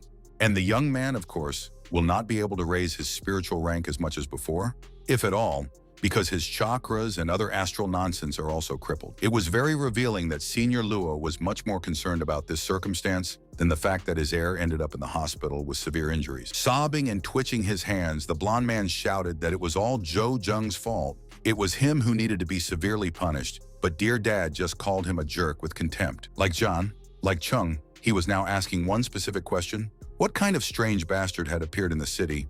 Why did he ignore the hierarchy of power to such an extent? However, the rich old man wasn't going to turn a blind eye to the fact that his descendant was attacked anyway, so he ordered his servant to start gathering information. Looking up, Senior Luo swore that no matter who this Heng, or whatever he was, he would regret very bitterly for daring to embarrass and injure his child. As Joe walked through the market, he thought about how difficult it was with money recently, how many crystals he had to spend, so it was urgent to find a job. His important, if difficult, thoughts were interrupted by an extremely optimistic voice that called him master and sparkled with delight. They turned out to be members of the Varhammer gang who had just returned from their last mission and were incredibly happy because Jung's information turned out to be true. If at the beginning of their acquaintance, They were naturally very skeptical about the data of some unknown, constantly smiling dude. Now they were spreading out in front of him. This blatant, sycophantic attitude didn't sit well with the protagonist, but Xiao Heng calmly reminded him that he had risen from level 1 to level 3 in record time. Besides, they were looking for a new member of the group because they were going on another quest, and the young man mumbled that if these guys had the money for such a thing, of course, in this case, he would definitely go, because strength is strength. But in this world, it was impossible to live a day without having to pay for something. To be fair, Hammer wasn't just focused on the main character. In fact, they were willing to accept any strong warrior, preferably from level 5. Looking at how it was happening in the middle of a busy street, the main character felt a strong nostalgia. It looked and felt exactly like in his old memo. The crier kept telling the interested crowd that they would go to Huaiqin County, and the survivors would receive 1 medium blue crystal as a reward for completing the quest. A sullen, long-haired level 6 warrior, Jai Shun, stepped out of the crowd, and everyone started whispering in shock at the sight of him, trying to figure out what such a bully wanted here. In response to Han's welcoming handshake, he only averted his gaze and quietly said that he agreed to join the mission, but only let them give him a bigger reward. The embarrassed man offered to distribute the spoils as the journey progressed, but Shun only asked if he was being bullied because he wasn't going to rely on luck. While people were busy bickering and not paying attention to him, the main character decided to activate his inventory in the form of a portal and get a weapon. He took out the bow because Chang had said last time that he had increased its star power conductivity by 11%, and the cultivator wanted to test it out. But he didn't have time to fire a single shot because a moment later, Jai, who was carrying all his weapons on his own back, casually jumped into the back of the truck. And he, who would have thought, actually turned out to be an arrogant asshole who immediately began to mock the protagonist and his smaller tool. Whether it was his own bow, bought from a rich, time-tested company, and having a star power conductivity of 5%, these are the real weapons. Here the crier, still calling the main character master, suggested that he climb into the cabin so that he would not be disturbed by the wind, but Zheng refused this because the wind is good. When Shun heard this, he started laughing nastily and asked if this poor puppy was worthy of the title of master. Then what would he be? A supermaster. The action took place outside the main territory of the city of Titan, in the settlement of Chaoyang, where people traded among themselves. Before continuing their journey to Huaiqin County, Hung pragmatically suggested that the brothers-in-arms make a short stop and properly stock up on supplies. As it turned out, everyone in this place knew the main character. He was friends with all the local residents and allowed them to affectionately call him Crazy. If only that were the case. In fact, the local merchants respected and loved Zheng so much that one of them gave him a family treasure, medicine, for free. As the dark-haired man tried to refuse such an embarrassing gift, Jai looked on in deep shock and his jaw dropped, as if everyone here had grown a second head. His fragile, envious ego wasn't going to let anyone pull the whole blanket of attention on him, so he decided to show the local idiot who was the boss. In some other place, it might even have worked, but here no one even looked at this strange reptile, all eyes still fixed on Joe. It was very easy to imagine an endlessly flickering ellipsis bar appearing in front of Jun's face, like a video that was frozen and no longer loaded. Even when Varhammer finished all his business in this place, people still stood around the car for a long time, and all in order to say goodbye to the protagonist and wish him good luck. Looking at the gift of medicine with a tired, even exhausted look, the main character thought that it might not compare to potions, but at least it smelled good. He had already decided that he was going to use it at a critical moment because he didn't have much healing power anyway, when Jun suddenly suggested that he master the spear. The cultivator refused with a good-natured smile, because such things are a matter of habit, and Jai just shrugged his shoulders, saying, "Do as you wish." They traveled the rest of the way in silence until they finally arrived at Huaiqin District, a ramshackle, dilapidated ruin left over from a once powerful civilization. This place looked like a first-class area for dangerous monsters, mobs, and maybe even bosses, so the main character properly secured his equipment. None of the adventurers said anything to each other yet. They just stood there and looked around until suddenly the car started beeping loudly. It was a truck with a completely different group that crashed into it, and when they got out, they not only did not apologize, but also showed indecent gestures to the people from the Humvee. The heroes didn't do anything about it, but when those assholes were far enough away, Hung warned Zhou to be careful with one of those bastards, Guangxiong.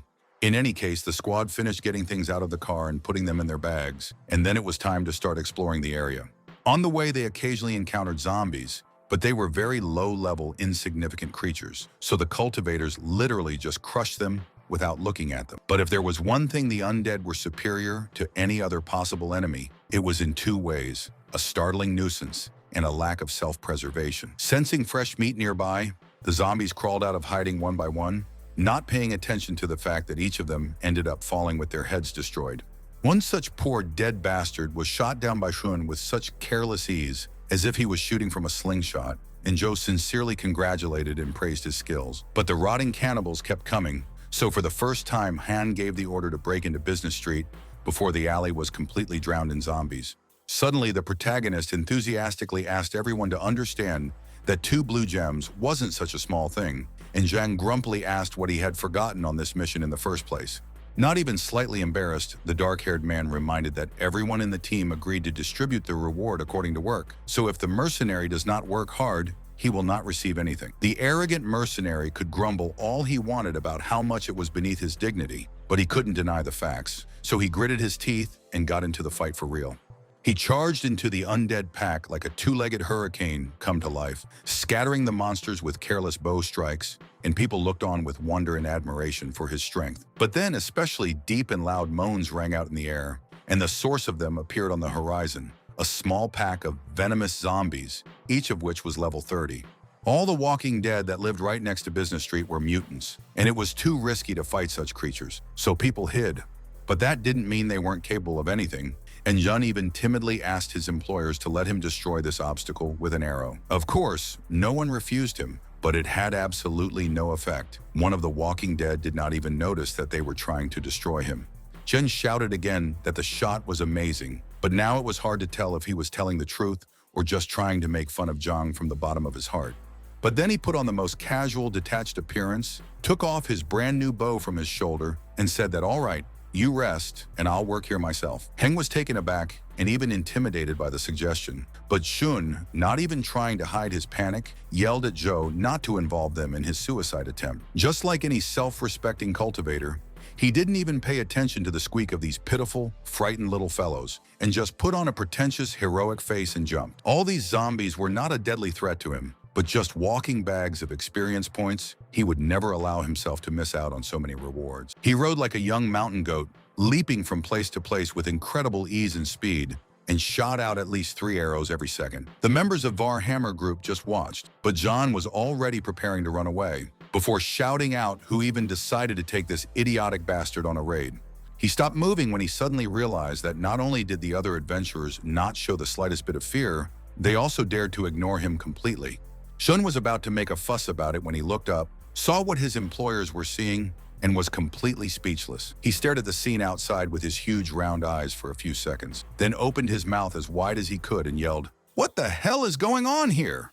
Needless to say, the protagonist killed all the zombies with incredible and careless ease. He was now an imbecile cultivator. Nothing in the world could defeat him.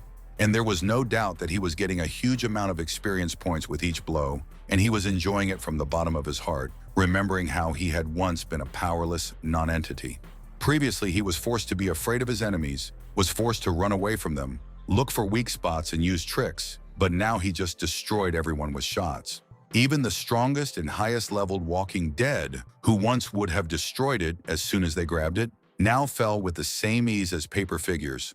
He had now earned enough points to reach level 30, but God, how hard he had to work for it. The poor boy's shoulder was now hurting. John, who could only have dreamed of such feats, still couldn't pick up his jaw from the floor, because everything he saw lasted no more than 3 minutes. Everything was finished, and now as he approached the shocked adventurers, Jung graciously asked them for a very important favor, to help him collect more usable arrows.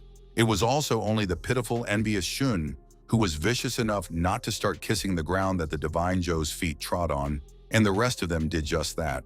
The men jumped up and down, waving their arms and shouting like children, and each of them sang the praises of the mighty Supermaster. After finishing their newly formed religious ceremony, they immediately began to carry out the order of their new idol, collecting for him still whole war shells. Only the evil, very evil and bad John did not do this noble work, instead just wandering around the street and looking at the now completely dead zombies for a long time.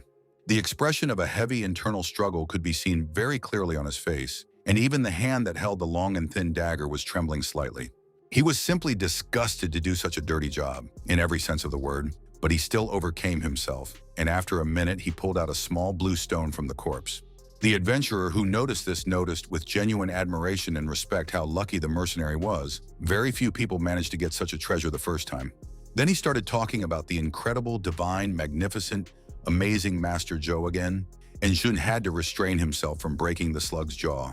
For the sake of all the heavens and hells, he was a level 6 warrior, an elite, but why would he be forced to serve some puppy that was only rank 3? While he was still wondering, but obediently continuing to disembowel the bodies, Han pointed his group in a certain direction and highlighted that this was the main part of Business Street. He immediately ordered a few people to head back to the car to start the engine, because the sounds were bound to attract even more venomous mutants. Thus, all hope of completing the mission falls on the shoulders of the magnificent, invincible Zhou, and, well, also on this mercenary Nan, who could at least look for loot. The men were experienced adventurers, so they were not going to waste a single second of their available time. They were diligently sorting through the rubble and looking for useful things. At the same time, a couple of sentries were monitoring the situation outside, and Han's prediction quickly came true as more rotting faces appeared from every crack. The new Walking Dead looked even more decayed and battered than their fellow humans, and it was hard to even identify them as former humans. In another situation, Varhammer, his full complement, would have scuttled out of there with flashing heels, but now their new half-divine patron was ready to deal with the trouble. After giving the reverent fanatic his bow, Zheng started twirling the dagger, gripped the trident, and agreed. And the main character looked very intently at his face, as if he couldn't believe that this insignificant woodlouse really dared to compete with him. But in any case, he wasn't going to give this poor guy even the tiniest chance. So a second later, at superhuman speed, he ran to attack. Even the strongest monster wouldn't stand a chance against him, let alone those slow walking dead. They were all doomed. Like the legendary Japanese weasel Yukai, who ran at the speed of the wind and hacked at people's legs with sickles, Zhou cut the throats of his opponents before they blinked. He didn't have to hit the same target twice. Just a deep enough scratch was more than enough to completely kill the undead. Deep in his heart, the young man experienced an incomparable bliss, because he finally became the invincible, invulnerable Imba, again, a real giant among the dwarfs. As for that poor fellow Zhan, he didn't even manage to take a single step, not a single punch. He completely lost with a crushing score in less than a minute. And while he was trying to figure it out, one person asked Han to take a closer look at the weapon that their dear older sworn brother was using. They had probably never seen such an artifact before, but they recognized it at a glance. It was impossible not to recognize such an obsidian black knife. It was a weapon with high star power conductivity, able to withstand a colossal amount of divine energy without breaking down.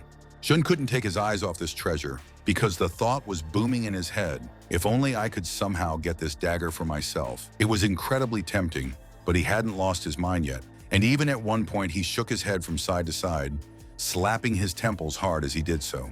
He had already seen what this puppy was capable of many times, and he would rather fight a level 7 mutant, and anyway, he wasn't a scavenger to do such a thing.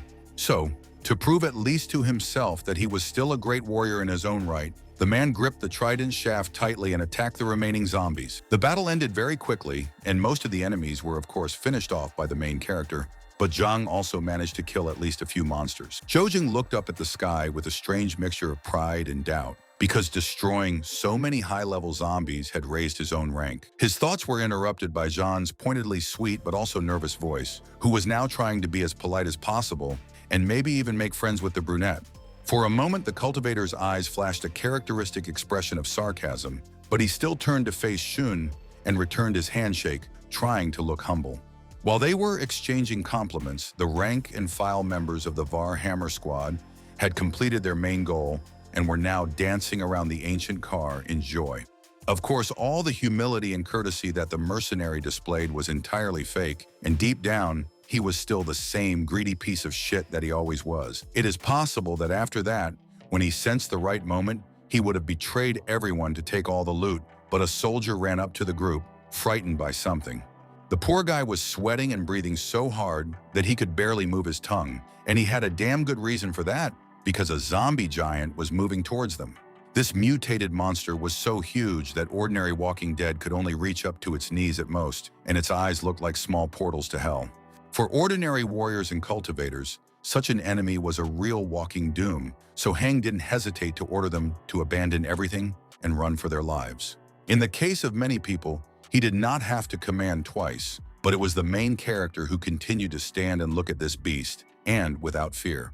He refused to run and decided to fight the giant, explaining that the creature with huge legs can move faster than a truck and easily catch them, even on transport. A few minutes later, the pack of walking dead reached the center of Business Street, then split up to find signs of live prey as soon as possible. The main character continued to stand still without any hint of emotion, as if he was experiencing something like this every day, even though it really was. Any ordinary person would have run and screamed in terror or hidden, desperately praying that the huge dead man wouldn't find him, but the youth just sighed wearily. This quiet sound was enough for the giant monster to detect the teenager, turn around with its whole body, and then grab the car lying nearby. In the dead giant's hands, the multi-ton and multi-meter-long machine seemed no bigger than a large piece of rock, and it landed a hair's breadth away from the motionless Jung. Realizing that the protagonist is not only alive and well, but also does not even plan to escape, the mutant growled in rage and rushed to attack, shaking the ground. Without even trying to turn around to face his companions, Joe ordered them to finally get out of the way, because any attempts to help him, on the contrary, will only create interference. Looking at his martial stance, which literally exuded unwavering confidence, Jean mentally admitted that even after all that he had seen, he had underestimated the main character. But he also cared about his own skin, so he quickly agreed with the protagonist and repeated that they should all jump into cars and step on the gas pedal. Han was painfully reluctant to leave Jasper Lord Joe to deal with this alone, but he was forced to accept their logic, and so he promised to wait for the youth. A few seconds later, both SUVs were packed to the brim with people and trophies, and they were kicking up dust on the asphalt, trying to get as far away from the fight as possible. The colossal zombie moved much faster and more nimbly than one would expect from a creature of its size and mass, and it even made a high jump. In response, the young cultivator simply leaped up like an attacking rat again and shouted to the so-called big guy that he was his enemy and he was right here. The difference in their height was ridiculously disparate, but the laws of physics had long since left this world, so Zhou slammed into the target with great force and caused him to fall. Naturally, the departing adventurers looked on in colossal shock, trying to figure out what the hell a rank 3 warrior was capable of doing such incredible things. There was no way such a strike could harm the huge zombie on its own, but Zheng Yi didn't want to. He just needed enough time to scan its weaknesses. They turned out to be more than enough, and before the attack began, the protagonist allowed himself a banal joke, as if taken from a textbook on how best to sarcastic his enemies. The rotting giant might be an infected flesh eater, but it wasn't an idiot. Realizing the difference in speed, size, and distance, it tried to attack with its mace. But of course, the main character was no longer in place at this point, so he easily moved behind the enemy's back and used his favorite jump attack. After that, there was a small time skip for 10 minutes, by which time the members of Varhammer and Jun had long left Business Street and were waiting for the results in a safe place. One soldier doubtfully mumbled that their supermaster still hadn't returned after such a long time. Did that mean anything? But Han just ordered him to shut up. Strangely enough, Yi Jian supported him, calmly and even with a smile, stating that, as he put it, that crazy bastard was too strong to just die like that. The sentry, who was standing on the roof of the car with binoculars and desperately peering at the horizon, happily shouted that, yes, it was true, their master was coming back. The entire group squealed with almost religious delight at the sight of the protagonist completely unharmed, even though Zheng himself was looking at them with annoyance. He had a small blue crystal in his hands, but he casually tossed it into the hands of his closest companion, saying that if they were on the same team, then they had to share the loot. People were much more interested in the fact of his victory, and Zhou took great pleasure in letting them sing his praises while Shun pondered on the sidelines. All of a sudden, Han elbowed his subordinates aside to walk up to the young man and look him straight in the eye, earnestly declaring that from now on, he would only serve him loyally. This sounded so strange and wild that even the cultivator himself was taken aback and clearly looked for words to politely but adamantly refuse until another voice rang out. His source turned out to be John, who now stated that yes, he finally understood perfectly how powerful Big Brother Jung was and bowed his head to him. The group would continue to pour out so many honey praises on the gamer that it would be enough to kill a diabetic, but they were interrupted in the most rude way by someone else's Jeep team. These poor idiots decided that a smaller group could be easily robbed without risking their own skins, and they didn't even have to guess at their ultimate fate. Xiao, to his credit, didn't go out of his way and calmly replied that their loot would indeed be better than that of the cowardly hyenas who chose to run away from the battlefield. The wounded soldiers, who were sitting quietly in the bowels of the truck and trying to make themselves as inconspicuous as possible, only shrank even more into balls from his reproaches. The leader of the Marauders, however, did not like the criticism, judging by the way the veins on his bald head bulged, and with what force he began to squeeze the barrel of the machine gun. The main character sighed very hard and wearily, not understanding why this world hates him to such an extent, why it does not leave a single moment for a break. Before he could rip their heads off with arrows and sit down to rest, Jean jumped up from his seat and asked very angrily who was looking for a fight. And his presence actually managed to frighten these jackals, because they didn't expect that these losers would allow themselves to hire a level 6 warrior to help them. There was clearly no one among them strong enough to even compare to Shun, so the bandits decided to swallow their pride and look for easier prey. As Jean continued to hurl contemptuous insults at their backs, the former gamer was shocked to realize that he would still have to raise his official rank for the sake of honor. 3 days had passed since then, during which time the main character hunted down powerful monsters living in the territories of Titan in order to quickly increase his warrior title. And he did manage to raise his level, but unfortunately only the level of the thief class, which has nothing to do with star power users. While he was thinking about how he should try harder to officially be ranked among the local elite, he was tracked down by another mutant who looked like a cat. The young man sighed, then slowly got to his feet, clearly glad that at least he didn't have to track down prey with a lot of experience points in the fields and woods. After that, the action shifted to a luxurious, white-walled cottage that stood surrounded by gorgeous green trees and a perfect lawn. People in expensive blue suits got out of their cars and very carefully placed the wheelchair and its occupant on the ground and confirmed that this was the right house. Junior Luo was the type of person who was easier to kill than to stop. Even after all that he had experienced, he was still looking for a conflict with the main character with maniacal persistence. Needless to say, the cultivator himself had easily finished off the giant cat during this time and was currently tinkering with its carcass, trying to find something precious. He quickly discovered a blue crystal of a very beautiful sky blue color, but then something strange happened. Not far from it, in a thicket, a white glow appeared. Cautiously looking over, he found a rank 7 cultivator who was emitting a white-green glow, surrounded by a pack of large and aggressive apes. The protagonist did not think long before drawing an arrow on the bow, because such a high-ranking warrior should definitely have a lot of useful acquaintances in Titan. The swordsman, meanwhile, was having a really bad time, because these demonic baboons surrounded him from all sides and attacked one after another without giving him a second's peace. Most of the time, he successfully managed to block the blows with his huge and wide sword, but then he was horrified to see a monkey sneak up on him from behind. It would seem that this would be the end of it, but suddenly a sharp, blue-glowing thing stuck into the stinking hairy tail, causing the baboon to squeal. The main character acted as an experienced hunter and professional. As soon as he released one arrow, he immediately reached for the second one, so that now he could finish off one of the mutants.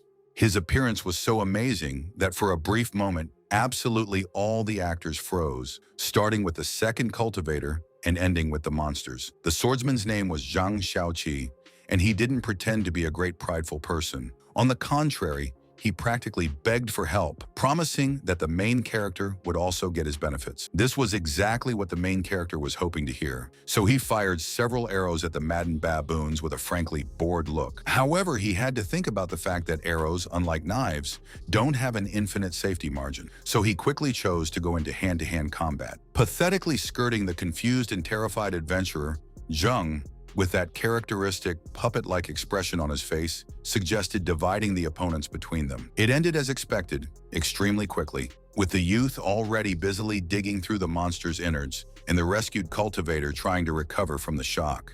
He couldn't understand what was going on, why a low-level warrior would kill them all so easily, until Zhou's deceptively calm voice reminded him of Zhang's talk of benefits. Since Xiaoqi was afraid of his savior, he paradoxically decided to take refuge in audacity, asking if Zheng himself was afraid of being stabbed in the back. The protagonist indifferently replied that he would not be able to kill him, and the man suddenly realized that yes, this little brat is really incredibly dangerous as it seems.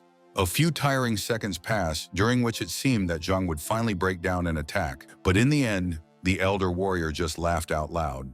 He handed him a green bottle that contained a precious potion known as monkey wine, and praised the young man for his wonderful work. He deserved the gift. Lighting a cigarette, Xiao grumbled that he had spent a week preparing an ambush for the pack, but Zheng indifferently retorted that if it wasn't for him, Qi would have just died today to no avail. Since fate has recently decided to make the main character the ultimate Marty Su, Zhang almost immediately invited him to the gathering of the greatest warriors of Titan. And the main character, of course, did not refuse. He generally saved a strange swordsman for this. And now, incredibly pleased with himself, he rode a motorcycle. His life had been great. His life had become great. So now the cultivator was idly considering whether to buy a shop so that his beloved could work in it. Little did he know that while he was calculating the results of another successful day, like a well-fed lazy cat, someone decided to come to his house, and not with gifts, but with a war. Under Luo's orders, the mercenaries tore down the gate that protected the cottage of Zhou and his henchmen, which they did with great difficulty, but the thugs coped with the task. Needless to say, Junwen immediately heard that terrifying metallic rumble and ran outside in terror to understand what these vandals were up to. Seeing the young and attractive woman, the blonde man smiled the way a hungry, venomous snake might and ordered her to be caught immediately for questioning, so to speak. His order was carried out in just a few seconds because Su was one of the few completely normal people who couldn't fight cultivators. One could imagine that something vile, disgusting, and irreparable was about to happen, but suddenly Lan Shi appeared on the scene and ordered those freaks to get out. He was quite scared himself, to be honest, but he was desperately trying to act brave like a warrior. But Luo was not only unimpressed, but even pleased. The villain was really happy that Zheng, whom he hated the most in the world, had so many household members, relatives, and friends to torture and kill. After an unknown amount of time passed, Zhou calmly walked down the street and ignored the terrified, gossiping people discussing Luo's cruelties. But all that cultivator boredom, all the self-confidence and contentment immediately disappeared from the protagonist's face as soon as he reached his new home. The gate had been torn from its hinges as if some giant had kicked it out, and a doe lay sprawled in a huge black puddle in front of it. The protagonist, cold with horror, began to slap him on the face and chest in a desperate attempt to wake him up, and C, having regained consciousness, tried to beg for forgiveness. But before he could say how much he was ashamed of how weak and insignificant a fighter he was, his throat tightened with a monstrous spasm, and then he spat out blood. Zhou was terrified because he was used to this young man constantly taking care of him or waiting on him, and now he was lying at the point of death, bleeding to death. An unknown amount of time passed, but for all these minutes and hours, the main character sat motionless outside the hospital room, waiting for the verdict. He wasn't crying, and there wasn't even a hint of fright in his eyes anymore, just a grim determination to meet the doctor's verdict on his friend, whatever it might turn out to be. Eventually, the red badge above the doors changed to green, and the doctor who came out of the room gloomily admitted that Lan Shi would be alive, but he wasn't sure that he would be happy about it. When Yang himself entered the room and got a chance to see what one of his last countrymen had become, his mask of grim determination came apart at the seams. It was so terrible, disgusting, and unfair that he was on the verge of bursting into tears until suddenly memories flashed before his eyes.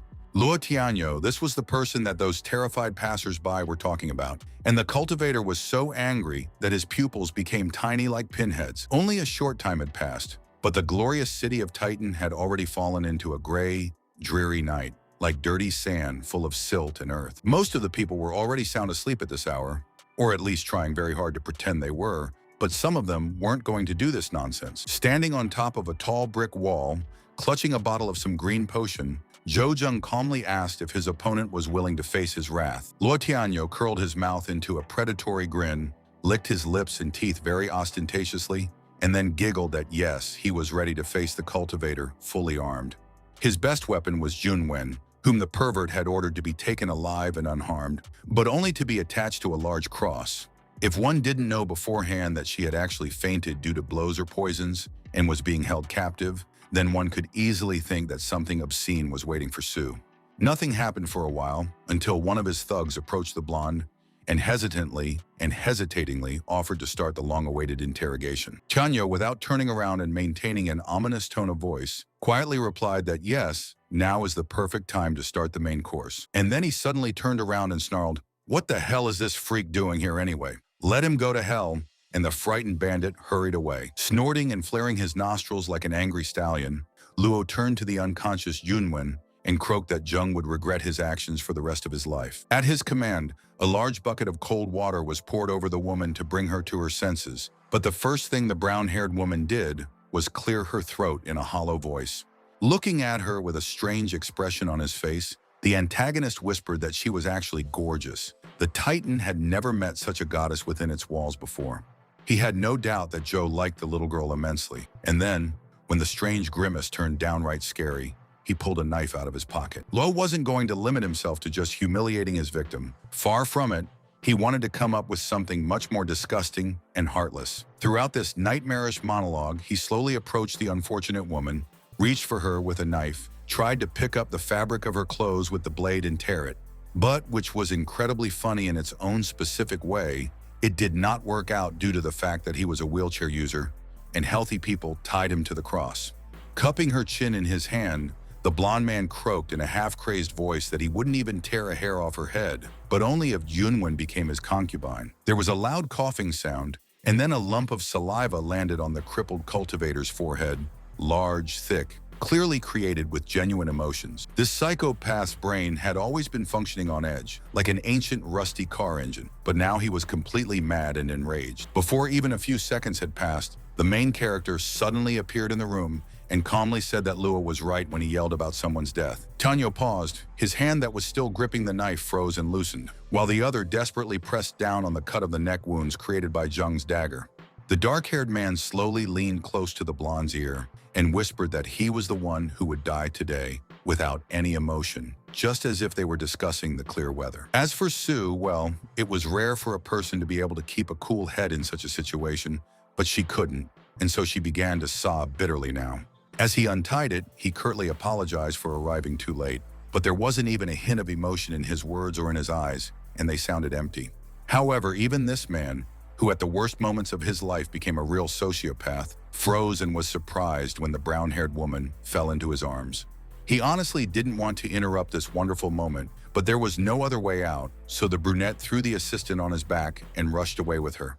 He did not run on the ground, of course, as an ordinary mortal would have been forced to do, but jumped with great speed and agility over trees and roofs. After climbing to the top of a particularly tall tree, the cultivator took his companion off his back and ordered her to sit here without moving, without making a sound. But she was completely against being left alone again, so she grabbed the protagonist by the leg and plaintively asked him not to do it. Looking directly into her eyes as if he wanted to burn holes in her very soul, Jung reminded her that he had killed the Luo family's heir, and his relatives would not forgive him. That was why he was going to head back to that damn family's mansion and have a bloodbath while the woman waited outside. In the heart of the mansion, the clan patriarch grumpily asked his servant, Yi Bing, if his son went to look for Zhou today, and the warrior confirmed that he did, but Tianyo only found a girl.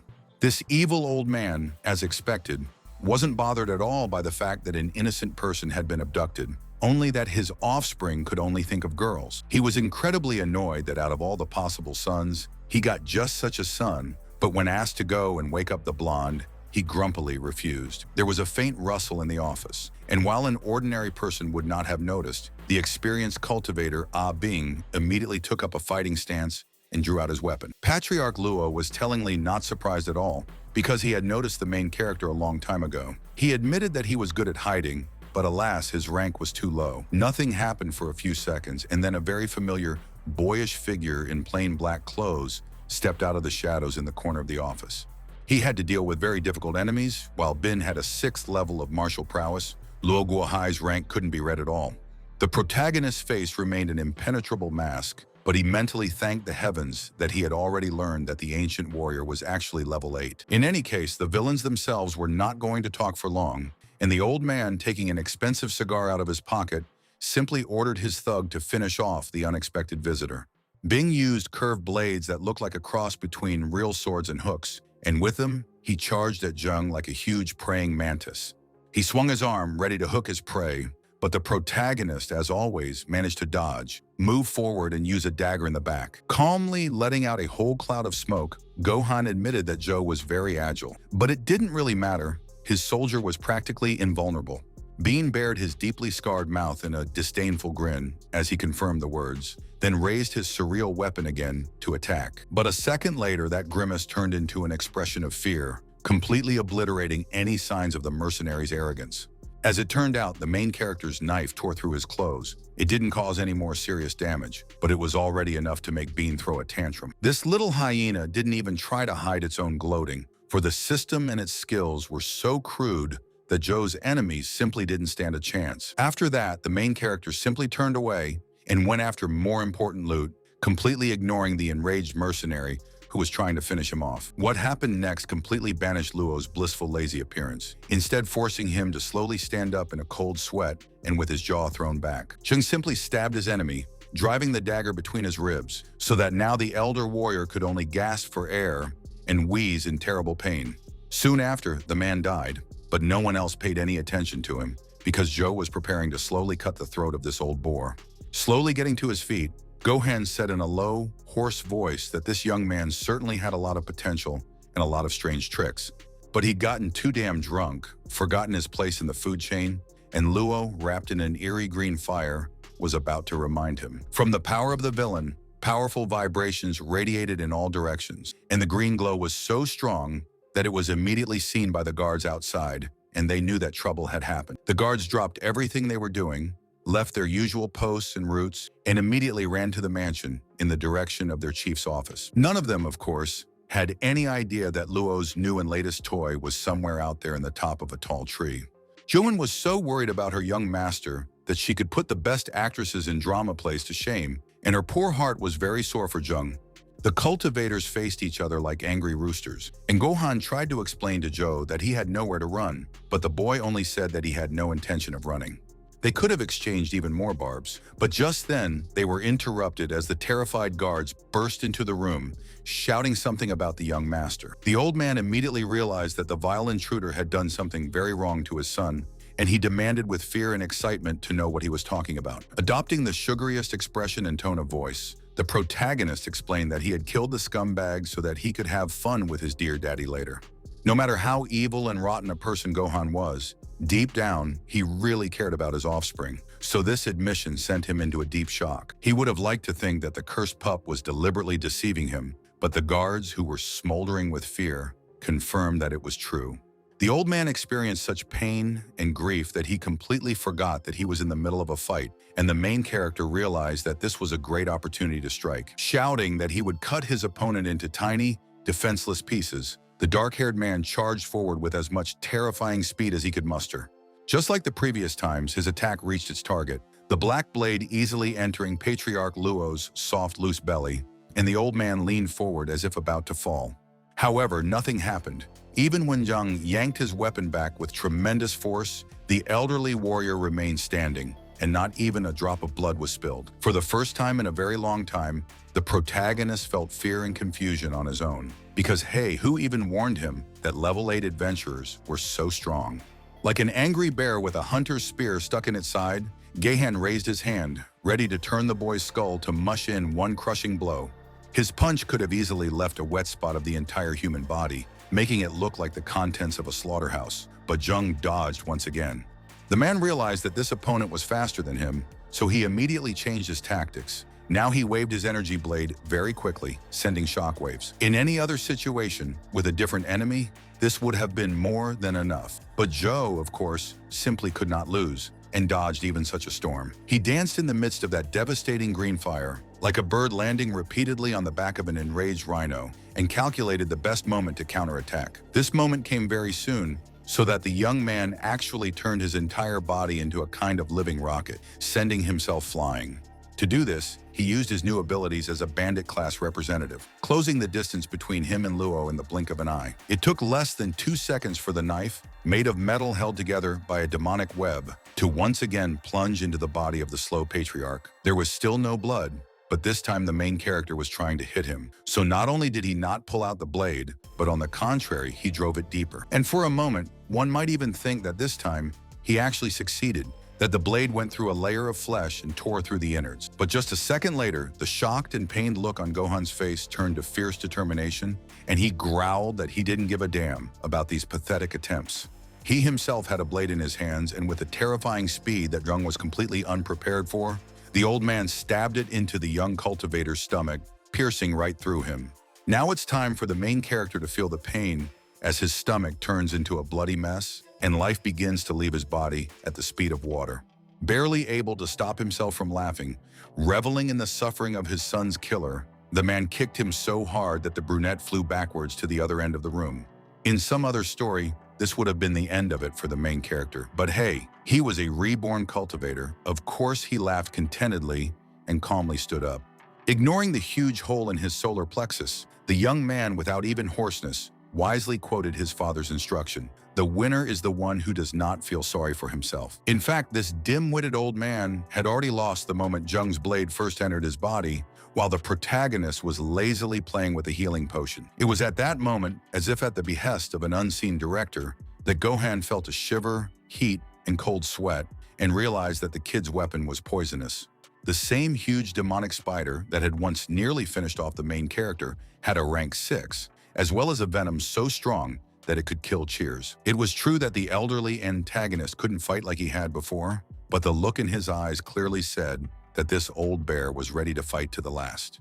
Meanwhile, Junwen was already praying to a certain famous deity, begging him to come to her precious young master's aid and protect him from bad people. She was more than taken aback when a second later, Zhou himself appeared on the branch in front of her, and without further ado, ordered them to climb on his back so that they could escape. He helped the woman down, and then they ran along the ground in the usual way, because Gohan had managed to seriously injure the young man, and no potion could remove all the damage. This was clearly visible from the outside, even Su, because now the young cultivator, who had once been rushing around at the speed of the wind, was drenched in sweat and running like a mere mortal. The dark-haired man tried to pretend until the last moment that the sea was knee-deep, that he was still the great one who defeated everyone in Zheng County, but after a while he let go of the brown-haired woman's hand. He let go of his hand and began to fall on his own, and in that instant his face looked not like a beautiful, pretty doll that women sighed for, but like a tortured ancient mummy. Junwen was truly horrified by his fainting, because not only was the person she loved dying, but they were both in the heart of enemy territory. The latter was not said for the sake of beauty of speech, because from behind the thicket surrounding the Luo mansion, the angry voices of hunters and punishers, as well as the barking of dogs, could be heard. Some people would have just folded their hands and let fate control them, but Su clenched her jaw until it hurt, and threw the unconscious Zheng onto her back. Clenching her teeth, she swore that she would never, under any circumstances, allow anyone to harm her precious master, not a single living or dead soul. At the same time, it was revealed that the protagonist's attacks had reached their target. Luo Gohan Ur, one of the most powerful people in Titan, had turned into a bloated green corpse. Guards were already working around him, investigating crimes in the city of Titan, and the eldest among them, lighting a cigarette, admitted that their house had not known such upheavals for a long time. Somehow, miraculously, thanks to a rush of adrenaline, the brown-haired girl managed to escape from the chase and bring her heavy Jasper master to cover. But it was too early to be happy anyway, and she needed to find a way to stop the flow of blood, or else Zheng would die a second time, and just as ignominiously. She was frantically turning her head around, looking for something that even remotely resembled a bandage, when suddenly her arm was touched and a faint male voice rang out. The main character regained consciousness with a heroic effort of will to mutter that he already had a medicinal potion and a bandage for wounds in his bag. Trying to stop her hands from shaking, Junwen obediently followed the order, and indeed she found a small bottle of scarlet liquid in her bag. After that, she helped her master get rid of his outer clothing, removed the stopper from the vessel, and very slowly, carefully poured some of the liquid over his body. It didn't improve the situation much, because the wound left by that old rascal was so deep that even this miracle potion didn't work in its entirety. But there was at least one positive thing after that, and that was that the pain that was eating away at Zhou's insides like fire finally subsided. And the main character once again began to lose consciousness, unable not only to respond to the words of his servant, but even to think about her suggestions properly. It was a great contrast to the general atmosphere of the outside world, where people were desperately fighting for their survival, the sun was shining in the sky, and birds were singing in the forest, and squirrels were eating dinner. The brown-haired girl must have continued to guard her master's sleep for a long time, as befitted a good housekeeper and nanny, but in the end, she also fell asleep. However, she immediately woke up as soon as she felt that her precious Zhou had also regained consciousness, as if through some sixth sense. If you didn't know in advance what terrible shit they both had to go through, you could easily have considered this scene an episode from a peaceful, happy home life. But in the end, fate once again smiled on them. The wound healed so well that there wasn't even a scar left on the cultivator's body, so as not to spoil his abs. The woman happily whispered that thanks to the healing potion with the protagonist, everything will be fine. And he replied that no, for this you need to thank her for her care. And she in turn took this compliment very much to heart, blushed deeply and noticeably, smiled shyly, and tried to hide the sparkling look. Alas and this wonderful romantic moment, which could easily have been followed by a real kiss, was spoiled by a very loud grumbling in Sue's stomach. After a while, they were sitting in a city cafe, fully dressed and clean, and while Yunwen ate noodles and ate herself, Jung listened to the current rumors about Luo's death. The humans were as agitated as bees with a rock in their hive, because nothing like this had happened in Titan for many years, and high-level warriors were almost never killed. When the protagonist heard that the local police were investigating such an unusual case, he let out a meaningful chuckle, as if he was already thinking about how to trick them into making a profit. The same smoker, who had supervised the collection of evidence and examination of Gohan's corpse, was now sitting in his office, casually crossing his legs as he studied the materials. The only thing the Titan guards could be credited for was their professionalism, and they quickly found out that the main character was to blame for what happened. Just then, the office doors slowly opened and a junior guard entered, notifying the boss that he had already finished interviewing the witnesses and suspects. Personally, he had no doubt that the incident was definitely on the conscience of this kid, who even in the photo managed to look disgustingly cheeky. Like many people before, the police chief couldn't understand what kind of stupid, twisted joke this was. How a warrior of only the 3rd rank could cause such a commotion. At the hospital, the main characters came to visit Lan Shi, who had regained consciousness, and Jungwon roared out loud because of how guilty she was, while the crippled warrior comforted her. But only because the young man genuinely believed that the fault lay with him, just because he was such a lowly weakling and allowed those villains to commit the crime. The young cultivator immediately tried to convince him that this was not the case, and he would definitely find a way to cure his injuries. But it was clear from his face that Joe didn't really believe in the latter. Lan, who had always been sentimental when it came to his master, and especially now, began to sob at how kind Jung was to him. Suddenly, the doors of the ward opened, and the same pair of guards who were going to ask the main character a lot of very important questions entered. No, the dark-haired man didn't kill them on the spot, as he might have done otherwise, but calmly got to his feet and admitted that yes, he really was the man they were looking for. The young man, following protocol, showed him pictures of Luo's father and son, saying that you had seen these people, and the old man had an ironic grin on his face. Joe quickly invited the guards to come outside for a productive conversation, and Lan began to worry, although Junwen quickly reminded him to trust their master. It was worded so strangely that Si immediately clarified what the woman was talking about, and Sue refused to answer him with a terrified face, further increasing her suspicions. It was possible that they had quarreled over this, but at the same time, Jung was mocking the confused police officers with a mocking smile, suggesting that they stop by again if they needed to. When the junior investigator was a good distance away, he asked the senior investigator why they hadn't arrested the guy, since all the evidence clearly led to him.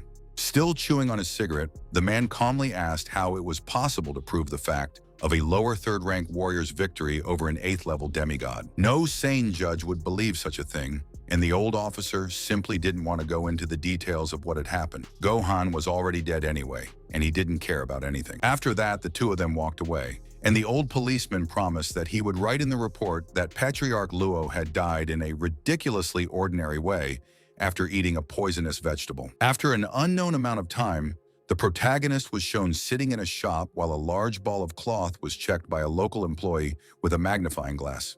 As it turned out, this was still Jean's equipment shop, and now he was having great difficulty getting his tongue to work because there was so much mutated viper skin in front of him. He had some problems with money, but such an amount of expensive material could easily save him, and Jung kindly replied that he was always happy to provide him with such services. While the euphoric Chan was giving orders to the workers about the reptilian skin, the cultivator casually asked if he knew a good doctor in town. The artisan's good mood immediately gave way to deep terror, because a monstrous thought crept into his mind. Precious brother Joe was ill. No, the main character answered, hurrying to dispel his fears. It was even worse. His dear friend was injured, who literally broke his arms and legs. Hearing this, Jean was still extremely furious and swore that he would definitely find this stupid bastard and teach him how to respect decent people. Jung, with an embarrassed smile, urged him to calm down because he had already punished everyone involved fairly, and now he had to focus on helping. After calming down, the level 6 warrior thought deeply and then confessed that he only knew of one suitable character, the great and unrivaled Medicine King.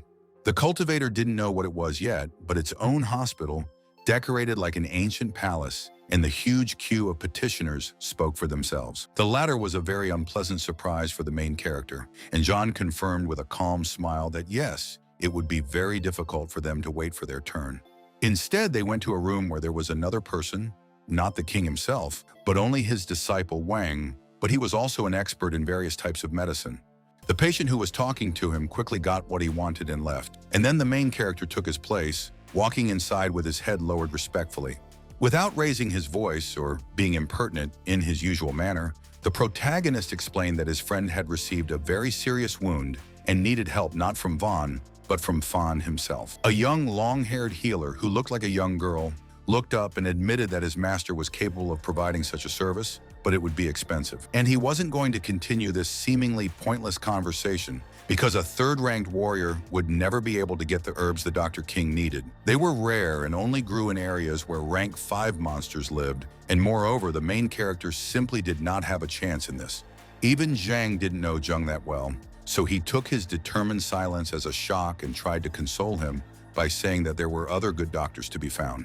He muttered for a long time that he knew a wonderful specialist in mind, only slightly worse than Fan, until the dark-haired man asked in a cold voice to leave him temporarily alone. The artisan wisely did not insist on the opposite, because he took the young man's reaction for grief, but only shook his hand and promised to come if he needed it again.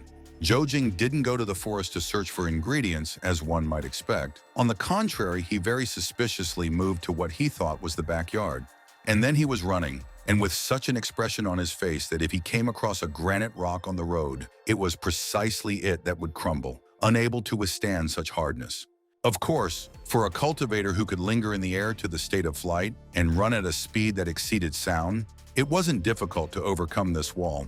Not a single sound, not a single unnecessary body movement or attempts to take a pretentious pose. This time the protagonist acted in the manner of a professional ninja. Although even he was surprised when he looked up a little and saw a skinny, completely white-haired old man kneeling in front of a flower bed. This was Fan, the ever-memorable king of healing, and the system kindly showed that he was level 8. So it was very dangerous for anyone to quarrel with him. In fact, Zheng was momentarily dumbfounded and opened his mouth in shock. He was hoping to see a simple, frail elder, and fate had played such a cruel trick on him. And the old warrior doctor, of course, immediately realized that they were coming for him, but did not show it. He deliberately slowly got up and complained about how old he was and how his back hurt. But this mysterious, unknown youth who had been staring at his long-suffering back for so long must have some need to come. Right? Realizing that it would be impossible to grab Fan, throw him over his shoulder and carry him to Lan without a monstrous fight, the protagonist swallowed his pride and tried to ask him respectfully. The king of healing himself interrupted, turning around to remind him that he would only help in exchange for a supply of rare medicinal plants, and the aura around him became very sinister. He turned out to be very short, a head and a half shorter than Zhou, who was himself just slightly above average height, and he demanded 2 bone grass roots if they were dealing with a fracture. Zheng just repeated the name, like a machine being trained to imitate spoken language, and it came across a term it didn't recognize. But then he turned away and admitted in an ominously calm voice that he understood everything, while the elderly doctor went back to caring for his precious flowers. For once, the main character really didn't want to commit violence out of thin air and decided to honestly complete the task, for which he went to the Adventurers Association. The local equivalent of the data warehouse had helpfully shown him a picture of the plant he was looking for, telling him about its colossal cost and that it only grew in the Poison Mist Valley. Only a person who had absolutely no understanding of life would have decided that such a name was given to a beautiful and idealistic place, and it fully justified its name.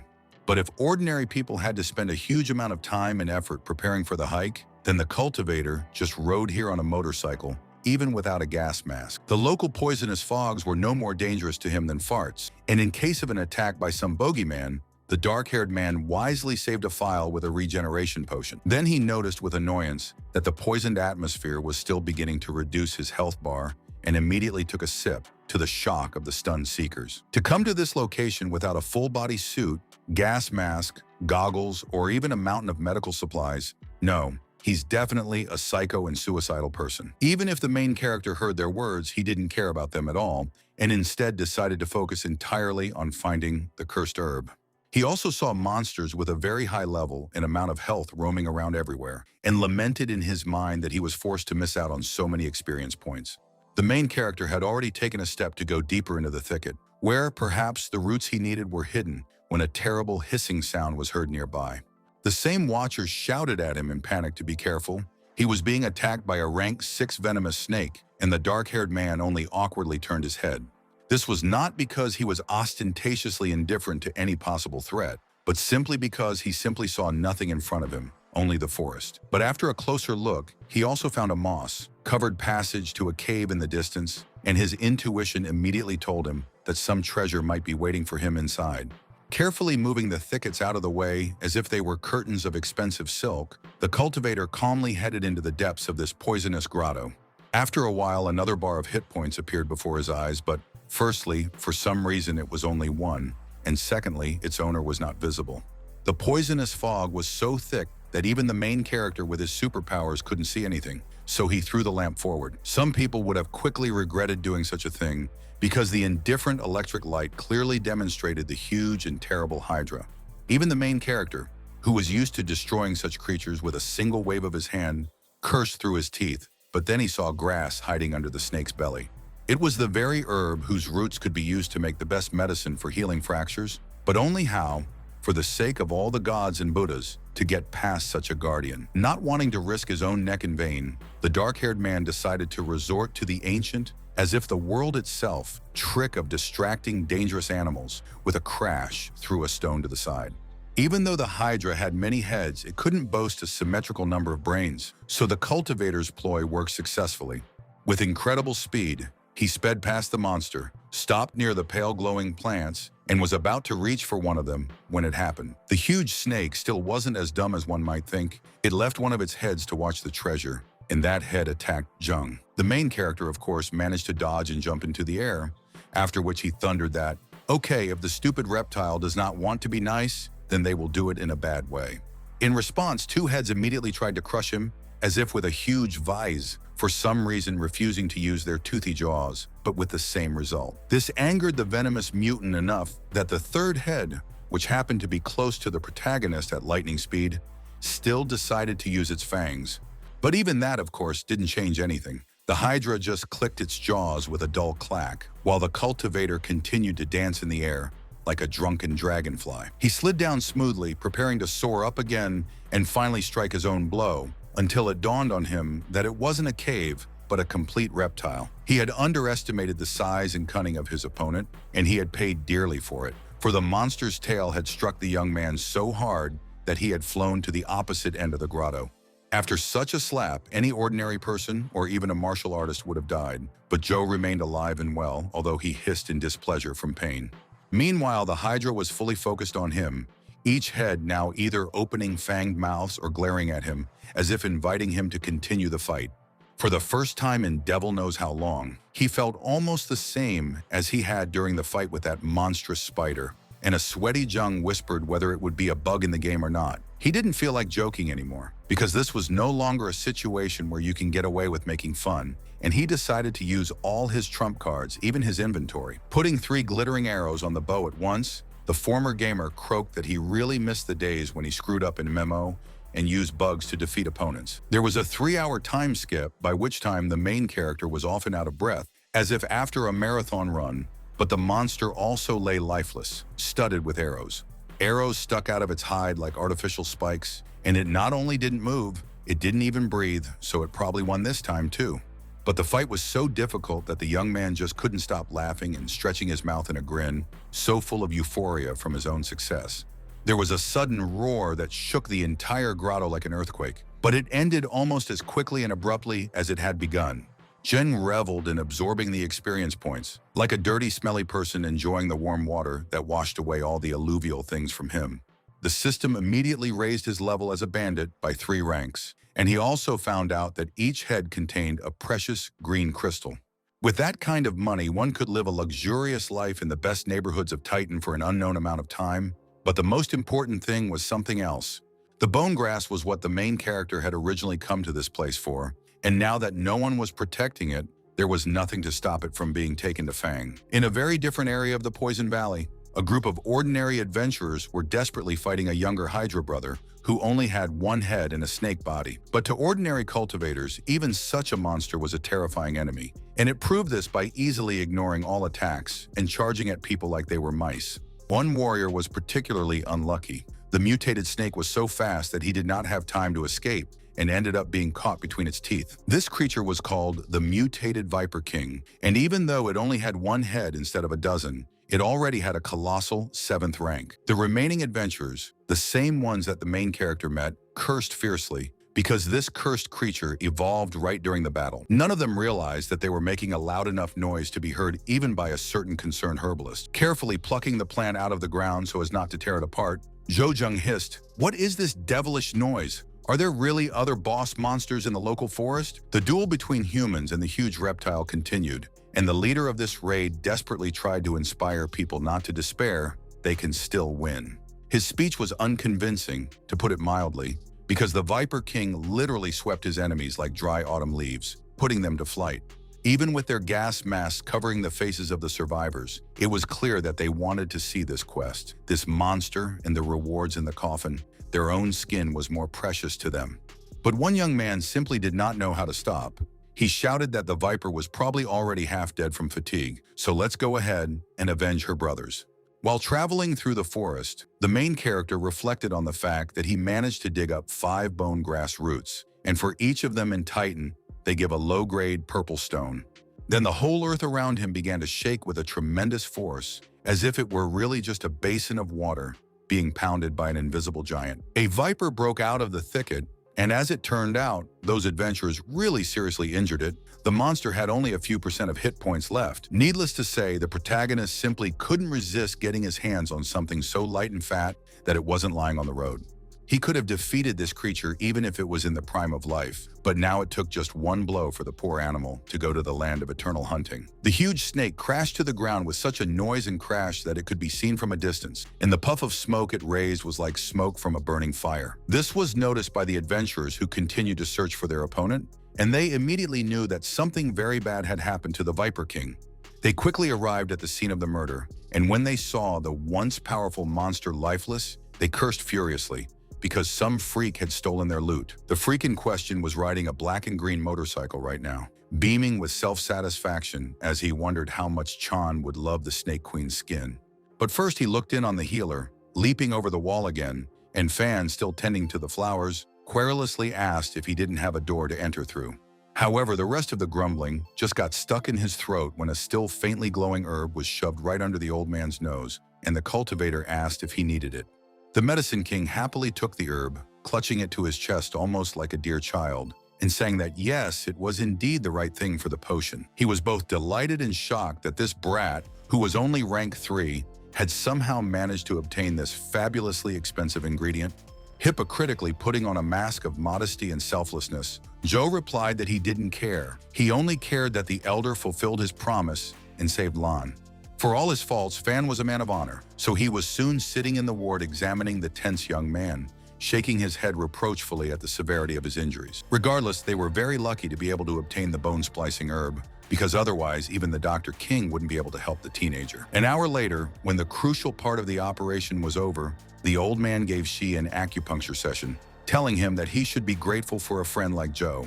Lan would be back on his feet in just a week, and Zheng thanked the healer, but the healer only grumbled that they had finally gotten to the point where they just called him the old man. The protagonist replied with a honeyed smile that he had paid handsomely for all of this, which meant they were in the reckoning, and the Medicine King started to leave, muttering obscenities under his breath. As the door slammed shut behind him, the junior cultivator started eating himself again, saying, "I'm sorry, precious young master. I've caused you so much trouble." Joe was fed up with these self-deprecations, so he simply asked if Lan would have found a way to help him if the situation had been different. The young man shouted with almost religious fervor that of course he would sacrifice himself if necessary, but he would definitely save his master. And then the main character simply replied that it was normal for him to respond with a similar attitude. After all, the warrior is practically a brother to him. Alas, with these words, he only succeeded in causing Shi to start roaring in 3 streams again and muttering to himself that he would definitely cultivate and become much stronger. Suddenly, the bag on the black-haired cultivator's hip vibrated very strongly and loudly, like a toy that a forgetful owner left lying around. He had forgotten so thoroughly about how exactly he had registered with the local Adventurers Association that it took him a moment to realize that it was a communication device. When he finally decided to pick up the phone out of curiosity and assess who it was that suddenly decided to ask about his humble persona, it turned out to be Zhang Xiaoqi. He was very curious to know what Zhang thought about the mission he had mentioned last time, but he pointed out that it was going to be very dangerous, so it was better to think twice.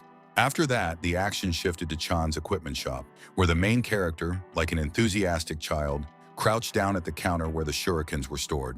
To be honest, there were a huge number of more practical and simple weapons, but this overgrown teenager painfully wanted these ninja toys. The craftsman replied with a smile that each metal star was supposed to pay 100 units of currency, and the gamer impatiently demanded to tell him all this.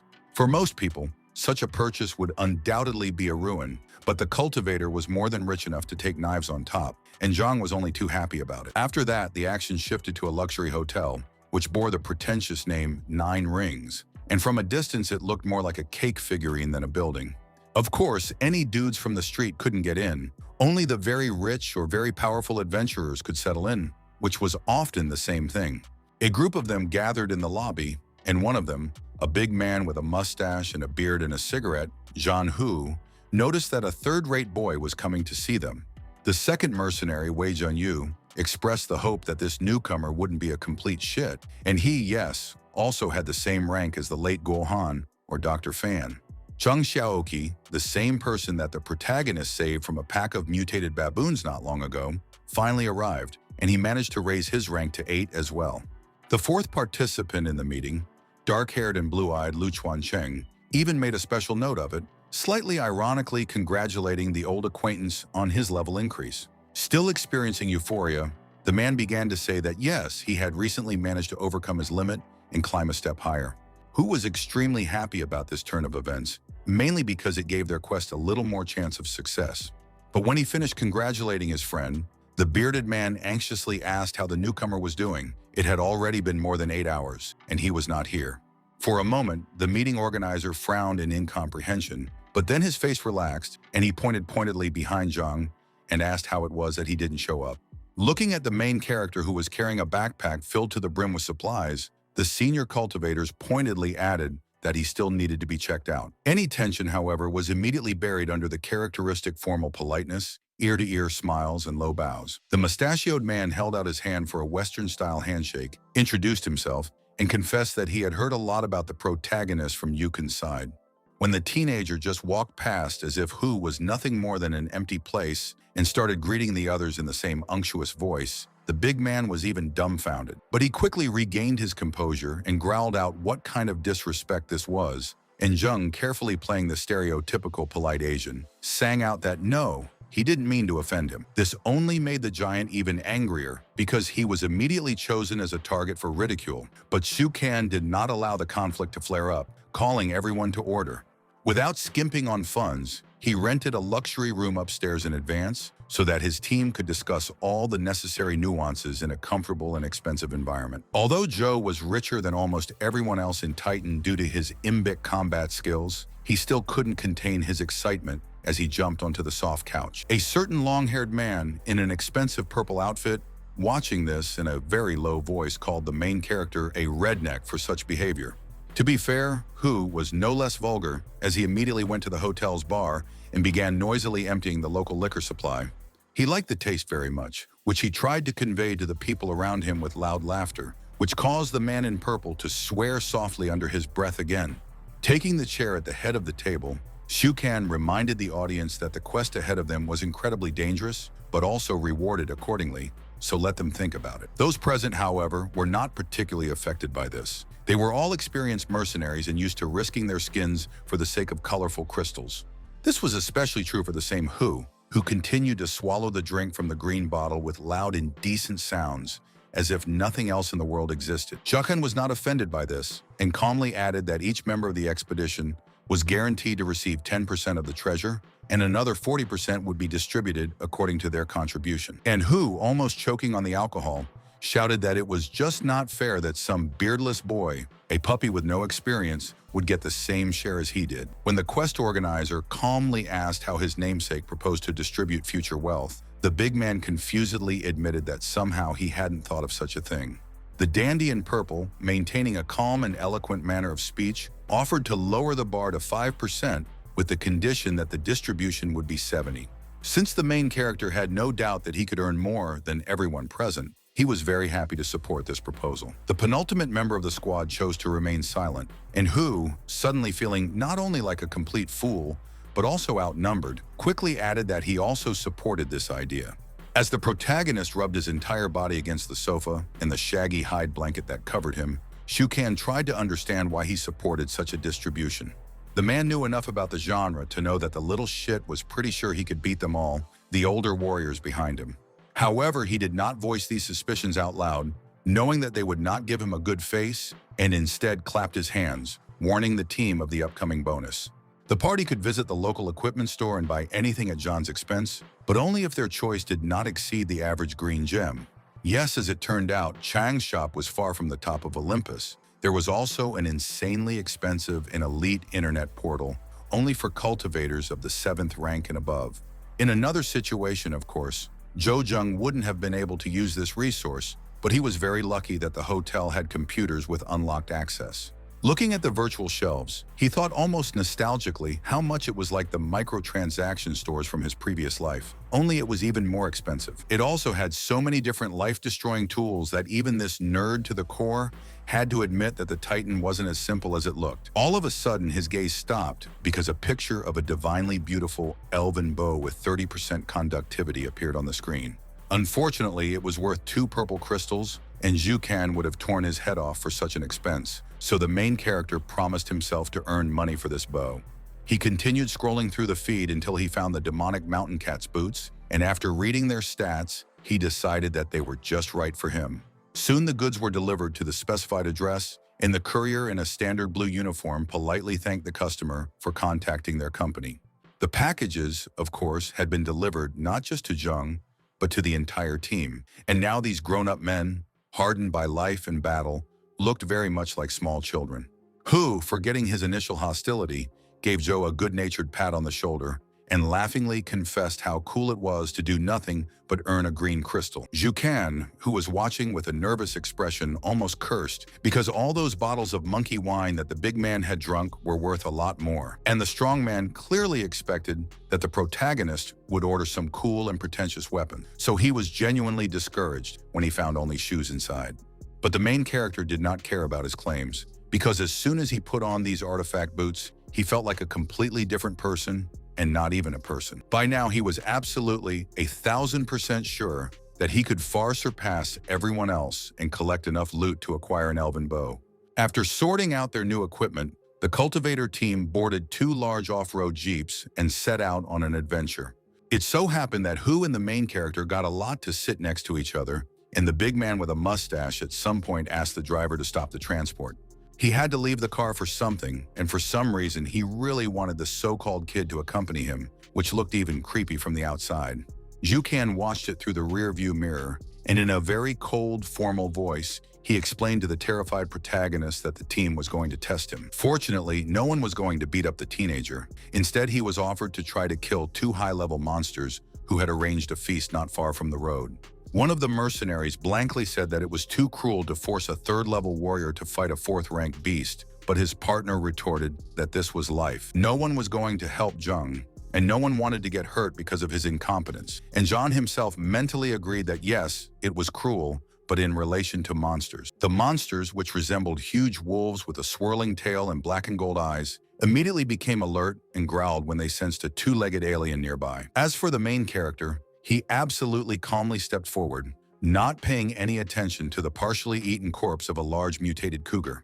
While one wolf kept its gaze fixed on the strange bipedal ape, the other raised its head and let out a long howl as if calling for help from the pack. Even the howling of ordinary wolves could be loud enough to be heard for miles around, and the noise caused the very trees to shake. Hu did not like this turn of events very much, and shouted that they should immediately pull the guy back, because 2 wolves are one thing, and a whole pack is another. In a second, he would have leapt into the forest clearing to smash several mutants' skulls with his spiked war club, but Shu Kan made him stop. Smiling calmly, he asked the goon if he was the one who most wanted to test the newcomer, and a whole pack of monsters, who would argue, would look much more convincing than 2. Reinforcements for the wolves were not long in coming, and they emerged from the forest like flesh shadows, but the main character still stood quietly and watched. Eventually, he took out his bow and drew 3 arrows at once, but even at that moment, the protagonist looked so bored, as if he was dead tired of doing such things. Chan watched from a safe distance, like an enthusiastic fan watching a sporting event, and even admirably encouraged Zheng to do something. Finally, the mutated predators got tired of waiting for the enemy to do something, and they attacked the small, seemingly completely helpless little man with the whole pack. In response, the main character simply relaxed his fingers and released 3 arrows, which quickly turned into a kind of thin, azure blue lightning. However, the external fragility of their form was very deceptive, because these deadly streams of steel and energy, as soon as they came into contact with the target, generated a terrible explosion. After wiping out all the huge wolves in an instant, the cultivator indifferently noticed that his skills weren't rusty, and then just wandered off with a dejected look. Jukan was smiling, knowing full well that this would be the end result, with no options, but his friends now didn't know what they had eaten to make them hallucinate. This little episode completely changed their attitude towards the main character. If before they treated him like a self-confident puppy, now they adored him. Most of all, it was Hu, this exuberant big man who was praising Zhou's strength and trying to find out his secret, that the main character was frankly tired of him. Like a machine, he repeated that he was just working hard, not wanting to blurt out the secret of the system, and as the party rode on, a sinister eagle flew over them. This was the first sign of their entry into the deadly red zone, and Shukan ordered the bearded man to immediately prepare, to which the latter responded with a terse, "I understand." Without wasting any more precious seconds, he calmly got to his feet and opened the special sunroof in the car's roof to get out. With efficient, practiced movements, he took out a huge machine gun-like rifle, placed it on the roof of the Jeep, secured it, and then opened up a rampant fire. The target was the same red-eyed eagle, and every bullet hit its target. But what was strange was that the monster didn't show the slightest signs of injury. But even if the creepy bird wasn't actually hurt, it didn't like catching bullets on itself anyway, so it quickly turned around and flew away. As he continued to turn the steering wheel, Shukan took out a walkie-talkie from the lower compartment and warned all the squad members that they had finally reached their destination. The first thing that struck me when I studied this forest was how huge everything was, as if people had somehow strangely shrunk to the scale of insects. But the adventurers didn't have time to open their mouths and stare at the gigantic flowers or grass that was 3 meters high. They were still 50 kilometers away from their destination. Very carefully, looking around carefully every few seconds, they set off on their way until the giant's thicket gave way to a more normal environment. Jukan kept repeating that each of them had to be constantly on the lookout, but even he was taken aback when Zheng suddenly raised his hand and warned about monsters nearby. The 2 men immediately formed a circle, covering each other's backs, but they couldn't see, hear, or feel anything, so they assumed that Zhou was just delusional or joking. But the cultivator vowed to assure them that he wasn't making mistakes or trying to make faces. Right now, they were in terrible danger, and they shouldn't let their guard down. Suddenly, the entire forest shook with a monstrous, indescribable scream in its volume, and this scared everyone so much that even the protagonist from Fright released an arrow to the side. This cry was quickly repeated, enveloping the entire forest, and if there were normal birds nearby, they would definitely fill the entire sky with terror. The source of these demonic sounds finally revealed itself when a black shadow came out of the forest towards the humans, its eyes glowing red brighter than the lanterns. The huge creature's footsteps were surprisingly soft, barely bothering the ground beneath it, and if it hadn't opened up on its own, no one would have noticed this mottled pelt and tail.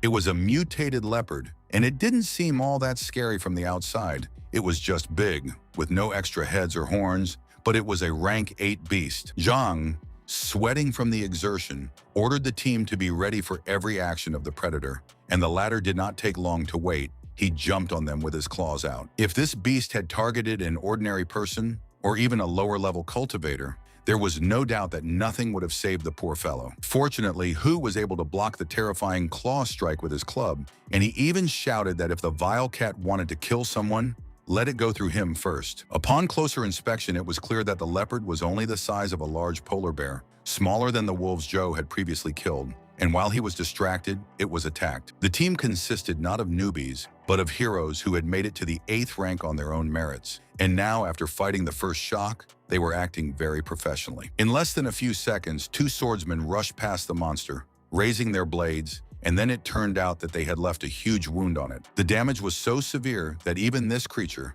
which could easily be compared to a solid rock made of steel in terms of strength, let out a terrible roar of pain, throwing its head back. However, it wasn't enough to immediately kill or even mortally wound such a creature, and the spotted monster gave the biting prey a furious look. He began pounding on the Hu club with all his might, hoping to break it into pieces, get at the soft human body, and then grab it with his fangs or claws. The pressure was such that the big man lost his balance, leaned back, and his head was only inches from the huge mouth filled with sharp teeth. That would have been the end of the great cultivator, but fortunately he went to the red zone with his loyal companions, and Zhukan blocked the bite with his own sword. While he was holding back the leopard's charge, driving it as far away from Hu as possible, the purple-robed warrior used his spear with a look of cold determination on his face. He drove the point deep into the demon cat's body, not far from the front paw, and such a blow was clearly much more dangerous than the deep cut on its back. This also didn't immediately kill off the level 8 monster, one of the most terrifying ones that now roam China, but it almost fell on its stomach from weakness. And by the time the leopard found enough strength to get up again, the vengeful Hu was already swinging his huge steel-spiked mace. Saying that it was just a return of damage for damage, taking an eye for an eye, he brought his weapon down on the mutant's skull with an incredible crash. Zheng had been calmly watching the fight from the sidelines all this time, and he mentally acknowledged that these guys were good. If they attacked him like this, even he wouldn't be able to escape. Thus the leopard went safely to the land of the Wild Hunt, and the adventurers were very pleased to extract from its carcass a good green crystal, a true treasure. Who, by right of the person who had dealt the fatal blow, had the most claim to the spoils from this cat, and so Zheng politely asked if he needed a corpse. The man calmly replied that no, he did not like to carry these disgusting things on his hump, endure their stench, and drive away the predators that constantly came running to the smell. None of the other cultivators showed any interest in this prey either, so Zhou only formally warned them that he was going to take the leopard's remains for himself. Oh ho ho, for the sake of buying that magnificent elven bow, the main character was willing to do anything mean, even become a despicable, dirty looter and scavenger. And while he tinkered with the inventory, cut out the most valuable organs of the mutated cat, and estimated their cost, the group tried to determine their route. They were already most of the way there, only 17 kilometers to go, but that was no reason to suddenly let down their guard. They had to keep their eyes open. The goon said in a dashing voice that once they completed this mission, he would be drinking heavily for a whole week out of joy, and the dandy with the spear just rolled his eyes in response. They should survive first, and then make plans for the rest of their lives, because they have to fight with a pterosaur, the wind god of the 9th dammit rank. Hu just shrugged and asked what it would do to him, and this overgrown lizard had already flown into Titan once, only to be chased back to the wastelands by level 9 warriors. Throughout the entire conversation, the main character remained silent, preferring not to talk with his tongue, but to memorize useful information. But then he was pierced by a strong alarm. He turned quickly, saw some round gray objects in the grass that looked vaguely like rocks, looked at them carefully, and felt his heart skip a beat. It was human remains again, just like the time he had to fight the ghost spider, although this time there were still a lot fewer bones. The cultivator immediately understood what all this meant, and so, in an uncharacteristic manner, he cursed loudly and profanely from the bottom of his heart. Then he yelled at the rest of the adventurers to scatter immediately, using his lungs and vocal cords, but unfortunately, he caught himself too late. Numerous tentacles easily grabbed the 2 men, bound their hands, and then lifted them into the air as if they weighed nothing, while the rest of the mercenaries stood there in shock. It just so happened that they had never had to deal with such a shifty and mysterious tentacled monster before, whereas it wasn't going to be limited to just 2. Numerous nimble limbs lunged at the spearman, trying to knock the weapon out of his hands and immobilize him, but the dandy was already prepared for this. Who Mysterious Beast also didn't manage to be caught off guard, but he was currently desperately struggling to hold on to his favorite club, and shouting what the hell it was. There was another voice asking for some of the dirty work to be left to him, and then a green arrow of pure energy flashed silently through the air. One of the swordsmen, who had managed to avoid the tentacles until now, hurried to help his brother-in-arms and released his mace with one sweeping blow. Like everyone else, this person was rank 8 and was practically a demigod, but even he somehow found it excruciatingly difficult to fight this unknown tentacle monster. He stood there for a few seconds, gripping his saber tightly, and then he saw something that scared him to the core and made him throw another broad blow with terrible force. Just a single swing of the sword, but the effect was stronger than if a whole battalion of ordinary swordsmen swung their weapons. All the creature's limbs were chopped up. This creature, whether it was a plant or a land octopus, was a hell of a fight, and who suspected that it was beginning to crush their friends? Literally, the two warriors who had been captured by the vines earlier were now cocooned from their shoulders to their heels, and the infernal plant was increasing its pressure by the second. The protagonist has not done anything yet, but only because he was trying to see the enemy's life bar, because if there is one, then there must be weak points. He activated scanning, one of his oldest skills, which had already brought him exceptional benefits many times, but so far he had only seen the hit point scales.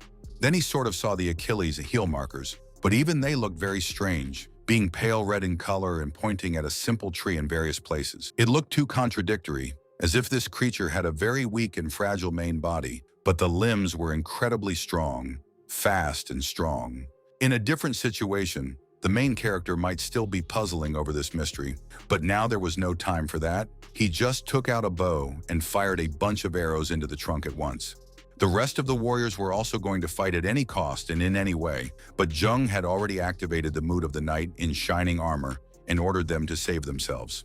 The two men slowly turned their heads around, thinking that they had misheard, because hey, they were rank 8 cultivators. They certainly didn't need to be protected like that. The protagonist still didn't have the time or opportunity to chew on his plan, so he just asked them to trust him without further ado. As he spoke, he grabbed a few more arrows at the same time and shot them at the trunk of the demonic plant with terrifying force, destroying it.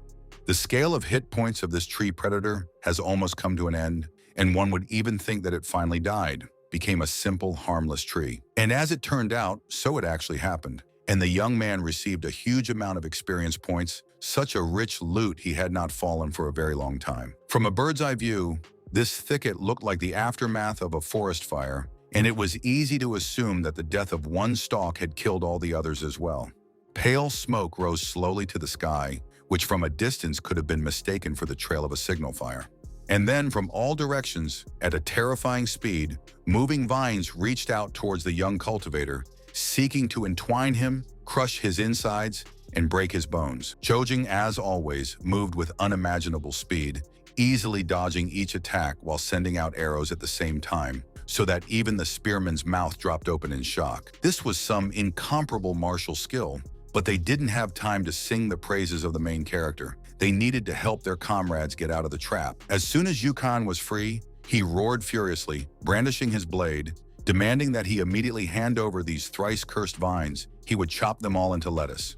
The purple-robed spearman, with his trademark deadpan expression, replied that it was unnecessary and then simply pointed to the side. The main character had already finished off all the plant monsters perfectly himself, so now the clearing really looked like a slightly restored fire site. And these trees did the protagonist an invaluable service because their deaths brought him a lot of experience points, and the system raised his rank to 34th. For a while longer, the adventurers wandered around this clearing, helping their wounded comrades recover, trying to find something useful, or just taking a break from the battle. Suddenly, there was another shout, not one of fear, but one of triumph, that Hu had somehow found an artifact large ring with good star power conductivity here. It belonged to a man whom the mercenaries identified as Zhonglishi, and one of them confessed that he would never have thought that such a person could die here.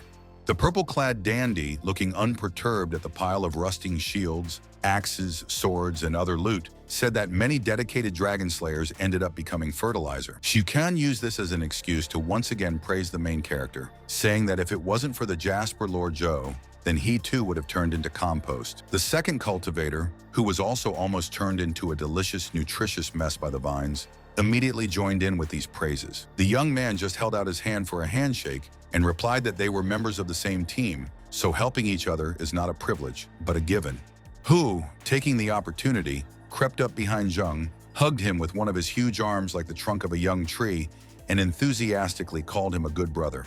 And this time it wasn't just a matter of traditional politeness. No, now they had every right to call each other brothers sincerely, because they had been through life and death. In any case, the party continued on until they came to a very high and steep cliff, completely made up of sharp rocks of a dark red color. And on top of them was something that was now making a very loud and powerful sound that shook the stone and sent shards and boulders tumbling down. The men were still a long way away from the cliff, but even so, the sound made them clutch their heads and ears in pain, as if it were coming from a colossal monster. One of the cultivators looked ahead through the binoculars and saw a giant reptilian and bird-like creature slowly eating another monster. This was the ever-memorable divine pterosaur, and looking at it now, John recognized with a very nervous grimace that the intelligence service wasn't joking. Its wings were very dangerous. They looked as sharp as razors, but while the monster was busy stuffing its own belly, one of the adventurers wanted to try attacking the creature. Zhukan approved of this approach and then laconically demanded that Hu cover up, and the goon let him know that everyone understood their role in the plan and was ready for it. The namesake of the organizer of this quest was probably the most calm in this situation, and for good reason. He got a rifle of the most powerful and long-range caliber. He was more than confident that a baby like this would be enough to turn this giant chicken into a perfect roast, and soon the fateful battle for experience and loot began. The green aura swordsman charged forward like a living bolt of lightning, and he brought his saber down on the pterosaur with all his might, only for the monster to cover itself lazily with its wing. It made a clanging sound, like someone trying to break through a steel knight's shield with an ordinary kitchen knife. And the adventurer even forgot how important it was to look around. But Zhang Hu did not forget or miss anything, and he opened fire at the same moment that the pterosaur decided to swing its huge tail. Bullets would explode when they hit the target, generating puffs of flame and weak shockwaves. But the main thing was that the terrified mercenary had a chance to escape. He was only a few steps away when the monster twisted its long, snake-like neck, opened its beak, and let out a heart-rending scream. An ordinary person would have been killed, or at least severely maimed by such a soundstorm, but a level 8 cultivator was only blown away. For him, the attack was no worse than a strong poke in the chest, and the pterosaur clearly understood this too, as he lifted his colossal body into the air. Like many flying predators in real life, this creature did not see the point of fighting a supposedly fair fight on the ground, especially when reinforcements came to the enemy. The dragon-like monster flapped its wings, moving in a different direction, but the mercenaries were not far behind. They chased after it and dodged its claws themselves. But they didn't have time to follow the tail. Even Hu, for whom it was a direct duty, only managed to see with shock how all this mass was moving towards him. Zhang was tough and strong, like Hercules, and easily withstood blows that could have killed a mere mortal, but this one drove him into the rock with terrible force. The pain was obviously terrible, but the experienced warrior did not show it in any way. On the contrary, he very quickly freed himself and got to his feet, clutching the rifle to his chest. There was no point in trying to sneak up on the monster anymore, so Shukan just shouted for the team to attack at the same time now. But even so, the Wind Divine Pterosaur had a trump card in store, because its resemblance to a dragon wasn't just limited to its appearance, it also breathed fire. Ordinary people would have been reduced to skeletons in a matter of moments, but the main characters endured even this, although they still burned very painfully and began to experience fear. They began to think that this flying monster didn't have any weak points, but Zhou Zheng, who had been standing in the corner all this time, could clearly see that there were some weak points. The pterosaur continued to exhale huge streams of flame, as if it had an infinite supply of energy to create it, and as if it didn't need to breathe at all. Huun took out a giant door-like metal shield from somewhere and used it to shield both himself and the spearman, while the latter shouted to Xiu Kong that it was impossible to approach the target. The man could see it clearly for himself, and he wondered aloud if they were just going to have to back off, give up everything they had hoped for, and waste their efforts. But the main character, calmly standing on the sidelines, still realized that this monster has one weakness. It uses its own life force to create flames, not gases. In addition, the pterosaur, just like the legendary Smaug, had one small gap in its generally invulnerable armored scales, revealing soft flesh. Shukan finally overcame his inner confusion and doubt and shouted that the team should retreat. No rewards are worth it for them to die now. The main character, as he knew best, completely ignored his warning, and with a cold, pathos-filled face rushed forward at great speed. As the flying monster continued to pour endless streams of fire over the entire area, the cultivator calmly approached it from below and then jumped very high. He didn't just jump, he literally turned his body into a miniature meteorite and slammed into the pterosaur's stomach with such force that the latter's body shook noticeably. Needless to say, the main character did not miss and hit with perfect accuracy exactly at the vulnerable spot that opened up, driving one of his knives deep into it. Even a level 9 monster couldn't ignore such pain, considering how hard it shook its long-necked head and how it stopped exhaling fire. But it was still much tougher than any ordinary person, and even high-level cultivators, so it very quickly tried to launch a retaliatory attack. The warriors watching screamed in horror, because they knew that no matter how fast their new friend was, he couldn't escape such a swift attack. And even Jojing himself was scared, because he knew that he was now forced to dance on a string drawn over a fiery abyss, but he had no other way. After waiting for the very last second, when the monster's beak was only a few meters away from its body, the cultivator used the attack ability from behind and hit the back of the creature's head. This successfully took down a full quarter of the winged monster's health, so that the main character instantly perked up, confident that he could now win through his plan. And this last blow of his was so strong that the flying giant's entire body abruptly went limp, and then he began to fall like an ordinary shot duck. The roar and cloud of dust that this multi-ton carcass raised as it crashed into the cliff face could easily have put small meteorites or bombs to shame. But that wasn't the end of the fight, as Jung shouted at the team to keep firing, not letting the creature get any closer while he continued to hit it in close combat. The adventurers just continued to stare at him with big, round eyes and slack jaws, until Hu scratched his head and repeated that he was a psychotic demon. But Shukan was the first to recover, reaching for his automatic rifle with a nervous, almost psychotic grin and shouting out what they were all waiting for. It was time for mass fire. After that, they all started shooting with all the guns they had, but even then, they never stopped admiring the protagonist's immense strength. Unlike Joe's blows, the bullets didn't cause any significant damage to the giant mutant, at most just irritated, but then the creature threw its neck back. Most likely it was planning to sacrifice some of its life force to breathe fire again, or at least scream, but then a rocket hit its head. Hu, clutching his favorite machine gun rifle in his hands, shouted with a happy and slightly crazy smile, saying that he had allowed this creature to spit flames. No. The enraged monster hit the annoying two-legged bug with such force that it broke the rock surface with its beak, causing it to become covered with large cracks. Of course, he missed once again, and Jojung took advantage of this to easily jump over the entire body onto the monster's back and hit it on the cross-shaped mark. Looking at all this, the man in purple stopped firing for a moment to ask in a weak voice where their leader had found such a thug. Putting on a very pretentious face, putting a cigarette in his mouth and lighting a match, Shukan began the story in the voice of an old bard with how he went to get monkey wine. Looking at the battle in front of him, Hu suddenly asked if Jean was willing to kill him for putting him through such a test, and another cultivator once again noted Jean's strength. Cho was sitting on top of the pterosaur's head and stabbing at it with his daggers with insane strength and speed, trying to injure the brain, and the damage was such that the monster had little health left. One would have thought that after this, the monster would finally be defeated, that they would get the long-awaited loot and get rich, but then the lizard man raised his head.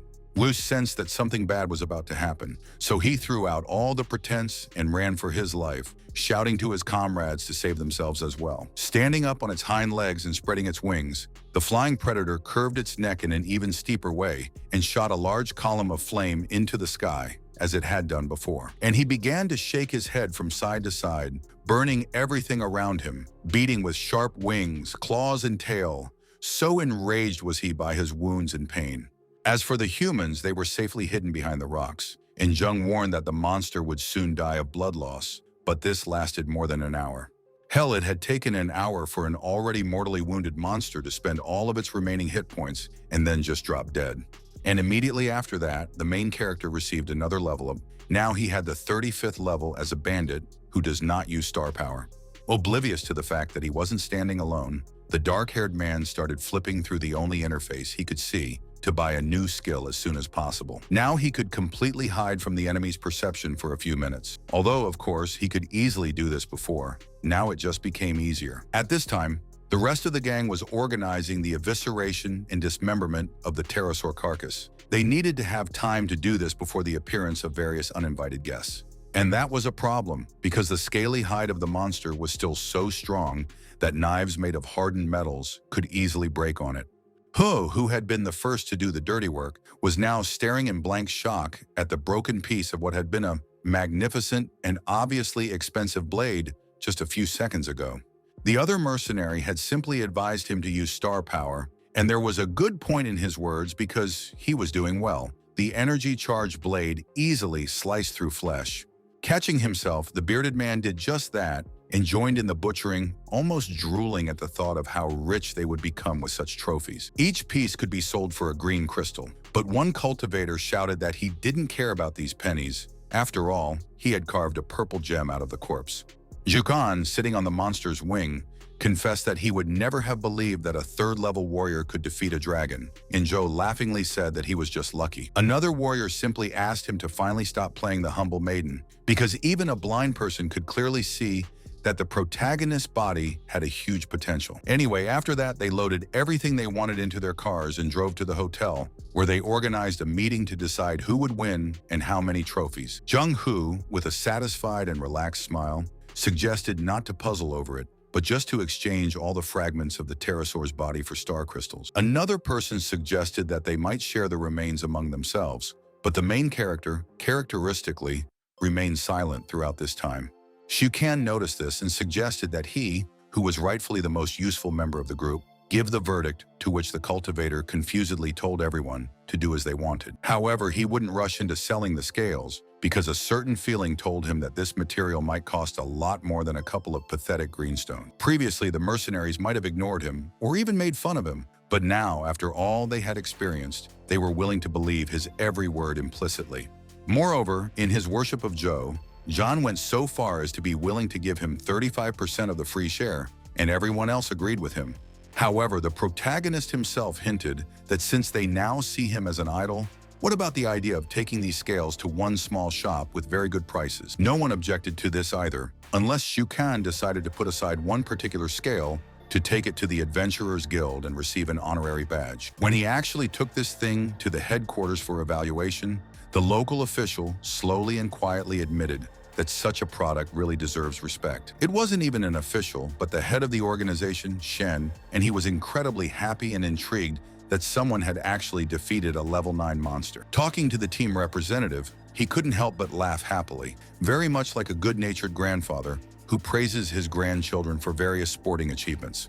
As the old man took out the badge that Shuzan coveted, he admitted that he not only officially expressed his appreciation to the team, but also increased the awards by as much as 10%. As a very nice bonus, the entire squad got the title of 10 stars, and even the badge showed these 5-pointed figures in the right amount. This achievement was so significant that it literally hit screens all over the guild, which raised a stir from the realization that someone managed to do such a thing. When John and Joe's team arrived, they were all greeted with awed whispers, because the Titan hadn't known such heroes in years, if ever before. But the whispers soon turned into cheers as some people frantically asked for their autographs, while others loudly exchanged opinions about how strong these guys looked. It was a moment of glory, a moment of absolute jubilation, reverence, and respect, and such a reaction these people had probably never seen in their entire previous lives. As for the main character, I decided to act, albeit in a ridiculous but highly pragmatic way, by getting down on my knees and climbing over the living ring.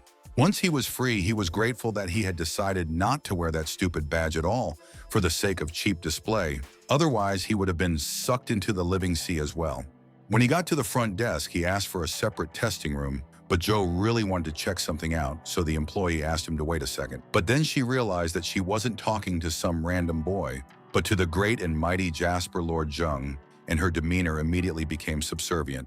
As it turned out, after escaping from the enthusiastic fans, he still put on the badge, and now he looked with fatigue at what miracles this stupid thing does to people. In a completely different place, a complete adventurer was licking his lips with emotion, tapping his fingers on the keyboard, and muttering that he was about to receive an IMB weapon. He had starved, risked his life on dangerous missions, and gone to all sorts of lengths, all in order to end up doing this, buying a magnificent elven bow. But by the time he was about to click on the purchase icon, a certain notification popped up on the screen, and after reading the text, the fat mercenary shouted in anger. Such a reaction was understandable, because he had worked hard for months just so that someone else would end up with the precious artifact weapon. This mysterious competitor was currently spending time in a luxurious VIP room when a courier knocked on the door and politely informed him that the delivery was complete. In this universe, there were many items that had a variety of fantastic effects, but this particular bow looked like it came from a high fantasy. Xiong, the lucky little bastard favored by the system and fate, was triumphant because he now had a weapon with 30% force conductivity. After that, the action shifted to Chan's shop, and judging by the worried voice of another customer, the shop owner had long avoided visiting Morpheus' country. The man with the boar-like stubble desperately tried to keep his eyes open as he talked to Joe and thanked him for those precious scales. Not only did he create a huge amount of powerful weapons and armor from that reptilian hide, but he also planned to organize an auction and sell the leftovers. Of course, the main character immediately received an invitation to the event, and he didn't plan to refuse, because he had another gift for Chan. Hearing this, the craftsman even asked with some fright if they were talking about the next materials for creating military equipment. Yes, that was what it was all about. Real skin, not just pieces of scales belonging to a divine pterosaur, and the poor merchant was ready to scream with euphoria. Elsewhere, far beyond Titan, in a wild forest, a group of adventurers got into an argument over who should get the spiked boar carcass. A representative of one group showed disdain for his opponents by maintaining a lazy and sleepy expression on his face and picking his ear as he spoke. He believed that the competitors should be grateful to them for saving their lives in their great mercy, to which the hunters, of course, responded with indignation. Jai Shun, an old acquaintance, just yawned very pointedly and asked what kind of freaks who don't care about their own lives want to take his own trophy from him.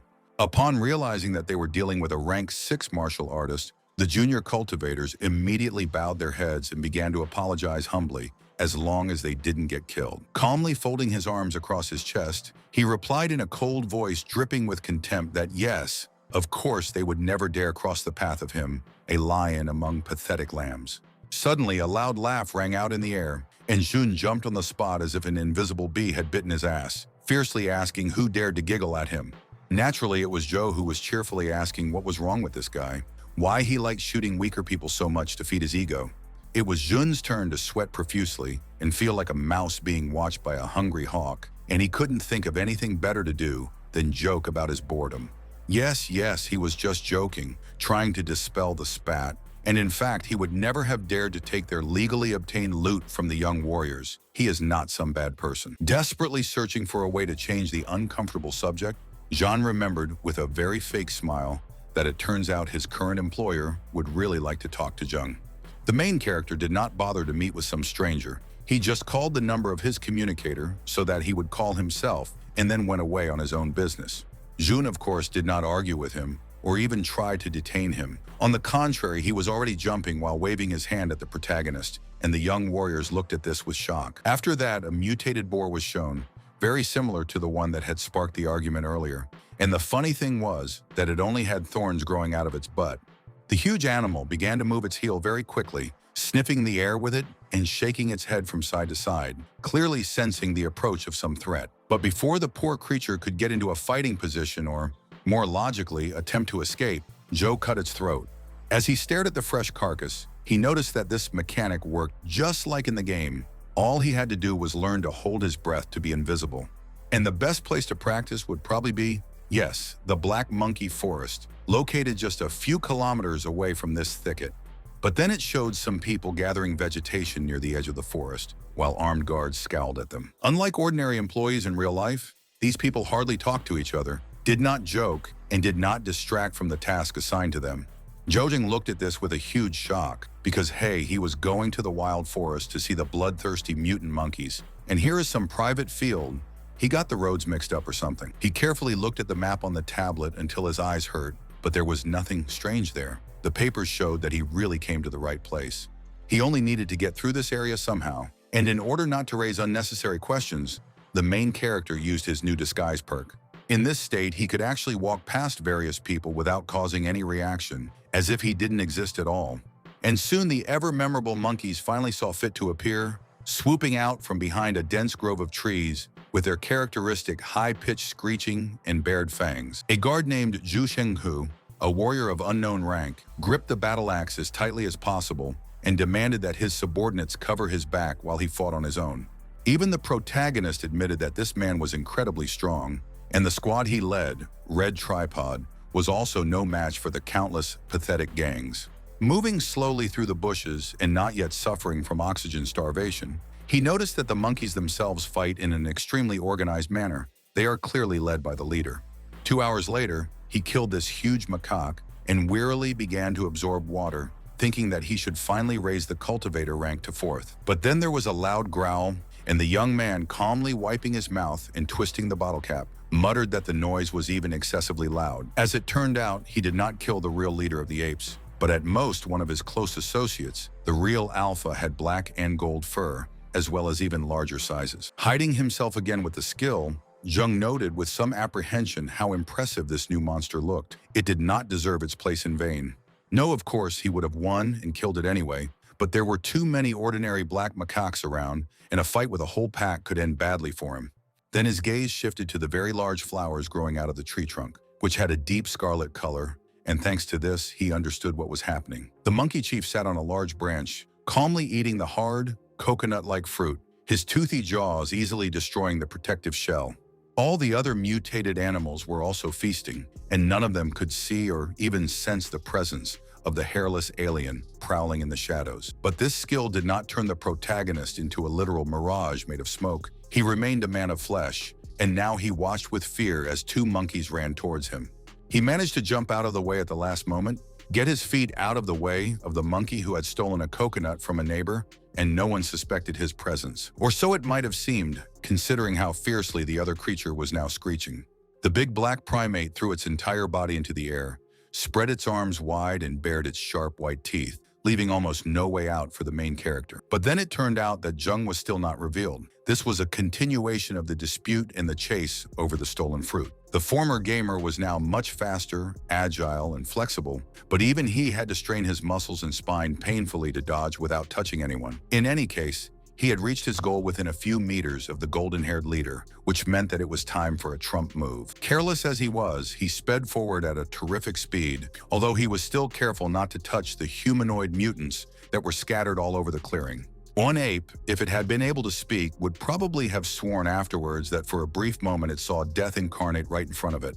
The poor animal broke out in a cold sweat and very carefully touched the air in front of it, but Zheng had already crouched down like a spider. Things were going to get a lot easier now, and the protagonist started climbing up to the top with an enthusiastic smile. Almost approaching the alpha of the apes, the main character first decided to count the exact number of red flowers, and for some reason he was very happy that there were exactly 7 of them. And again, for reasons he only knew, the cultivator didn't kill his target on the spot. Instead, he really needed to lure the monster away. Fortunately, when it came to monkeys of all kinds, shapes, and sizes, it was never difficult. Just pick up something smelly and aim properly. The young man threw the purple fruit he had picked up down, and as soon as the characteristic plopping sound was heard, it was immediately followed by a frightened squeal. The whole pack was agitated only because a large fruit suddenly fell from a tree, and they stopped what they were doing, shouting and looking at one point. Even the chief looked down in disbelief, letting out a deep, guttural growl, and the main character realized that this was the best time to finally attack. Still not breathing or removing his disguise, he moved with incredible speed to the strange patch of flowers growing out of the tough bark of the tree. He didn't tear any of them. Instead, Zheng swung his dagger and chopped all the plants into tiny shreds in one fell swoop. The golden-crested monkey chief turned around very slowly, and there was an expression in his eyes as if he knew that he wouldn't see anything good behind his back. As it turned out, the bard's flowers, which for some reason he prized more than anything else in the world, disappeared as if they had never existed here. The animal flew into a rage that even the most fanatical berserkers couldn't imagine, and it roared and began pounding its chest like a gorilla. The sound the creature made was incredibly powerful, and Zheng felt as if some sadist had locked it in a copper barrel filled with water and then pounded it against the walls. Because of this, of course, he could not adequately monitor the situation around him. So too late he realized that he was rushing under invisibility at one of the macaques. He didn't even try to dodge properly, just flexed his body reflexively. But as it turned out, the animal didn't even think to rush at him in a blind rage. The black primates continued to walk past, heading towards their angry leader, and the main character froze in surprise and breathed, throwing off the veil of invisibility. And even then, he was finally discovered. These creatures may not have been the most intelligent in these forests, but they certainly did not complain of poor eyesight. With a very annoyed grimace on his face, the cultivator started jumping from side to side, as if he was very infuriated by the thought that he, the great and mighty Jung, was forced to run away. The mutants were desperately trying to stop him, but they might as well be trying to catch the wind with their bare hands. Joe was just slipping out of their grasp.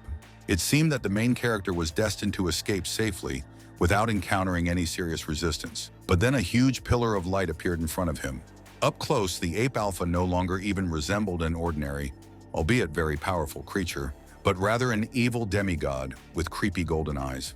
Straightening to his full colossal height, he raised his fists that could shatter granite rock to turn the vile little man into a red puddle. You would also have thought that Jung would have casually gutted him and then just run on like he did before. But no, the two opponents just froze in front of each other. But the only people who didn't ignore all the commotion were the farmers, who were working on harvesting plants. They immediately realized that something bad was going on nearby. The guards immediately got close, but even so, they couldn't hide their fright, because no one expected the so-called goon to leave his nest until the last moment. Meanwhile, the Monkey King finally brought his fist down to the ground, and thus raised a colossal cloud of dust that could easily hide him from prying eyes. And needless to say, there was no sign of Joe. Only 2 boot prints on the grass showed that he had even been there a few minutes ago. Otherwise, the teenager was absolutely alive, healthy and unharmed, as he almost always did when he got into fights with some idiots or animals. He took off his invisibility cloak, turned to the plantation defenders, and apologized for bringing this mighty monster right to their doorstep, something he didn't want to do. Then he just turned around and started walking away, completely unrepentant that he could have seriously harmed people who had nothing to do with his business. But he quickly froze and rejoiced, because this fight had somehow managed to raise his cultivation rank to the 4th level. The guards, to give them their due, quickly and professionally organized the evacuation of workers, although they were most concerned about the safety of the collected berries.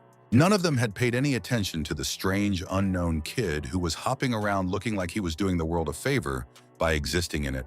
After stopping at the jeeps, he let out a sigh of relief, because the Monkey King didn't chase after him after all, and switched to the rest of the cultivators. This meant that you could steal a car from people with complete impunity and drive away in it, mockingly waving your hand at them while the poor guys tried to fight off the mutants.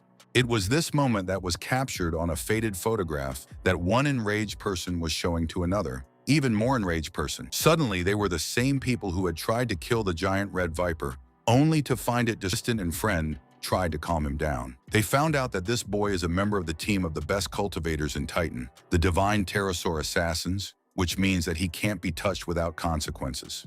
However, the man in response simply threw all the things from his desk in a hysterical rage and shouted, "What then happens? His loyal and good people died just like that."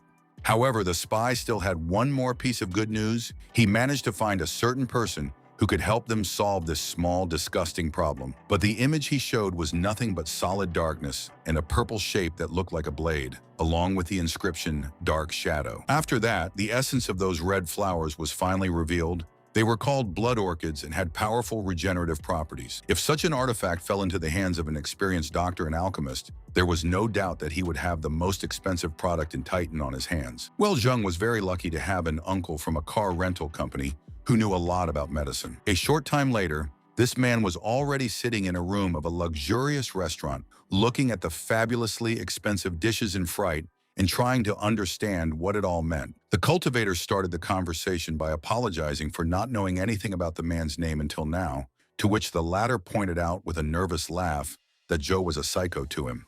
They introduced themselves, shaking hands in the European style, and it turned out that the mechanic's name was Wan Ji-kun, but he didn't mind being called the same as before. And when the exchange of pleasantries came to an end, the main character finally decided to get down to business, for which he originally organized this meeting. A blood orchid, completely intact and only neatly cut off at the root, and Juan was so surprised that he couldn't help but start stuttering and shouting instead of speaking normally. But he, of course, did not refuse to accept this plant for himself, and who in his place would refuse an item that was equivalent to a huge diamond? Looking at the orchid with a mixture of regret and strange respect, G whispered that this was the first time in his life that he had ever touched a real blood plant. But to the surprise of the main character, he actually tried to abandon this analog of a diamond, because if it is seen by outsiders, a bloodbath will occur. Previously, before becoming an ordinary car salesman, he was a high-ranking employee in a pharmaceutical company, and then he would definitely have bought an orchid. But those days are long gone. He's stuck in the lower strata of Titan society, and even in the Cultivator Guild, he's not able to show off his achievements, so to hell with this flower. Throughout this speech, the main character remained as unperturbed as possible, and now he clarified with a relaxed smile that he did not need an estimate of the loot value. He needs someone who knows how to create medicines and all sorts of related bureaucratic nonsense to work together on this orchid. This already made Kun change his mind instantly, even though he quickly clarified that it would take an unimaginable amount of money to create his medicine. Looking at him like a hunter-poacher who has noticed an exceptionally rare animal, Jung croaked that he didn't give a damn about it, only he would take care of such matters. Hearing that the most difficult and unpleasant work was being taken off his shoulders, Juan breathed a sigh of relief, and nothing stopped him from clinking glasses with Joe. Sometime later, in the main character's house, a nervous and startled voice asked if it was really about becoming a shop director. The protagonist calmly said that yes, he was going to turn Yunwen into a shopkeeper to sell equipment, medicine, and other nonsense, despite her protests. Lanxi replied in a disgustingly relaxed tone that there was nothing to worry about. She would get used to this job, and he would make sure that no one dared to let go. In any case, the protagonist was more concerned with the realization that he would need a computer to open such an enterprise, and they were used even after the end of the world. However, he quickly swallowed all visible doubts, took out his communicator, and with a significant grin, said that they would need to properly gather their strength to start. It had only been 5 days since the refugees from the destroyed colony in Wan stood in front of the newly opened shop, but it was, to put it mildly, completely unimpressive. To be honest, this building was more like a large and old graying cinder block, but Jung was optimistic about introducing Kun to the new headmistress Su and head of security Lan. The man remained unimpressed because, seriously, what kind of safety can you talk about when it comes to puppies with cultivator rank 4 and 3? They will be devoured. Of course, the mechanic didn't say it out loud, instead deciding to carefully straighten Joe's brain in the future, and for now the two of them were looking at the road. It was completely filled with white jeeps, from which the old friends of the main character, the Var Hammer group led by Han, got out, and they were worried that they were too late. While Jung was talking to them, Wan admitted that these types gave the impression of being graded roles, but it still wouldn't be enough to protect Blood Orchid in the future. However, what even he couldn't imagine was that while they were actually just opening the store, they were already being closely watched, as if they were being targeted by hungry vultures. Fortunately, these were not hyenas in human skin, but the likenesses of real vultures, small scavengers, and hooligans who robbed defenseless merchants. They were already thinking about how much they could gain from these young people, when one of the punks suddenly widened his eyes, stared in disbelief, and shouted in shock. Even these street scum had heard about the brave team of dragon slayers who had destroyed an invulnerable rank 9 beast, and they recognized Shukan and company immediately. Not only that, but Kun was also very surprised when he saw the famous rank 8 cultivators and wondered if the guild was really so bad at work right now. Looking at all of them respectfully swirling around the unflappable Joe, he even thought with envy that it was now easy to understand why Jung was so cocky at his young age. The opening of this nondescript gray building was accompanied by an incredible fanfare. Ribbons and other props flew from all sides, while enthusiastic people shouted. From a distance, this was also closely watched, although this couple with snow-white hair was wondering if it was worth wasting their time on some small matter of the 4th rank. It turned out that one of them was an old acquaintance and enemy of the main character, the same evil mercenary Lu Yunshan, who helped Yan Chuan and his son Bai Shun in their machinations. It is possible that some other person would not even have remembered about this puppy and instead would have continued to look for new employers. But this maniac wanted exactly this revenge. Soon after, the main character organized a raid to kill that golden man black ape chief, although people doubted they would be able to do so. Looking into Han's eyes, Jung explained that there was no reason to panic. The monster had already been picked up by other cultivators, so they just had to finish it off, following the plan exactly. Looking at the grove, which looked as if tractors and bulldozers had been brought here to work and then driven back. He deduced logically that they weren't the first ones here. As for the Monkey King himself, he was still alive, and oh boy, if rage could be ignited, then everything within a radius of hundreds of meters would turn to ash. He and his pack were still fighting endless streams of greedy adventurers, but both factions looked very exhausted and weakened after all that they had experienced. When the mutated beast had finished growling to scare people away, it suddenly grinned, revealing a palisade of sharp, uncharacteristic primate teeth. With disdainful ease, he swung his massive body into the air, and the cultivators who continued to fend off the rank apes shouted in dismay. But it was too late. The monster had already slammed into one of them and hit the man with such force that the poor guy flew back like a ball from a pirate cannon. There was no doubt that if it were an ordinary person, this poor guy would simply break in a dozen places at the same time. Such a terrible blow turned out to be. And the Monkey King was aware of this enough to decide to correct it and jump forward once more, folding his mighty paws in a Polish hammer pose. A noble ran forward, intercepting and blocking the blow, then shouted loudly for the rest of the hunters to go for help. Han, peeking out from behind the tall grass, recognized these types as members of the Warfox team, and Yang, in addition, noted with surprise and even respect what a good job they had as a team. They were able to do almost the impossible, not even once, but twice. Firstly, the foxes still brought the Monkey King to his knees, and secondly, they scared the main character. It is not known what the protagonist would have ultimately decided to do, but the fighting hunters were suddenly startled by the sharp, loud noise of some other fight. Then men came out from behind the trees with hideous, arrogant grins, and it didn't take a prophet to know right away that these scavengers were here to steal. If you looked at it from the outside, this situation was even ridiculous since the golden maned primate was still alive, and all these guys were going to share his skin without finishing him off. One of Warfox's followers announced with a nervous smile to the ever-arriving purple troops that they would definitely invite them to the feast when they were done. The leader of these thugs, throwing up and catching the dagger with amazing dexterity, asked if the respected Captain Yang really believed that they had come for this. The head of the hunters, with a frightened look on his face, croaked that this Yu Yuanjun had better be prudent and not create future enemies out of thin air. Before he could finish speaking, a dagger thrown by the villain scratched his face, and then the head of the Purple Army said with a terrible smile that these poor devils would have no future. The Warfox leader fearfully called out to a certain Xiaoye, but there was no reaction after that, as his men continued to stand with their mouths open in surprise.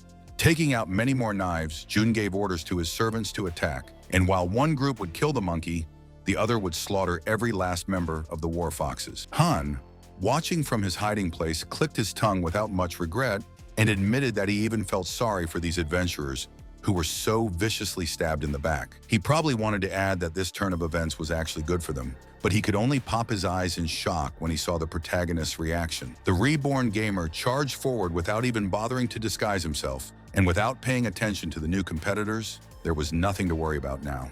Of course, in such a turbulent pile-mail, he regularly came across various thugs on the road, but the main character dealt with them in a very fast and effective way. Meanwhile, the giant ape continued to fight back with a ferocity that only a frightened, injured, and cornered animal could have. One of Jun's henchmen, while raising his body in the air, saw one of his colleagues just standing there without any movement, and he even asked him why he was dumbfounded. There was no reaction, but the big man with the shaved head just stood there, looking ahead of him with big, gradually reddening eyes. And then it crashed down, showing Zhou Zheng with drawn daggers, dancing and kicking his legs in the air like some kind of psychedelic praying mantis.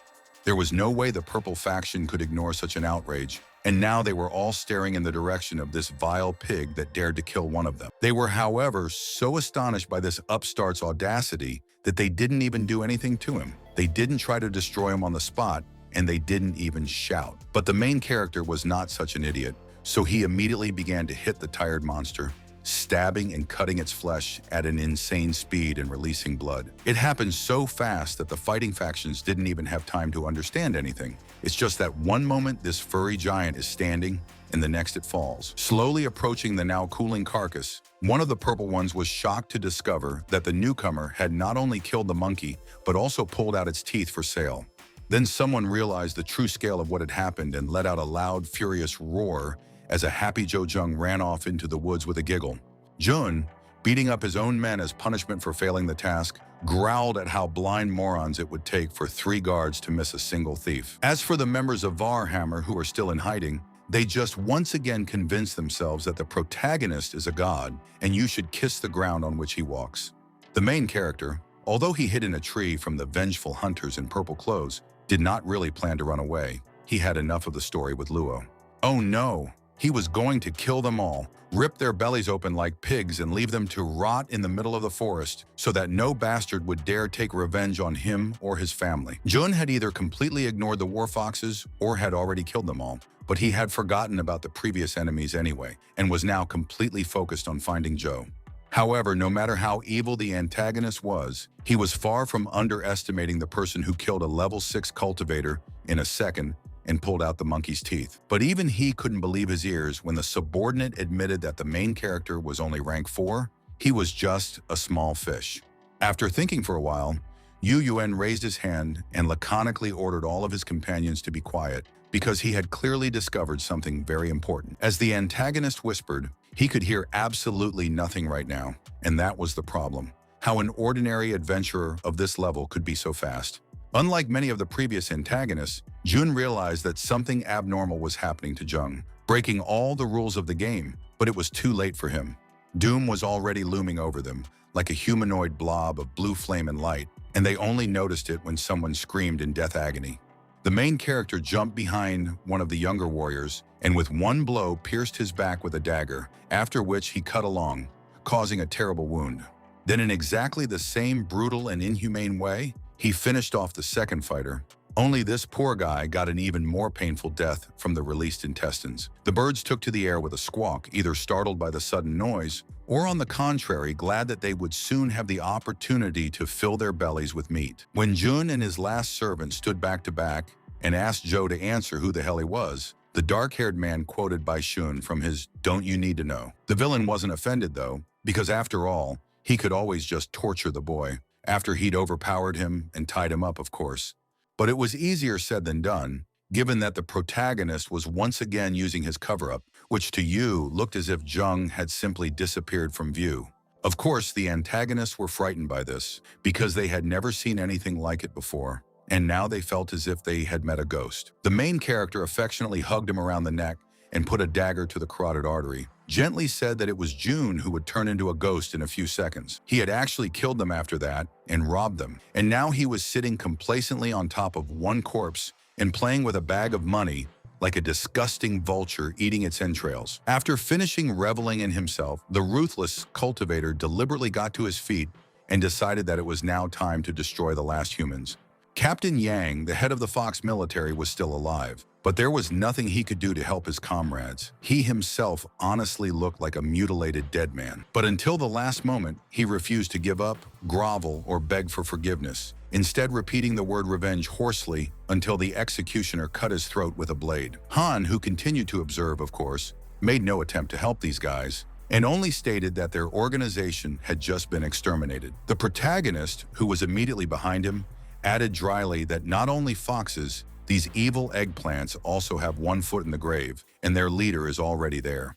As the man tried to process this, feeling something between fanatical awe and chthonic horror, Zheng counted how many enemies were left. As it turned out, it wasn't much, so he stood up and openly called on Varhammer to destroy the last of the purple-clad bastards, to support his living god with bullets. The last villains, using the bodies of the executed as pillows and couches, admitted that it was a really difficult fight, but hey, why hasn't the leader returned yet? Then one of them noticed that something strange was happening in the distance, and he warned his comrades about it, only to make the rest of the group feel terrified. It turned out to be the same cute bastard who was now strutting around like a model on a runway, unafraid of anything, and wait for that strange bow in his hands. Anyone else would have tried to run away, sensing that unhealthy shit was going on here, but these hyenas were so blinded by greed that they decided to kill Zhou for the sake of the bow at least. The main character didn't say another word, but pointed his weapon at them and fired 3 or 4 arrows that looked like blue flexible lightning bolts at the same time. Because they were supernatural weapons, the projectiles did not behave at all like ordinary arrows, but like missiles that automatically aimed even at moving targets. Someone shouted for his comrades to take care of themselves and run away, but it was no use, because these terrible blue lightning bolts had already pierced the bodies of the victims. Another fighter with a long sword in his hands lashed out at the cultivator in blind rage, yelling that the asshole had mistakenly thought he was dealing with weaklings. This berserker froze in fright when he realized that a stream of fire was heading straight for his face, ready to turn skin, flesh, and bones into steaming mush. However, the big man's reflexes did not fail, and at the last second, he raised his shovel-wide blade and used it to block the other's attack. Looking around for at least a few more surviving brothers-in-arms, he shouted at them to stay alert. This little bastard also has friends. Jung was incredibly pleased with how well-coordinated his work with Varhammer had turned out, and Han admitted with equal enthusiasm that he had long dreamed of killing these assholes. In a very different place, the white-haired brothers were preparing their weapons calmly and methodically, and while one was hesitant to follow the others, the other didn't see the point. Then Yu noticed the targets coming toward them, and his new partner, with a bloodthirsty grin, twitched the bolt of his rifle and asked him to leave it to him. The main characters walked to the cars carrying packs that were bigger and heavier than themselves on their backs, and ordinary mercenaries never tired of singing praises in honor of Jung. Han calmly admitted that they had achieved a lot thanks to the protagonist and signed a very lucrative contract, and the teenager wanted to praise them in return. But he cut himself off because, thanks to his heightened senses, he saw something very wrong in the distance, and, as a result, dangerous. Without saying anything, he once again turned into a purple, invisible man, and then rushed at the bewildered man with outstretched arms to knock him to the ground. It was damn timely because, just a second later, a huge tree that stood where these people were passing was torn to pieces by a weapon. It didn't take a tactical genius to know that someone unfriendly was watching their progress, but Joe still advised them to keep their eyes peeled. The twin with the sniper rifle, who had previously seemed so calm and collected, now cursed furiously, not understanding how he could have missed out on the loot. As for Lu, he looked rather thoughtful because he was beginning to guess that there was more to this boy than anyone could possibly imagine. After getting rid of the pack of hunting loot, the main character warned followers that he would deal with everything on his own again, and they didn't mind this time. The main character moved as Quicksilver can move, so fast that from a distance he could appear as a solid and shapeless blue spot. One assassin noted with anticipation that he was walking directly towards them, to which another quizzically asked if Jung was a complete idiot who wanted to die. But while his brother was fumbling in the weapons drawer, clearly trying to find more powerful bullets or a faster-firing cannon, Lu jumped down without further explanation. The gunslinger had made the same mistake that countless cocky antagonists had made before, thinking that Joe was some lowly jerk who had just been lucky so far. So now he was eager to show this puppy what a real killer with big letters is, and he also jumped down, running through the dense grove. Comfortably ensconced in one spot, like a tiger waiting in ambush, Yunshan quietly said that if Jung liked to show off so much, then let him come to him first. The main character, meanwhile, took up a position at the top of a tall tree, and even he was surprised to find that he would only have to deal with 2 people. Then his face twisted into the hideous grin that a viper might give if snakes only knew how to smile, and he covered himself with a shadowy concealment. The sniper, having abandoned his rifle in favor of a machete, continued to wander through the forest and turn his head in bewilderment, saying that this asshole should be here somewhere, but he wasn't. Looking up at this Xiaojin eerily, the cultivator admitted that he, with his 6th rank of strength, had reason to be overconfident, but he was unlucky enough to meet him. He was clearly going to crack the victim's skull open with a single hard blow, releasing the brains, but then a bar of hit points with a familiar name caught his attention. As soon as he read it, his entire body felt like it was electrocuted, because this wasn't some random thug. This was the ghost of the past at its worst. Flashbacks flashed before his eyes, one after the other. The terrible encounter in the forest, the self-sacrifice of his father, his hometown engulfed in a nightmare of flames and besieged by zombies. Previously, when he was weak, Jo Jung was very afraid of this assassin, but now he was perhaps the strongest person in the world, and he was going to take revenge on him tenfold. Xiao Zhang was still searching for his target among the bushes and undergrowth when a strange feeling suddenly shot through him, and he froze, his eyes wide. The gunslinger shook his head sharply from side to side again, trying to figure out what was causing this strange change in his soul, but he couldn't see anything, as if he was hallucinating. Watching them with a grimace, as if he had encountered a disgusting pile of shit on the road, the cultivator swore to himself that he wouldn't kill them right away. It was too easy. Instead, he would humiliate them as cruelly as possible, drive them to distraction, and only then cut their throats. And with such thoughts, the young man simply walked out of the camouflage twilight. He pretended to sneak from tree to tree in an attempt to hide from the mysterious hunter, prompting Xiao to throw caution to the wind and get as close as possible. The antagonist at least partially fell for this bait, grabbing the machete with both hands and rejoicing that one more step was enough to cut off the guy's head. However, not long after, the young adventurer stopped completely in order to provoke the opponent to reveal himself and expose himself to the attack. This also worked because with every passing second, Zhang was getting more and more angry at how stupid his prey was, even if it wasn't capable of walking into a trap normally. He was taken aback when Zhang looked him straight in the eye with a very bold expression, grinned mockingly, and beckoned the assassin with his finger as if to tell him a secret. But the antagonist was not angry, but scared, because what kind of hunter would even want the victim to see him?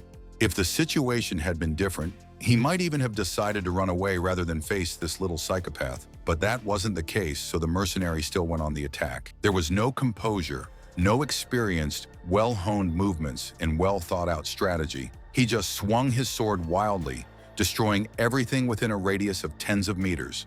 Of course, with an opponent as fast and agile as Zhang, this would never work, and the protagonist quickly launched a counterattack, terrifying Xiao. There was a huge burst of blue energy, and then the main character jumped to the side, squinting one eye hard, as if the glow blinded even him. It should be noted that even the reborn gamer, who was very confident in his strength, did not expect that he could literally bring Jion to death's door with just one blow. And he certainly didn't expect this man, a grown man, an experienced assassin and soldier, to just curl up and start screaming like a wounded pig. But that wasn't the end of such a wild performance. The platinum blonde grabbed his head, pulled his knees closer to his stomach, and rolled around chaotically on the ground, never shutting up for a second. Some preferred to die or go through unimaginable tortures rather than lose their pride, while Xiao, on the contrary, easily threw it away and begged not to kill him. Yunshan, who had been watching carefully, this bastard who he had once chased down with the same ease as a cat chasing a mouse, had now literally fatally wounded a rank 6 cultivator with a single blow. As for Zhou himself, he stared at the corpse for a few minutes before turning around to speak to Lu, and very characteristic wrinkles formed around his eyes. The man was even more taken aback and broke out in a cold sweat, because he could have sworn by anything and anyone that he hid as well as possible. Ironically, but now the roles are completely changed, and the white-haired antagonist was already hiding in horror from the black-haired main character, who behaved in an emphatically relaxed manner. Zhou wasn't the type of person who was able to respect his enemies. He never missed an opportunity to make fun of them or humiliate them, but now he was using especially a lot of venom in words. Of course, Lu himself hadn't been sitting on his ass all these months either, but had leveled up and reached the 7th rank. But as he knew very well, that wouldn't help him now. Gripping his sword as tightly as possible, he jumped down, either to try to kill Zhang with a single blow, or to make a desperate attempt to escape from him. Naturally, when he looked back, the cultivator wasn't there, and even the cartoon silhouette of this little asshole managed to look extremely cheeky.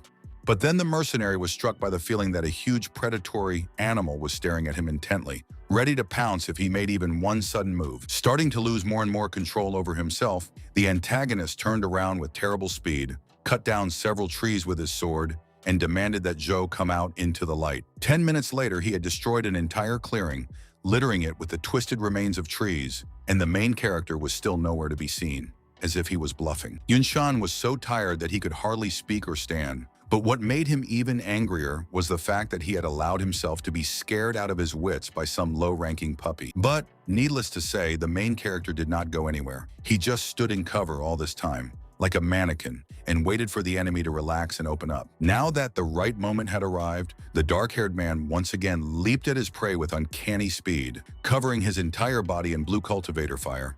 Even if Lu was suspicious, he wouldn't be able to do anything when Zhang used his signature move, which was to double punch directly into the enemy's defenseless back. But to this assassin's credit, he was a much tougher nut to crack than Jian, so he didn't struggle in agony and hysteria, but at least tried to counter-strike with his sword. Not that it mattered at all, because the blade, glowing with blue flames, still passed by his throat a few seconds later. Yunshan's high cultivation rank and battle reflexes helped him avoid death, and he jumped to the side and said that such tricks were useless against him. But that, of course, was only part of the main character's very rich arsenal, given how pointedly he'd asked the question about ghost spiders. Of course, he had smeared the creature's poison on his blades again, so that they would not have the slightest chance of winning or even escaping safely, as Geihan had done. As the white-haired villain fell to his knees, clutching at his throat, wheezing and bulging his eyes from the feeling of fire burning through his veins, the protagonist calmly continued to speak. He badly needed Yunshan to die in agony, shame, and despair, knowing that this was revenge for his past sacrifices and that Zheng didn't even need him for questioning. After dealing with this unpleasant, vivid memory, Zhou calmly returned to Varhammer, helped them get to the city, and together they went to the noodle shop. And if before the young man was still embarrassed when someone too openly fawned on him and praised his virtues, now he gladly accepted the post in his honor. He was distracted from this important event by a call on his communicator, and on the other end of the phone was Team Lightning leader Wu Chaoyun, the one Zhao Xun had mentioned. With an awkward sigh, Zheng remembered this scavenger and tried to make small talk, but the man canceled these attempts, saying that the hero is too important and it's better to get straight to the point. In 4 days, they were going to take the quest to increase the rank. The reward was a purple crystal, and 5% of all the loot collected, that's it. And then the same mysterious man in a straw hat and a wooden pipe, whom the protagonist met on the way to Titan, was finally shown in detail. He discussed with his henchmen some plans related to Brother Chung, until the latter himself entered the room, bragging about how he had broken his limit. This big guy was now a rank 5 cultivator, one of the highest, and the boss dryly congratulated him on this, by far, outstanding personal achievement. In honor of this, he was ready to seriously arrange a holiday in honor of Ah, but the criminal admitted with embarrassment that he still could not get that girl out of his mind. From the moment he saw Junwen looking scared and confused on the road leading to the city, he couldn't help but feel the passion burning in his chest. It was not particularly symbolic that it was after this that the main character was shown blushing and looking away, giving Sue a luxurious red flower for no particular reason. It was so embarrassing that even Lan sighed wearily and muttered that if only the young master was as good at romance as he was at cultivation. Meanwhile, an unfamiliar jeep arrived at their stores, and it was interestingly filled from top to bottom with red flowers, as if its owner had robbed the botanical garden. The courier entered with a gorgeous barred bouquet in front of him, and she asked in shock why Zheng needed so many flowers in the first place, but the hero was no less confused. And then Chung himself entered the shop, laughing derisively, and even the luxurious business suit he wore instead of armor did not diminish his resemblance to a crocodile. However, even this new antagonist was genuinely surprised when Sue asked if she really saw the same awe in front of her, even though they had met twice in their lives. And he was not alone, but with friends, including the boss. And now he was trying to convince the girl that he was not a cruel bone cracker, not a killer, but this only made him even more terrible. Jungwon immediately covered up the main character, whose aura was literally giving off a deadly chill, and he was willing to give the bastard 3 seconds to escape. Like any stupid, self-confident villain who didn't know Joe well, Chung began to laugh even more derisively, ridiculing him for this small act of chivalry. He would have liked to add a lot of vile and banal taunts, but right at that moment, a familiar blue lightning flashed before his eyes. If there was one thing that didn't change in this world, regardless of the time of year, moon phases, or mutants, it was the crowd's great ability to sense an interesting sight. No, Zheng didn't kill Chung, but just scared the hell out of him and asked him in an emphatically calm voice if he really thought he could come here and talk nonsense without consequences. But then a smoker in a hat spoke up and made it clear that he would destroy the entire store if one of his men was seriously harmed. Sue pleaded with the protagonist to give in, but Lan belligerently retorted that it was all the bastard's fault for coming here and angering the young master. They had every right to summon the Titan defenders to throw the entire group into the dungeon, and Ah broke out in a cold sweat even more as he realized this. However, the villain tried to take refuge in audacity and with an exaggerated insolent smile, told Joe that if he was killed, the cultivator would also be punished in full. Even if it was only a little bit, it broke a gap in the main character's ice armor, so he took his knife hand away, but in response, he pushed his opponent in the chest. And then, the youth's fingers dug into the competitor's throat by Sue's heart and easily dragged him towards the exit, as if this huge, muscular man was no heavier than a sack of hay.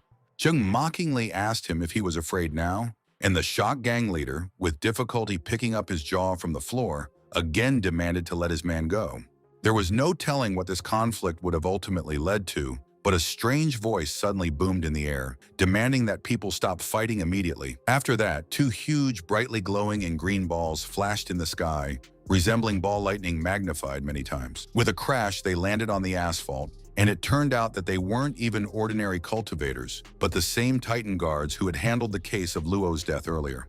Both of them braced themselves, ready to use immediate force if necessary to resolve the conflict, but the older man froze almost immediately when he recognized Zhou Zheng. The dark-haired man himself continued to hold Cheng's throat without hesitation, as if he didn't care about the unexpected appearance of the police.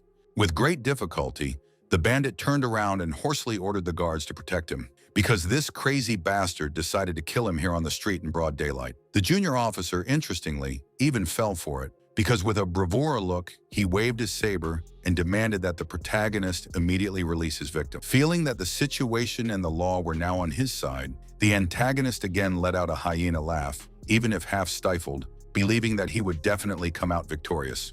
But the main character, who would have thought that the laws were not written, so he took out a knife, pressed it to Cheng's throat, and hissed that he hated being threatened. And he would be very happy to let go of this slug after he had drained all the blood from its carotid artery, whether the police gentleman accepted such conditions or not.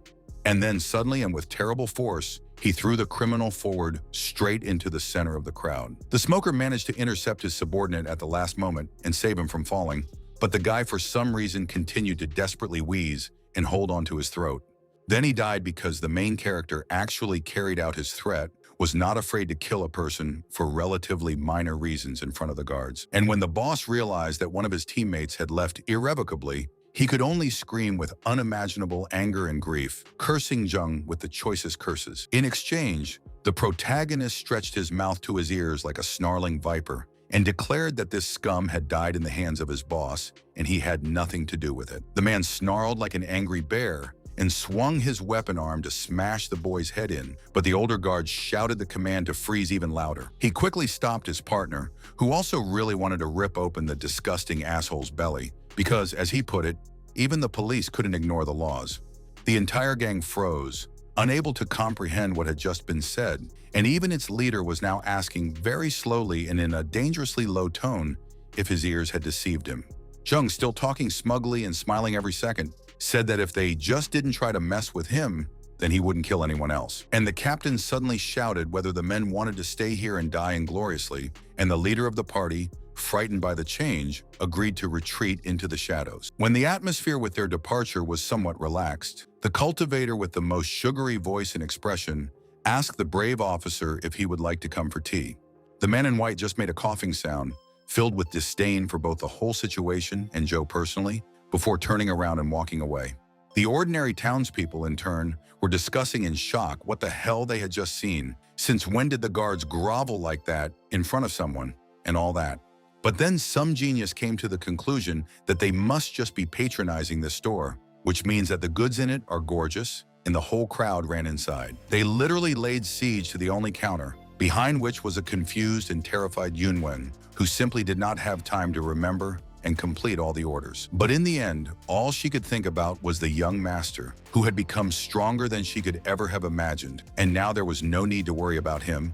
Meanwhile, in the forest, a junior guard officer threw a tantrum, chopping down trees with his sword in a blind rage, and demanding an answer from his boss about when they became cowards. The older man calmly demanded to know what the 16th article of the Code of Laws said, and the swordsman froze, unable to believe that it was true and not someone else's nonsense. Yes, the captain admitted, it was unbelievable that a 4th-ranked adventurer would receive 10 stars from the Cultivator Guild, but it was actually happening. The martial artists who received these stupid, tasteless badges were above the law and had the right to do whatever they wanted, whether the police liked it or not. After that, a distinctive white Jeep was shown, which even from the height of a bird's flight somehow conveyed the rabies of its driver. One of the mercenaries asked the captain very cautiously if they were really going to let Zheng get away with it so easily, to which the man just chuckled dryly. Needless to say, he was going to take revenge in the most cruel and inhumane way, so that this arrogant puppy would end up begging for a merciful death. But as they were leaving the city limits, they passed for a brief moment a carriage with a very familiar shape and a horned steed in harness. This was the same old man who had once brought the 3 main characters to the city, and now Joe was telling him to follow the white pickup truck with a maniacal expression on his face.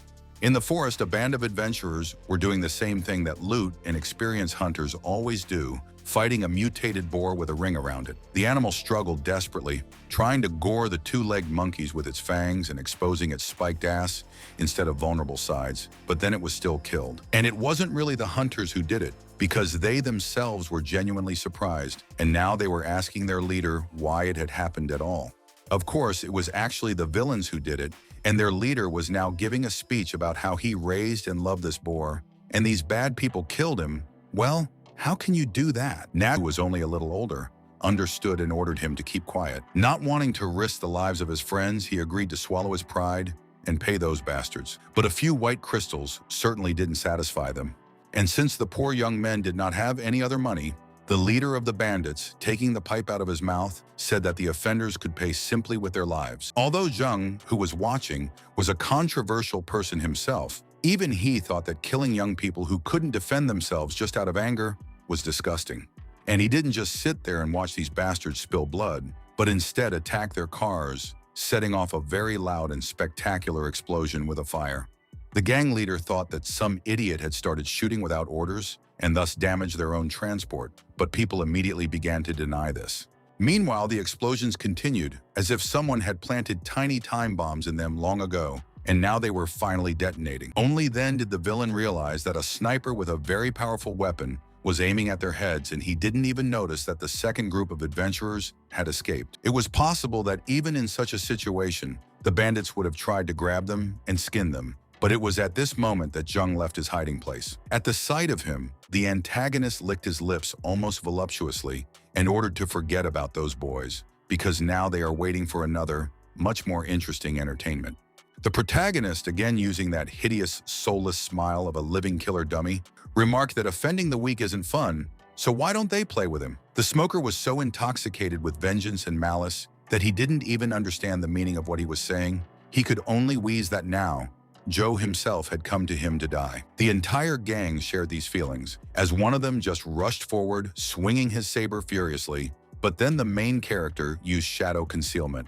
When he disappeared from the perception of his enemies, he did not even fight them, but simply destroyed them, mowing them down with the same despicable ease as an experienced reaper cuts grass. No unnecessary movements, no time wasting on pretentious conversations or banal jokes. Zheng acted like a professional, killing everyone with one precise blow. And soon the villains realized that they were not the winners in this situation, and one of them even screamed desperately, begging his leader to save him.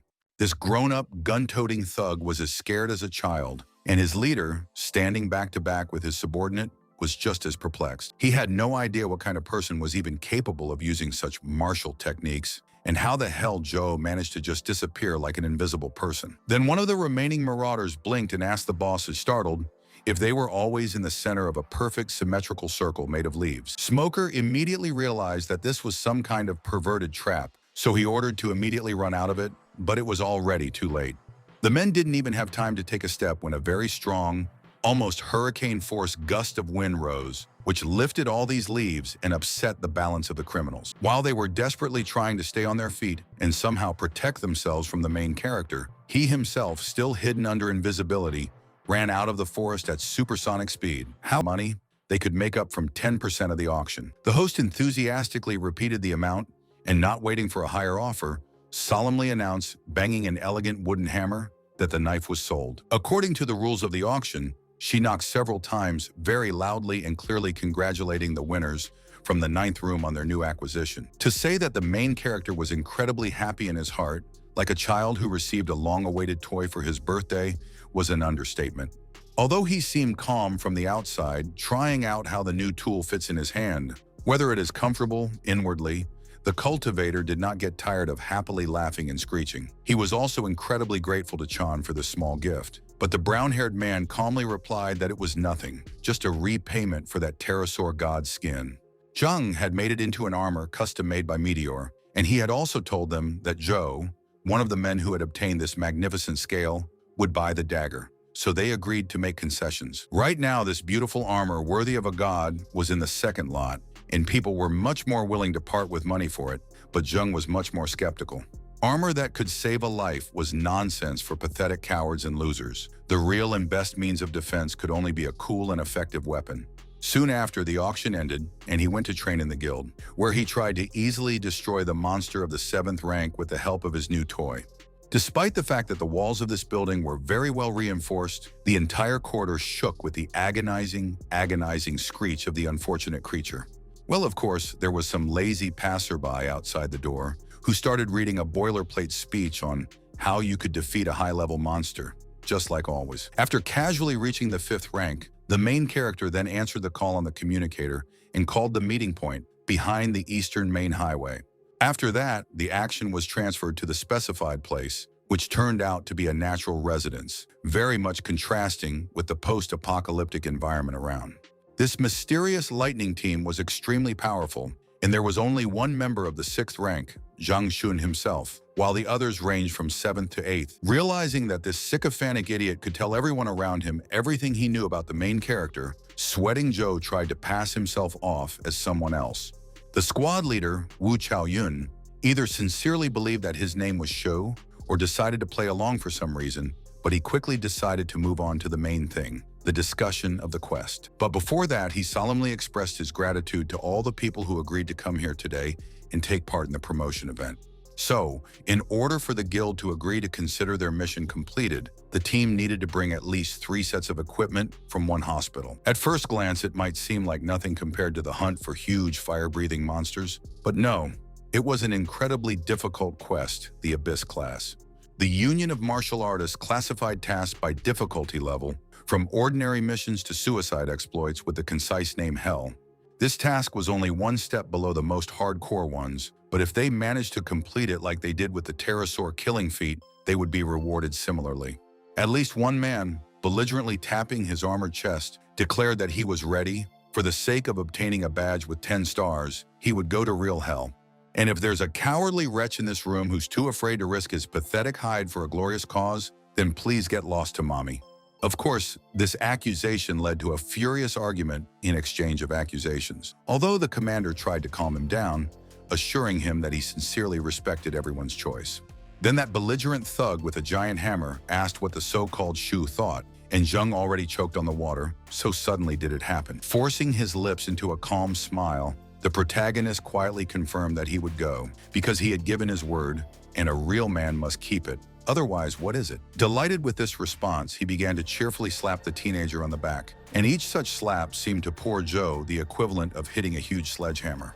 Then gently placing his huge and heavy hand on the protagonist's shoulder, the hammer fighter declared himself his elder sworn brother, as well as a devoted protector. The main character seriously thought about how much evil he had to do so that he would constantly come across such fanatical fans of beating people. But soon people, one after another, started shouting that they would go too. They were not afraid of anything, and those who would come out through that door were just pathetic slugs. Ugh on them.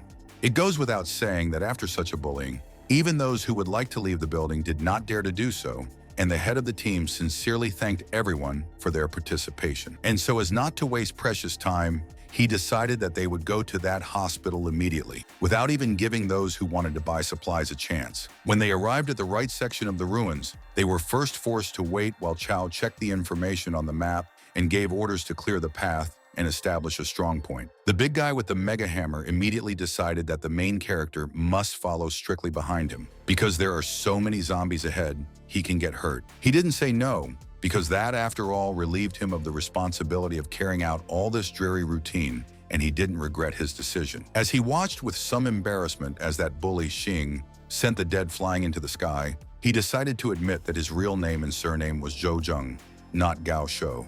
This news surprised the older adventurer so much that he turned around and stared at the youth with a shocked face for a long time, oblivious to everything around him.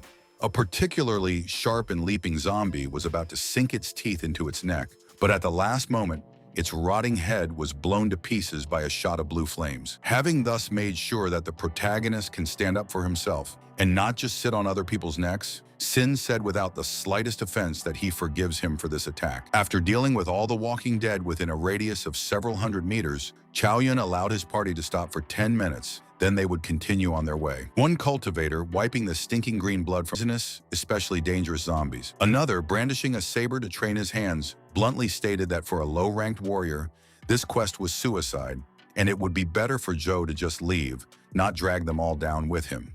They all fell silent as a very large and muscular male figure rose to its feet, looming over them like a rock. Shin, who had already taken a firm place in the main character's fan club, challenged him that if he couldn't make money, then maybe this mattress could.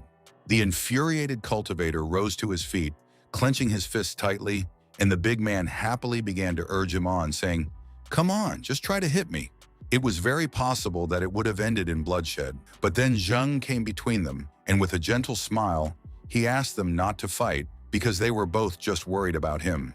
In fact, Joe was incredibly petty when it came to his inflated ego, but since the mission depended on all the members, he was forced to pretend that everything was fine. 10 minutes later, the entire team was already running across the wastelands, easily leaping over overturned trucks thanks to the charging of their bodies with cultivation power. The further he went, the more Sin was willing to admire the main character, for example, because this fourth-ranked kid kept up with them, 7s and 8s. Suddenly, the entire wasteland shook with a deep, angry roar, and the ground in the area shook literally due to numerous explosions and shockwaves. After taking a careful look at what was waiting for them ahead, Chow mumbled in a voice that was weak with surprise that a high-level poisonous zombie had built a nest next. Fighting such a creature would be pure suicide, so he ordered his men to hide immediately, even though they were already in cold terror. As it turned out, the reason for this was not some pathetic walking corpse, but a much more nightmarish monster, a colossal humanoid dragon with blue eyes. This creature was very similar to the creature that the main characters once met on the approach to Titan, if it was not one, and now this creature hovered over the ruins of the city. A few seconds later, it plunged sharply down and flew away, holding in its paw a humanoid figure, which, given the size of the dragon, was simply gigantic for people.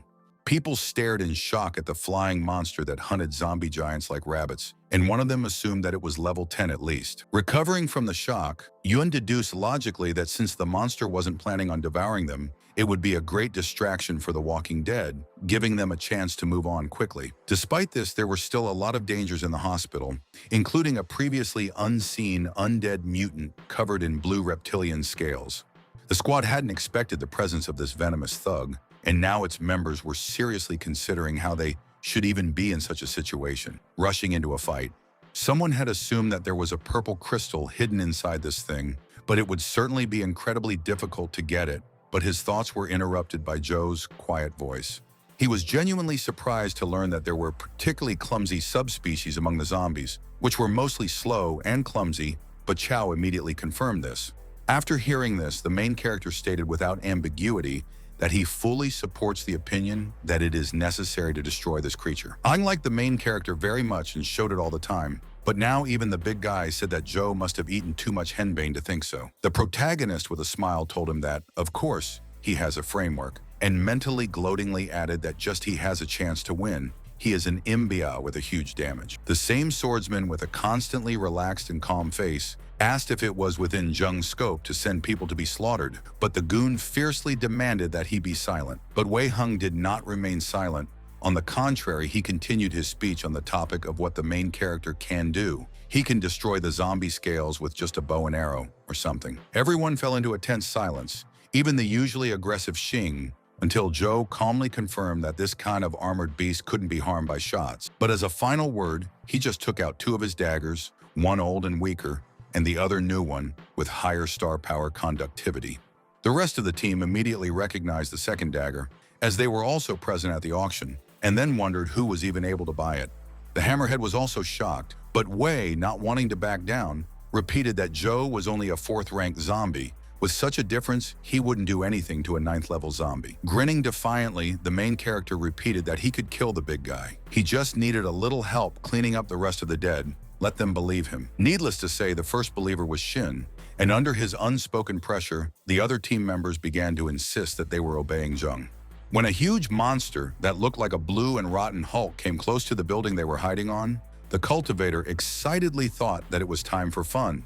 A few minutes later, it was shown how the main character, in his usual manner, ran at an insane speed, transferring from one zombie to another and killing them. Despite his overall relaxed appearance, he didn't try to play with his prey as he would in other situations, and he quickly destroyed every walking dead with a single blow. But at one point, when the protagonist went from the back to the next opponent, the walking dead suddenly turned sharply and tried to grab him by the head with his hands. It might even work with a different person, since this monster was clearly a high-ranked one, but he was dealing with Joe, and he never lost. That was a cold, unshakable fact. The remaining members of the Lightning Squad, like many characters before them, watched with open mouths and the realization of how much they had underestimated the newcomer. And then what the main character had been waiting for all this time happened. The giant Poison Scale King zombie noticed him and ran to attack, ignoring everything around him. He was no stranger to fighting these giant, thick-headed mountains of meat, all the crushing but slow punches he got away with reflexively. Then he lifted his body into the air like the legendary mutated Cassador, the most terrifying creature that could be found in the wastelands. Even though the giant tried to hit him with something like a hook, aiming to send him flying far away in a fatal way, it was even easier for Zheng to make a counterattack on his arm. Despite his outward indifference in his heart, the cultivator was surprised at how strong this Colossus' natural armor was. It wasn't for nothing that it was a top-grade blue crystal. Someone else might have given up and retreated to safety, but the main character only performed a steep somersault without touching the ground to avoid being slapped. The older adventurers weren't joking. The scaly undead was very slow even compared to its lower clansmen, not to mention the ever-memorable pterosaur god. Xing, who had finished destroying the rank-and-file opponents by then, slammed his hammer down on the back of one of the poisonous zombies and grumbled that little Joe was very fast. Wei Hang, who could slaughter monsters in packs without even looking, calmly but disdainfully retorted that without the ability to injure the enemy, flexibility was useless. Another cultivator, who was fighting with two blades at the same time, like the greatest samurai of ancient times, ordered the others to hold on to make time for the hero. 2 hours had passed, but nothing had changed in that long period of time, as zombies still flocked to the battlefield from all over the city, trapping the living. The Lightning members formed up in a semicircle, preparing to fight to the last, but Hang grumbled even then that the damn boy was just looking for a way to send them to their deaths.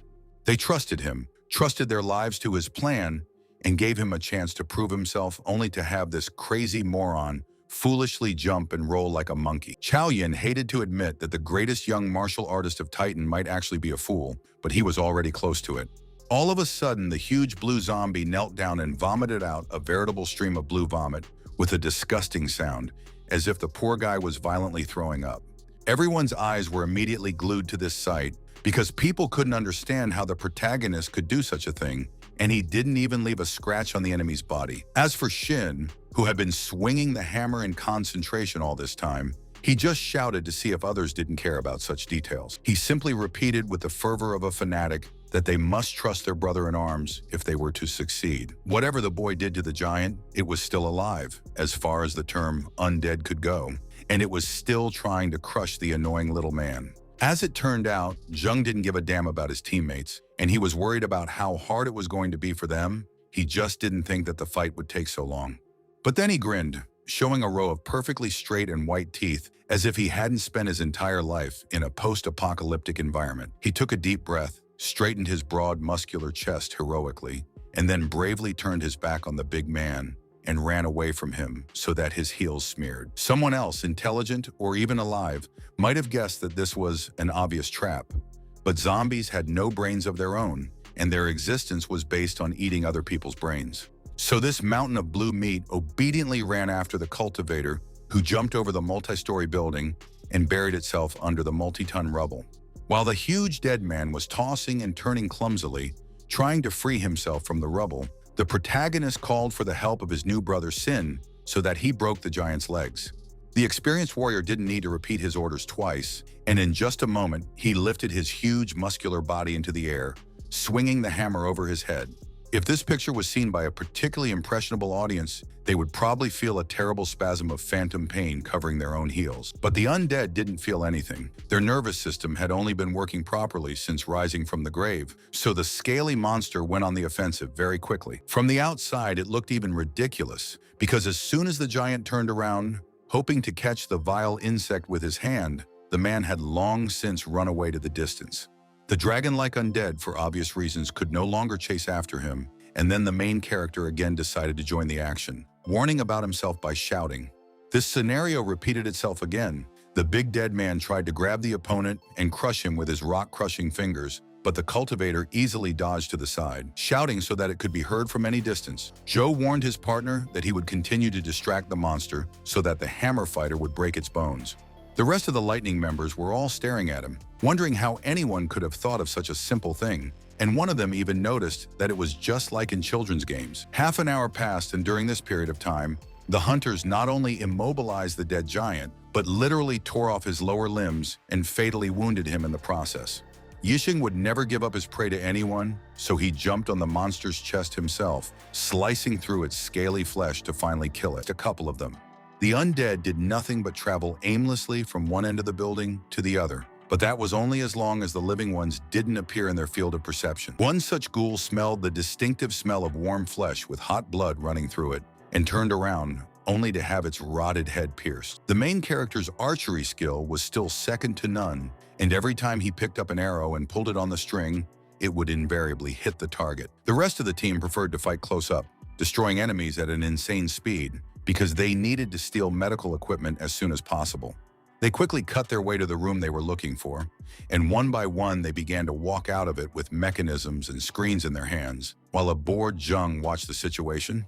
Then it was time for the sentry's shift, and Joe joined in the hauling job, delivering several large devices to the waiting trucks outside. Chow, sweating profusely from the weight of the load, nevertheless urged his team on, because if they got it over with as soon as possible, they would be home by lunchtime. And so, for a brief moment, one would have thought that everything would be fine, that they would be able to carry out this order quickly and cleanly, but then there was a very suspicious sound. It sounded like countless zombies were heading their way again, and the sniper left to watch the approach to the hospital had his face twisted in mortal terror. The man had no idea what was going on, but all the poison-walking dead, no matter how many of them were left in the city, were heading towards this ill-fated clinic right now. People like to say that there were more enemies than you could count with your eyes, but in this particular case, it was absolutely not an exaggeration. All these disgusting ghouls were so eager to get inside through all the fences and obstacles that they literally climbed the walls, using other zombies as stairs. There were so many of them, and the new creatures were coming at such a rate that the cultivators no longer had a chance to escape, and the sentry began to beg for forgiveness, considering himself guilty. Chow couldn't forgive himself for foolishly bringing people to the slaughter, but Sin tried to console him in his own way, reminding him that they had all come here for the money. Wei, who was sitting on the side with a disgustingly optimistic smile, said that beautiful words can't help right now. We need to look for a concrete solution to the problem, or else they would again allow the all-powerful and all-merciful Joe to save their pitiful skins. And at such venomous words, the hammerhead tried to rip his head off. The protagonist pretended not to hear anything and focused on something else, and he quickly stated that he seemed to have a good idea. These quiet words were enough to immediately calm the conflict, because after all, everyone wanted to survive at all costs. But the former gamer didn't offer any complicated methods. He just wanted to try to break through this dead horde like a knife through butter and bring a helicopter here. He will be able to handle it, but everyone else should trust him. Now is not the time to think and evaluate which option is best to choose. Chow, opening the map with trembling hands, croaked that the flying car was 5 kilometers away and the roads were completely filled with zombies, and it was much more difficult to drive a helicopter than a car. The main character assured both him and Sin that everything would work out. He was taught to fly flying machines at home, so the probability of success is 70%. Thus, the only thing that was required of all the other cultivators was simply not to die before he returned, and after that, Jung took to flight. Of course, when he was out of sight and people started enthusiastically sharing that they now all thought of him as a brother, Hang asked with an innocent smile if there was any guarantee that they wouldn't be abandoned. Chow got fed up and promised that Wei would be fired as soon as the mission was over, but the brown-haired man flippantly waved his hand and promised that he would leave right away. But, he said with a bloodthirsty and malicious grin, he was even sorry that all these poor fools were simply not destined to live until Jung's return. The others clearly wanted to know what the hell he was talking about right now, but the antagonist didn't give them that opportunity, instead quickly jumping to another roof. He paused beside a large ventilation pipe, its protective grating already removed, revealing a dark passage that looked like a toothless mouth. He had a large hang glider hidden there beforehand, and before taking off on it, Hang added with a mocking grin that he didn't have time to die here. Everyone knew it wasn't safe on the roof either, because the local Walking Dead were smart enough to easily climb ladders and kick down doors. Although cultivators were naturally very afraid, they were also warriors with great supernatural powers, and they were going to sell their lives dearly. But that didn't change the fact that they were in one of the worst situations imaginable. Even down below, the undead were crawling towards them, stepping on their kindred shoulders. As for the main character, all this time, he kept running like an invisible shadow, not stopping for a second, even to fight someone. He could now hold his breath much longer than the best professional swimmers, walking lightly through the living sea of ghouls like the wind in a forest. And he really liked what he saw, which was a gradual decrease in the number of the Walking Dead, which meant a freer path to the helicopter. He soon found a building that had a large concrete platform attached to it, clearly built to allow flying vehicles to land. The protagonist was about to take his lightning-fast start, only to be on it in 5 seconds, when he saw something that made him freeze. A zombie was walking towards him, barely limping along, and when it got close to the invisible youth, something very strange happened, and it was cut in two along the entire body. Responsible for this was a small but deadly monster called the Black Armored Rat. This nightmare rodent had a 7th-rank threat. At first glance, it didn't seem all that scary due to its size, so it was easy to think that any ghoul passing by would eat it. But in reality, everything turned out to be on the turn. The rat shot out a red laser beam from its pointed tail with such power that it tore the opponents to pieces. The main character looked at this with bulging eyes because, of course, he managed to get used to a lot in his life, but such a small pest that destroys zombies. Even for him, this was something new, and he definitely didn't want to get into a fight now, when every second could be fatal for the remaining squad. Cho Ching decided to just skip past this little thing, leaving it to feast on a pile of rotten meat before it swung its deadly tail at him. The main character is so used to the fact that his concealment makes him completely invisible to any enemies that now only reflexes saved him from a humiliating death. Shedding his now useless illusionary veil, he frantically tried to figure out how this vile mutant had discovered him, if it was the smell. And then he realized that there was a small bloodstain of the blue-scaled zombie on his body, which was the reason why the dark-haired man himself had been smelling a strange stench all along.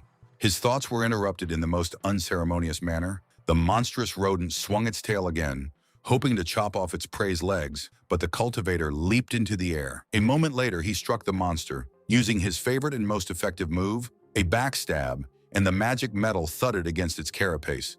But it didn't do much damage to the little monster, and the protagonist quickly realized that it would take at least 10 minutes to dig through its natural armor. Oh, in another situation, he would have liked to carve this monster and sell its organs, but Joe didn't have any extra time, so he tore off a piece of his sleeve. With a high-pitched, drill-like squeak, the armored rat tried to chop the man to pieces again with its tail. However, the only thing that she achieved was a crushing blow to a completely empty section of road, over which a piece of gray cloth floated. The hero was once again rushing towards the target at an incredible speed, under invisibility, and his grim face clearly showed that he understood the sarcastic irony of his position as a rat runner. But whatever it was, whatever goals he had to fulfill for this, he had successfully achieved the most important thing, and now the helipad was just around the corner. The car was exactly where Joe expected it to be, and a couple of zombies blocking the bridge to the helicopter didn't even seem like a funny obstacle to Joe. As he poured a pre-prepared canister of gasoline into the intake port, he silently prayed that the thing could actually fly after all this time. Upon closer inspection, it became clear that the flying mechanism was not going through the best of times. Its body, if not covered with rust, was close to it. However, even a cultivator couldn't walk endlessly without breathing, so he quickly took off his disguise and, of course, was immediately noticed by the walking corpses. They noticed it and immediately ran in its direction, opening their huge, rotten mouths as if such primitive creatures could do otherwise at the sight of bait. As it turned out, when the main character assured the squad of his abilities as a pilot, he exaggerated a little, but there was nowhere to retreat anyway, so he pressed the buttons. Fortunately, luck did not leave the young man this time. Instead of ignominiously slamming the helicopter into the roof with its nose, he correctly started the engine and other mechanisms. As it turned out, about 20 minutes had passed, and the people from Team Lightning were still alive, but even their stamina and hope had certain limits. However, Chow was a truly worthy leader in the sense that he did not allow them to indulge in despondency, even feather in their direction, one after another. When the helicopter and the car took off, all the characters were filled with a kind of furious, exuberant laughter. Such are the consequences of the adrenaline and joy of saving their lives. The feeling that they were flying, feeling the wind on their faces, and that their team, despite all the circumstances, completed the most difficult task, also brought everyone to delight. Sin, despite his appearance and typical rough-ass mannerisms, best expressed the overall experience. He thought it would be the last time he would see the sun. Yuan, on the other hand, clenched his fists and growled in animal rage because he had guessed correctly that this whole disaster was all Hang's fault, and he wanted to chop him to pieces. But his wish might come true even faster than he had hoped, because one of the mercenaries suddenly pointed out that the bastard seemed to be flying right ahead of them. We knew perfectly well that he had been spotted, and that he was now in the position of a small trout caught right in front of the nose of a hungry white shark. Team Lightning often quarreled over small things due to the fact that they were mostly recruited from random people, but now they were all unanimous. It was necessary to kill this creature. In another situation, Jung would have been the first to suggest this option, but now he reminded him that this was not the right time and situation, and it was better to push Hang into a corner first.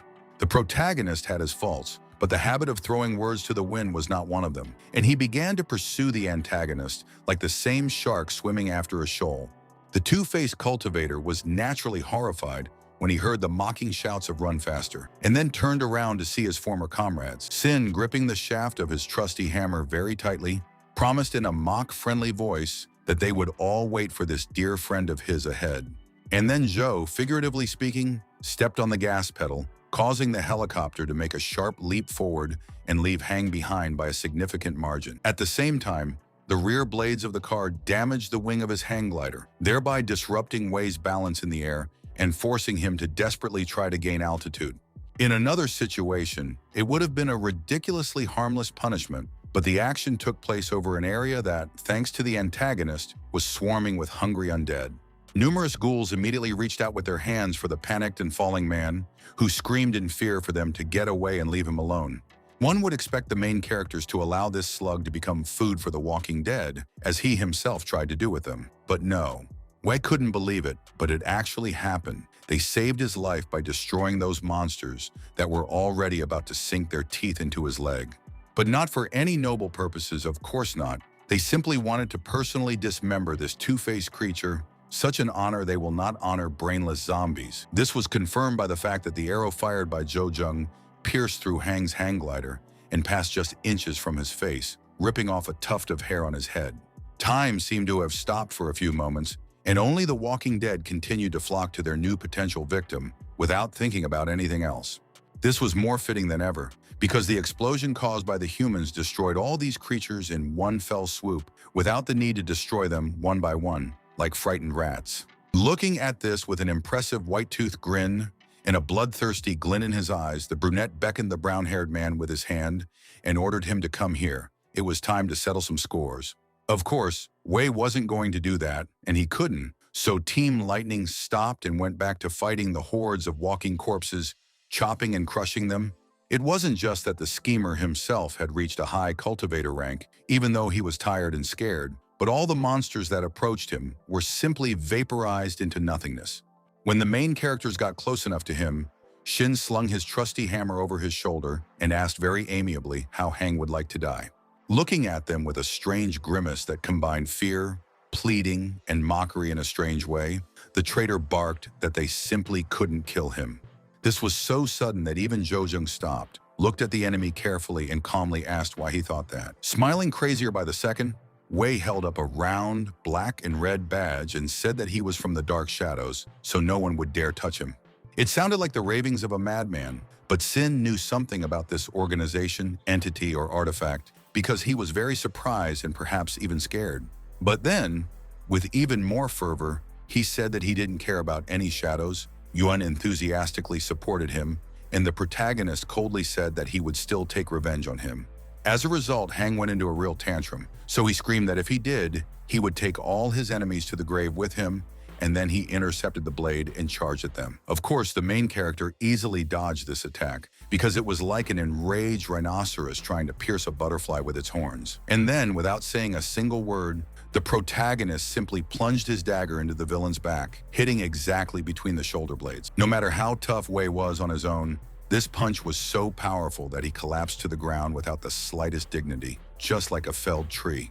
But unlike low-level cultivators or monsters, he was strong enough to survive this blow, although, to be honest, he wasn't happy about it right now. Raising the sledgehammer as high as possible, Sin happily and bloodthirstily said that a certain human garbage was going to die right now. The next episode started in the VIP reception area of the Martial Artists Association, which contained Team Lightning, which had been reduced to 5 members. The participants were incredibly happy because even in their wildest imaginations, they could not imagine that one day they would be able to earn the title of 10-star warriors. They were even given a particularly delicious and nutritious tea that pumped up the taster with the energy of the stars, and Xing was genuinely surprised to realize that Zhou could have drunk it before. Before he could answer, Chao demonstrated that he knew from the very beginning that he was not Gao Shou, but Zhou Zheng, and that he more than deserved to be called a master. He more than deserved it because of his skills and strength, and also because he got a 10-star badge before them, but the longer he talked, the more the hero sweated. At times, he literally reveled in the attention and respect of others, bathed in them as in water, and sometimes, as now, he tried his best to pretend that it was nothing. However, in the depths of the Association Palace, the most powerful and influential people in Titan were now deciding what to do with this strange boy. On the one hand, Zhou had honestly fulfilled all the conditions that they themselves had come up with in their laws, so now they were obliged to give the protagonist a promotion. On the other hand, a certain Chu, he might throw a nightmarish and very destructive tantrum after learning that the first 11-star title holder in the city's history wouldn't be him. The supreme leader of the organization, a completely white-haired and shaven old man, laughingly admitted that he would like to see it, and then ordered to mark Zheng as a red-level warrior. They will now be very closely watching him and his progress, but they were also ready to provide the hero with some privacy by hiding his photos from the public. As Shen left the Supreme Leader's office and entered the Lightning Room, Xing eagerly asked how much their mission was appreciated, like a child waiting for a verdict. Smiling good-naturedly, like an uncle who always has his pockets full of candy and chocolates, the director promised that he would tell them everything now. They had completed the Abyssal-level mission by 80%, enough for all of them to become 10-star cultivators, and this made the men excited. However, Shen had a separate and special conversation about the main character, and because of this, there was a moment of tension in the room.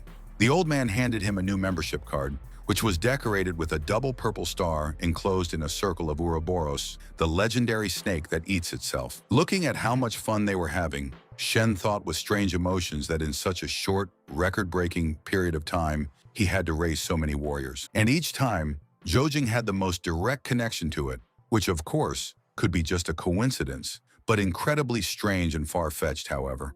And the guild was already buzzing like a beehive that had been disturbed, because where did you ever see a low-ranking boy get an 11-star badge? But the main character was more concerned with how to bring his thief level to a symmetrical 4th decade. The next day he ran through the woods for this.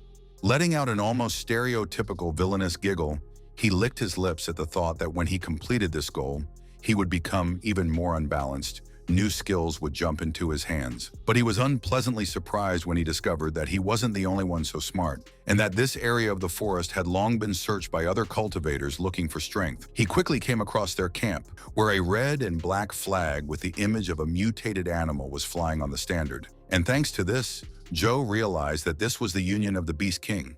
This was the faction that the old Horned Horse Master had told him about a long time ago. The trainers who were able to turn monsters into the service of humanity. He was curious to finally see in the flesh the people he had heard about first when he arrived in the city, but he didn't want to provoke them and tried to leave unnoticed. Jing was stopped by a very loud sound, as if some giant had decided to beat the sand that was filled with sand in proportion to him with a stick. Soon the reason for this strange sound became visible, namely a whole gang of motorcyclists wearing decorative spikes, red jackets, and bandanas.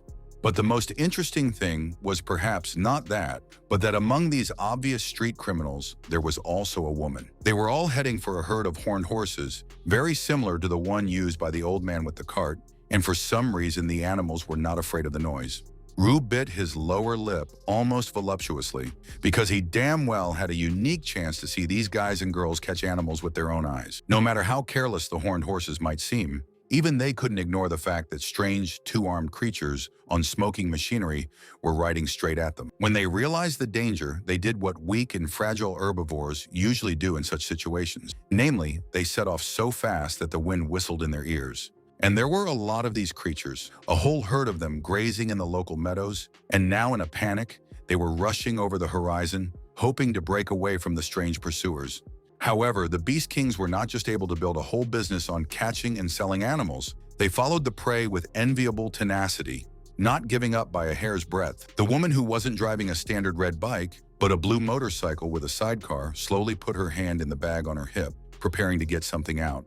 It turned out to be a strange pink powder, which most of all resembled sakura petals crushed into tiny pieces. Although there was very little of it at first glance, as soon as the huntress spread her arms to meet the wind currents, this powder turned into real smoky clouds. The horned horses, which had been running in fear a second ago, stopped as if frozen as soon as this mystical substance touched their muzzles. After that, they staggered as if drunk. Their heads felt monstrously heavy, and the creatures struggled to resist the induced drowsiness. But their willpower only lasted for a few seconds, and then the deer horses, one by one, began to clumsily lower themselves to the ground, folding their legs under them. A white dog belonging to the girl jumped down on the grass and went to the drugged creatures, but its owner ordered to return, not to frighten the unfortunate animals. Even though she had been tracking this herd to tame them all and then sell them to the humans, she was now cradling and petting the horses like they were babies. This certainly very moving scene was interrupted by the dog, whose fur stood on end, and a strained and slightly frightened growl came out of his throat. The Beast Kings immediately realized that they were being visited by an outsider, but to do it justice, they didn't immediately get into a fight and just politely asked not to be disturbed for the time being.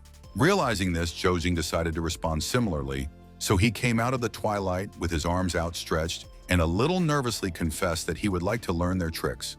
The hunters, of course, were more than wary of this, and the protagonist's perception showed that the girl, Xiang Shuhan, had such a high level that it couldn't be read. This surprised him immensely because it was the first time in his life that he had met someone who had a cultivator rank above 8. Fortunately for him, the leader of the hunters turned out to be a much more peaceful person than her assistants. She even asked one of them to relax. She was wondering why a stranger suddenly came to them with such a strange request, to which the main character with the most radiant face declared that he loved animals. Everything turned out to be outrageously simple. The whole secret of the alliance of the Beast King was in that very pink powder, and the young man immediately wanted to buy it. What is most interesting, Xiang Shuhan agreed almost without any objections, and even set a very small price, just one blue crystal, and they are even. When the satisfied cultivator was already leaving, one of the junior hunters asked in amazement why she had done all this, since even a purple crystal wasn't enough for her before. Shihan responded with a snide smile and saying that she was the only one who decided how to handle such things, and that this tool only works on horned horses. And just like that, the main character, unaware of how much he was deceived, went to the sleeping rock python, a huge monster of the 7th level. The main character, however, was happy, considered himself lucky, who only needs to wave his hand to make a cool monster immediately become his obedient slave. If it hadn't been for the strict need to maintain a disguise and silence, so as not to wake the snake, there was no doubt that it would have giggled viciously and villainously. But the reptile was already awakened by the sensation of a strange substance falling on its muzzle, irritating its nose and clogging its ear holes. She hissed angrily and shook her head, throwing the little pink stuff away from her as the protagonist tried to figure out why it didn't work out. When the huge gray tail smashed the trunk of the tree he was sitting on into pieces, Zhou realized that the girl had deceived him like the last simp. Needless to say, he was incredibly angry, feeling like a fool, and was now trying to take it out on the closest suitable object, Python. Finding that the creature's hit point bar was already reduced, the protagonist laughed mockingly, saying that because of the powder, the stupid snake beat itself up. That's hilarious. Anger at his own idiotic decision and the desire to compensate for it made the hero behave in a much more vile and mocking way than usual. He could have just left the big snake alone and moved on, but instead he was beating up the unfortunate monster, cutting it up and shredding it, illuminated by the eerie blue light. In another place, another group of cultivators were also killing a snake, but it was an ordinary size, and interestingly, One of them was wearing a very expensive scale armor. The scout warned that he had heard some strange sounds ahead, clearly hinting at a battle, and the effeminate youth in armor ordered to quickly check everything. He was suffering from allergies, and he was still complaining about how an old man had killed a certain girl he had gotten for himself, and now the War Master wanted retribution. When the hunters found the monster they had killed, they muttered in shock that whoever had done such a thing must have been at least rank 8. Petulantly holding a handkerchief to his mouth and nose, the head of the squad demanded to finish checking as soon as possible. Otherwise, this place, you see, simply stank of blood. The soldier tried to explain that they were ensuring the safety of their young master, that is, this very teenager in armor, but he irritably ordered everyone to go ahead. And they were heading, it should be noted, not to the resort at all, but to the red zone, the very one where the most powerful creatures that could only be found in the vicinity of Titan lived. For many adventurers, traveling here would be suicidal, but Zhou Zheng, thinking back to the experience of killing the python, was just happy. As the saying goes, for a long time, where there is danger, there are riches, so the main character did not hesitate to go to the depths of the forbidden territory. If you didn't know how deadly the creatures were, it might even be considered a beautiful area, with steep hills and pristine green forests. And the main character felt here like a wolf in a pasture without shepherds and shepherd dogs. Even the most powerful and ferocious monsters became food for his blades. With just one blow, a powerful, demon-like white ape with red eyes from the depths of hell let out an agonizing roar of death agony. But no matter how much the main character flaunted, even such duels were not easy for him. After killing the white primate, he tiredly sat down and began to quench his thirst from a flask. It would seem that now he will be able to rest for a few minutes before continuing his hunting trip. But his hopes were not fated to be fulfilled. Some unknown bastard with a rifle shot a stream of flame and plasma in the direction of the dark-haired man, and if Zhou had been even slightly distracted, he would have been left without a butt. The good news was that this wasn't just another mercenary or vicious scavenger cultivator, but the bad news was that the protagonist was being attacked by a whole pack of white monsters. They roared furiously, snarled, and bared their teeth, and one monkey even deliberately pointed a finger in the direction of the young man, as if to say to the others, "Here he is, the killer, beat him."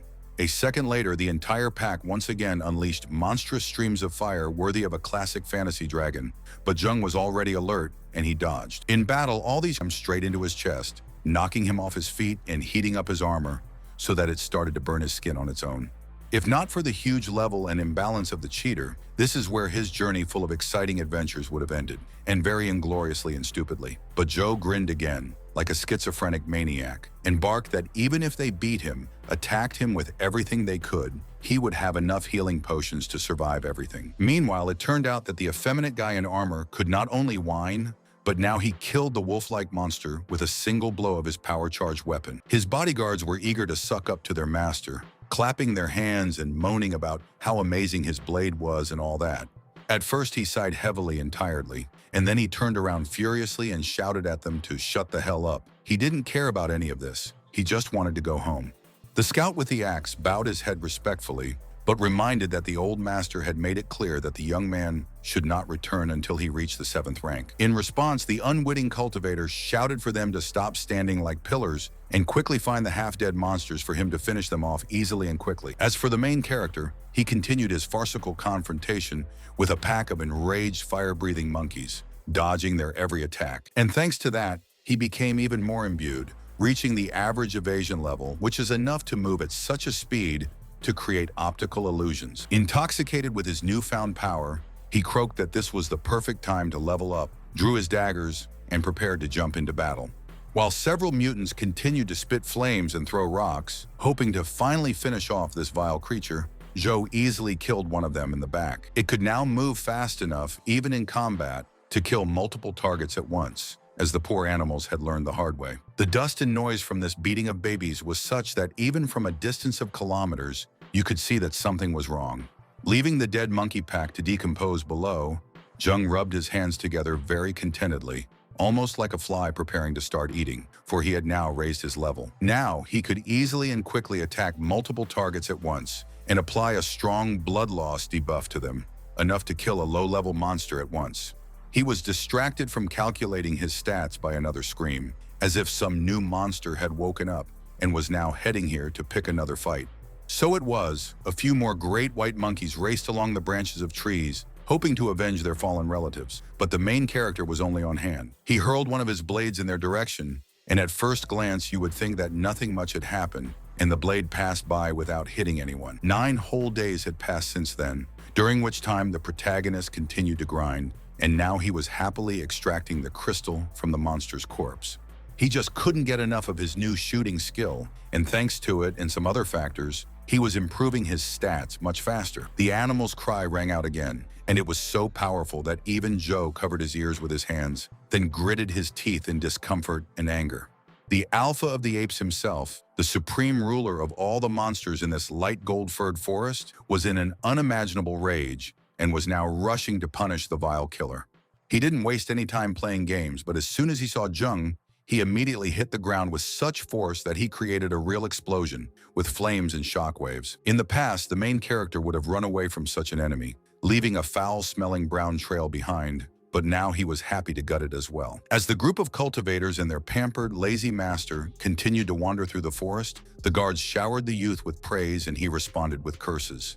The one-eyed axe-wielding warrior in the lead raised his hand and signaled the squad to stop, because there was clearly something dangerous going on up ahead. As they cautiously approached the battleground between the hero and the Monkey King, the warriors' eyes bulged because they had never seen a boy of the 5th rank do such a thing. The armored youth immediately ordered the one-eyed cultivator, whose name was Kong Sen, to kill Jung, because then he would finish off the primate himself and immediately raise his level. However, the main character was prepared for such a thing, simply because he knew about the existence of this group long before this moment, although he was still angered by their arrogance. As he pranced through the air, looking for an opportunity to deliver a final blow to the already weakened monster, several people were already pointing crossbows at Joe. They were all high-ranked martial artists, so they weren't shooting trivial pieces of wood and steel, but projectiles charged with the power of stars. The main character easily dodged each shot, and also gave the unfortunate fools such an evil look that he even stopped looking like a human. This really scared the men, so they slowly lowered their crossbows and asked each other in trembling voices what was going on right now. More than anything, the former gamer hated it when someone attacked his fragile ego, and literal attacks and threats were the worst manifestation of this, so he attacked them. Forgetting everything, even the fact that he was still fighting the half-finished and still dangerous Monkey Chief, Jung swept past the archers, slashing their necks. For the first few seconds, nothing happened. So the antagonist said with nervous laughter that it was nothing, just a small broken knife. And it was after that that they felt the full effect of the damage, as if they were suddenly kicked in the chest by some invisible giant wearing steel boots with spikes. These poor bastards were actually able to anger him to the point that even Joe's jokes lost their usual sarcasm, and only pure rage remained. Kongsen, who hadn't taken a step back from his master yet, reminded the other team members not to kill the monkey by accident, not to take the trophy from their boss. But then that cold-blooded man turned around with a terrified face as he heard a heart-rending death wail behind him. There he saw nothing but a partially destroyed clearing, as well as the corpses of the very soldiers who had been sent to kill Jung. Watching the pair from a distance, the protagonist noticed that the boy was wearing armor made from the scales of the same divine pterosaur, which means that they are not joking either. By this point, the team had already managed to bring the Monkey King to his knees, and their young Jasper Lord slowly approached him with a drawn blade. Whatever the case for daring to encroach on his trophy and level up, the cultivator was going to brutally kill them all and keep the armor for himself. Since this kid was not a true warrior, he was in no hurry to give the poor monster a quick release from suffering, as if he himself was afraid. But in the end, he forced himself to plunge both blades into the great ape's defenseless throat, and then his entire body was enveloped in a gradually growing green fire. He was laughing madly, both at having finally fulfilled his old man's cherished dream and just because he felt incredibly powerful. To emphasize his point, he drew his sword again, and then with just one sharp swing, he cut a tree 5 meters away in two. The surviving mercenaries, as before, began to congratulate their master, now with the fact that he has the 7th cultivator rank, which means that there is no one stronger than him in the world. And this seemingly completely selfish, self-aware asshole didn't order them to shut up, but rather promised to give them a party at his own expense. Only Kong Sen didn't share in the general celebration, because his instincts told him that something was wrong here, and he wanted to quickly check if Jung was really dead. Of course, everyone was scared when they realized that Zhou had somehow killed two opponents who were superior to him in military rank, and One Eye ordered the master to be taken away immediately. But the power had already turned the young man's head, so he did not want to run away, but on the contrary, boastfully declared that these two Burks were simply incompetent. Plus, it turned out that they all belonged to the Sky River Bandit Group, and this name was famous enough that even the protagonist recognized them immediately. The villains, meanwhile, were having a real argument over who exactly should kill this strange, annoying boy. So much did everyone want to please the boss.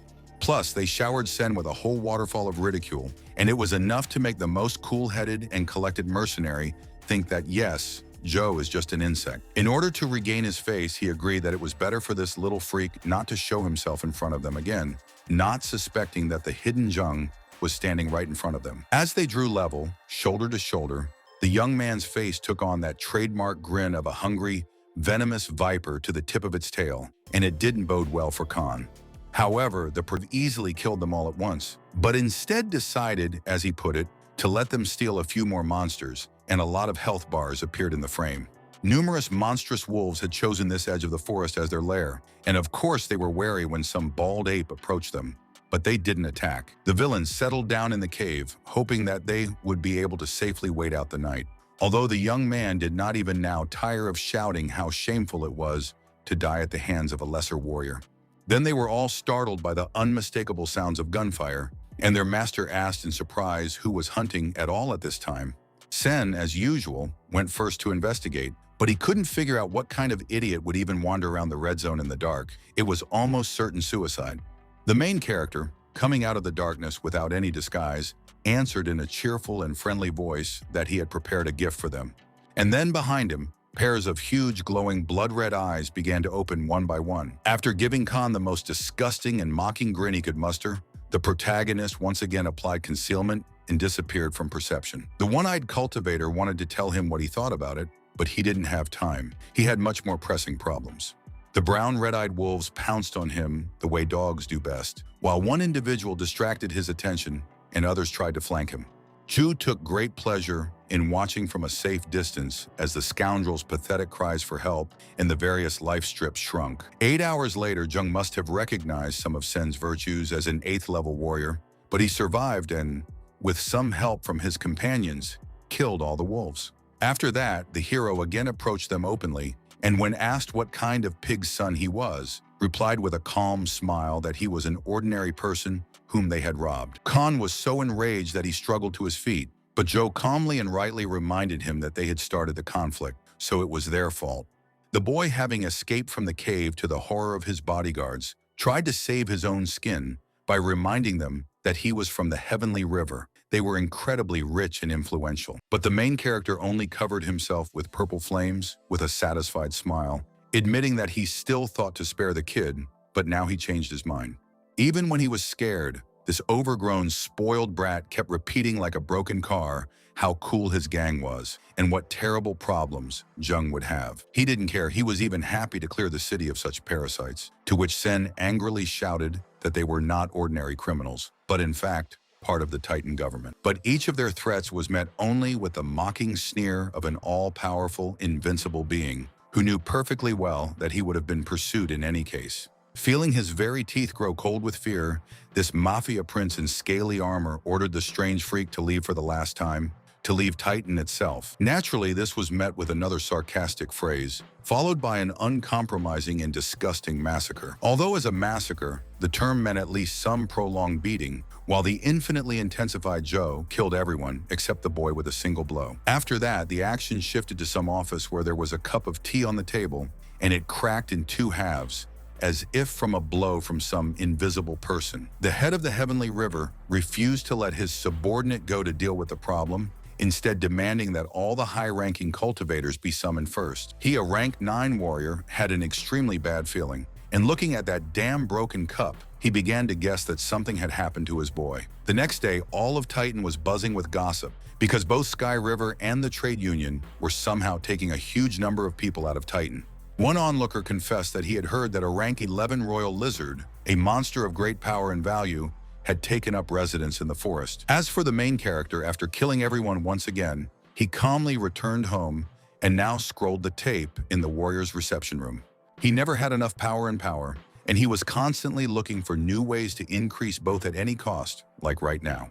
But he had a good reason. Now that no one was looking at Zheng, he recognized that the bastard was right. He was only able to protect himself now, but not Su Shilan. He can be as strong as possible, but it will only be his own strength. And to protect his family and friends, you need a huge amount of power over people. Throughout this time, while he was pondering hard, the youth also kept his eyes fixed on the screen until he finally found a suitable quest. The Beast King Alliance offered everyone a hell-level quest, the most terrifying one imaginable, but the rewards were also amazing. Then the action shifted to the forest, where the ever-memorable mutated lizard was surrounded by an army of high-class hunters, tying its paws and torso. And of course, they very quickly began to fight with each other, because everyone wanted to be the one who would get experience and precious trophies from the monster's body. It was only a matter of time before it came to literal backstabbing and other favorite methods of schemers of all stripes. A very familiar girl with a small white dog watched disdainfully from the sidelines, because it was idiots who did idiotic work and died idiotically. When a vaguely familiar voice remarked that the trainer seemed to be well-versed in these things, she agreed purely on reflex. Then Xian Shahan realized what was really going on, and she asked in fright why the hell Zheng was here, to which the protagonist awkwardly said that he just came. The woman wasn't so much frightened by this, as by the fact that she couldn't sense the appearance of a lower-level, fifth-level warrior. However, she didn't show it outwardly. But when it came to this type of question, she admitted with a mocking grin that, no, taming this copy of Godzilla wasn't going to be easy, and the powder only worked on deer. The exasperated cultivator cursed her and demanded that the crystal be returned to him, to which Shi-Han hissed like a cat because she never returned money for goods. Below, meanwhile, a tragicomic farce was taking place because the lizard, having escaped from the ropes of the quarreling hunters, began to crush and devour them. The leader of this group swung his sword like a mill with wheels, cutting off the tentacles of the scaly monster and trying to regain some control. Shen once again snorted with disdain that they were idiots and gave as a good example the head of her organization who had so inappropriately left for another city. While the protagonist was thinking about this, the woman picked up the phone and learned with great shock that some psychopath had actually agreed to accept their hellish mission. She ran to tell her boss as soon as possible, completely ignoring what this strange kid was trying to shout at her from behind. It was very embarrassing because the cultivator was just about to ask her what to do on this task. In any case, he was left standing there gloating as these stupid losers ran away, giving him a great opportunity to take care of the lizard himself. By this time, the crimson sunset evening had already begun to change, giving way to a full moon and a dark sky, but Zheng still decided to engage the monster. No pretentious poses, no long, smug speeches, because a rank 11 creature was not to be trifled with, and he immediately began to pound its spine with knives. What looked like ropes from a distance were actually tentacles that tried to grab the strange biting insect, but to no avail. The creature let out a loud, drawn-out roar, but now no one, except perhaps the full, pale yellow moon, could hear it. When the unlucky hunters returned with fresh strength, they looked like they could easily tell from their faces that some would rather die than watch. This in this case turned out to be the complete absence of the king lizard. Where it remained, there were now only fragments of ropes, chains, and tentacles. But the protagonist, having fun walking among the ruins, just couldn't stop being happy about how cool the material he got. However, this moment had an unexpected drawback. All these pieces of hide, flesh, and bones were worth so much together that literally no merchant in the world would buy them in bulk. But the cultivator quickly stopped thinking about such a despicable and boring thing as money, because in yesterday's massacre, he had already grown to level 45 and gained a skill again. He could now poison his opponent with deadly poison without any additional means, ensuring that any wound could be fatal. Looking with delight at his old dagger, which had taken on a crystal-like appearance in a sickly green color, Zheng decided to train on zombies. Naturally, this effect met all the expectations placed on it, because now even the most hardcore missions could be completed with great ease. The main character still either did not guess, or simply did not pay attention to the fact that he was being watched very closely through an optical sight. They were just more mercenaries, and they made the same mistake, thinking that since he was a rank 5 warrior, he would be a very easy prey for them. The leader of this gang, showing numerous piercings on his eyebrows and eyes with a black-painted sclera, ordered his men to finish this shameful task as soon as possible. And the main character continued to kill the walking dead. He had done it with ease before, But now it was so easy that it was even sickening. Now he could immobilize the enemy for a few seconds, leaving them defenseless, and the smallest scratch was enough for this, and then it was easy to kill him. But just as he was about to send another undead creature to the grave for good, he was distracted by a loud and disgustingly familiar sound. As he spun around, dodging another stream of plasma as he did so, his eyes literally screamed, "Are you kidding me right now?" No, it wasn't a human sniper, but a huge mutant zombie that looked like it was just another model of the Tyrant from the Umbrella Company. This 5-meter-tall, leather-strapped ogre with glowing green eyes was moving straight at Jung and waving its arms in an attempt to knock him down. He was able to hit an object, sending it flying for many meters with such speed and force that when it collided, it generated a real explosion, albeit a small one. The gunslinger, holding a smoking rifle in his hands, couldn't resist commenting that his boss was completely right. This puppy had already managed to hide somewhere. The head of this spiky blonde gang admitted that Joe had some strange powers, but it didn't matter. He would still die or turn into a vegetable from being hit by such a zombie. One, especially a large mercenary, immediately began to enthusiastically explain to his board partner how smart their boss is, how he thinks through everything. Turning around indifferently, the leader of the group ordered everyone to follow him to a place where they could practice normally without any trouble. Shortly after they left, a large chunk of the ruined building lifted up, revealing a ragged, shivering human figure. Since the deaths of Joe Hongjun in his hometown, Jung hadn't looked so hideous, his armor ripped open to reveal bleeding wounds. Looking at his own health bar, which had shrunk to the limit, the protagonist angrily asked if he was going to die now, like a naughty child who lost a game. "Oh no, ladies and gentlemen, anyone but this cheater." He took out a healing potion from his inventory with a belligerent roar at the approaching zombies. Ignoring the disgusting taste of the liquid, he swallowed it whole in a single gulp, hoping to regain at least some of his former strength. It didn't help him much. His regeneration was too slow, and he needed to get out of this trap set by unknown villains as soon as possible. But hell, in this state, he was nothing more than a walking hunk of meat to anyone who wanted to snare him, like the Walking Dead or a mysterious sniper. Even the zombie now wasn't so much attacking as making faces, as if it was taking revenge on the main character for all the times when he humiliated all his past opponents. But this was his second and final death, because it turned out that even the bloodless, trapped wolf continues to bite. Barely able to get to his weak, unsteady feet, the dark-haired man shouted in blind rage that all these bastards should come and try to take a piece of him. Let them see what happens. Then his body was enveloped in the usual blue flames, but this happened against his will, because the system suddenly decided that it was time for Drung to reach the 6th level. It was all about the power levels of star power and the skill in controlling it, and it was just as well, because almost all the wounds were healed as if by magic. However, it was impossible to heal the broken bones immediately, so the cultivator wisely did not play noble, but hid himself under an illusion. In this state, he was able to somehow elude the crowd of ghouls, crawl into an empty, half-destroyed house, sit in a corner, and just let his body rest. He really didn't want to resort to such a remedy, but there was no other way out. In order to heal completely as quickly as possible, he would have to drink this.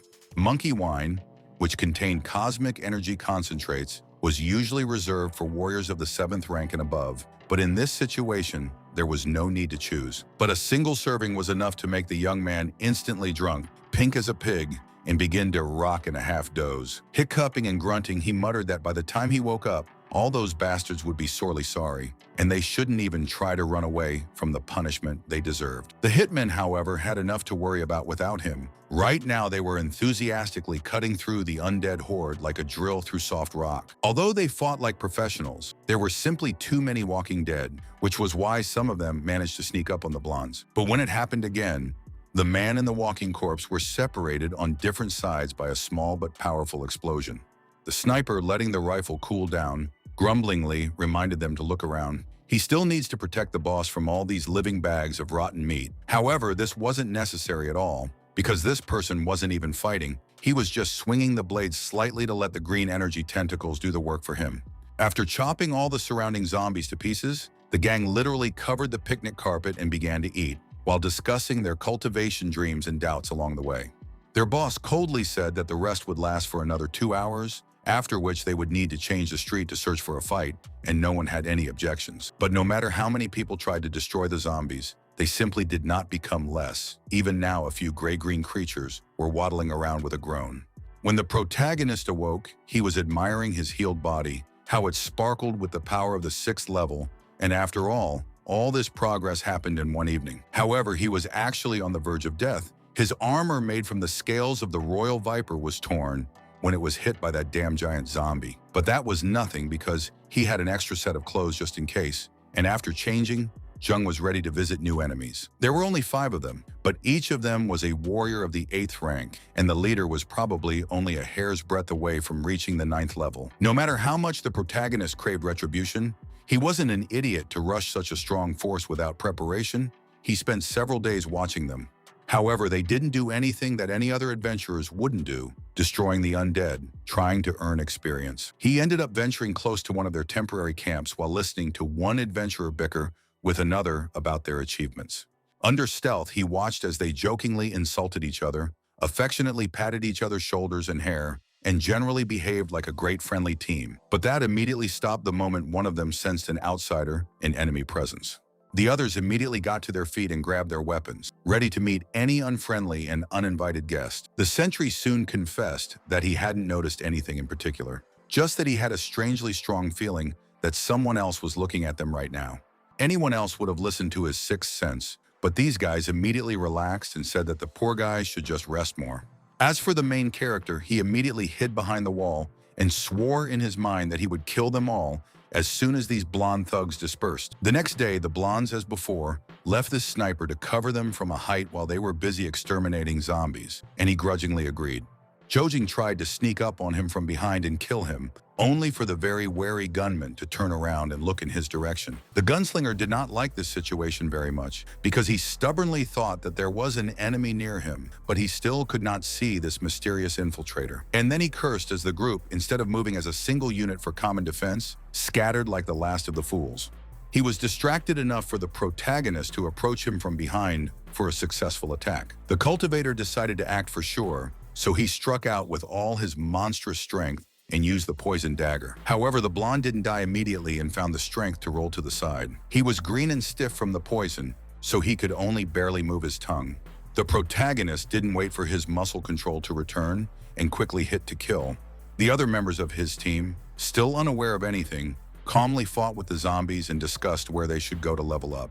The main character crept up on them like an animated shadow, preparing to quickly kill 2 opponents at once. After waiting for the right moment, he aimed his bow and fired several blue energy-charged arrows at once. They plunged into the body of the huge walking dead, immediately drawing its attention in monstrous rage. After one dead giant, others appeared, all of them running towards the main character so that the ground shook. The young man prepared to run away immediately, but before he did, he fired a few more arrows to ensure that his clever trap would work. He was giggling like a mean little girl as he watched a whole squad of walking dead the size of a multi-story building marching down below. The blonde duo, who were still busy destroying the ordinary undead, immediately sensed that something big was heading towards them. And no, the fact that there were as many as 6 elite zombies didn't scare them at all, although one did show some doubts about whether they should get involved in such a fight. This did not last long, and soon the adventurers had already agreed on a competition to see who would kill their enemies faster. Jojing observed this even with some respect, admitting that these guys weren't considered level 8 martial artists because of their pretty eyes. But in any case, he was going to kill them all for their vile attempt to destroy him. The men were still doing well, dodging the giant's blows and counterattacking themselves. However, one of the blonde guys did open up, and the protagonist pounced on his back, raising a green poison dagger. Time slowed down for a moment, as if waiting for some battlist to put the moment on his canvas. But then, the blonde-haired cultivator screamed in pain as he felt the metal cutting through his flesh. And that distracted him enough for the colossal dead man to send him flying with one mighty slap. He tried to warn the boss that they were being attacked by another person, but he couldn't move because of his paralysis. But his partner saw it, and of course he was furious that his friend had been killed. But in response, the main character directed a concentrated stream of toxic green energy at him. The blonde adventurer managed to deflect it at the last moment, holding up the shaft of his spear. But even that was enough to paralyze him too, leaving only his tongue and jaw working.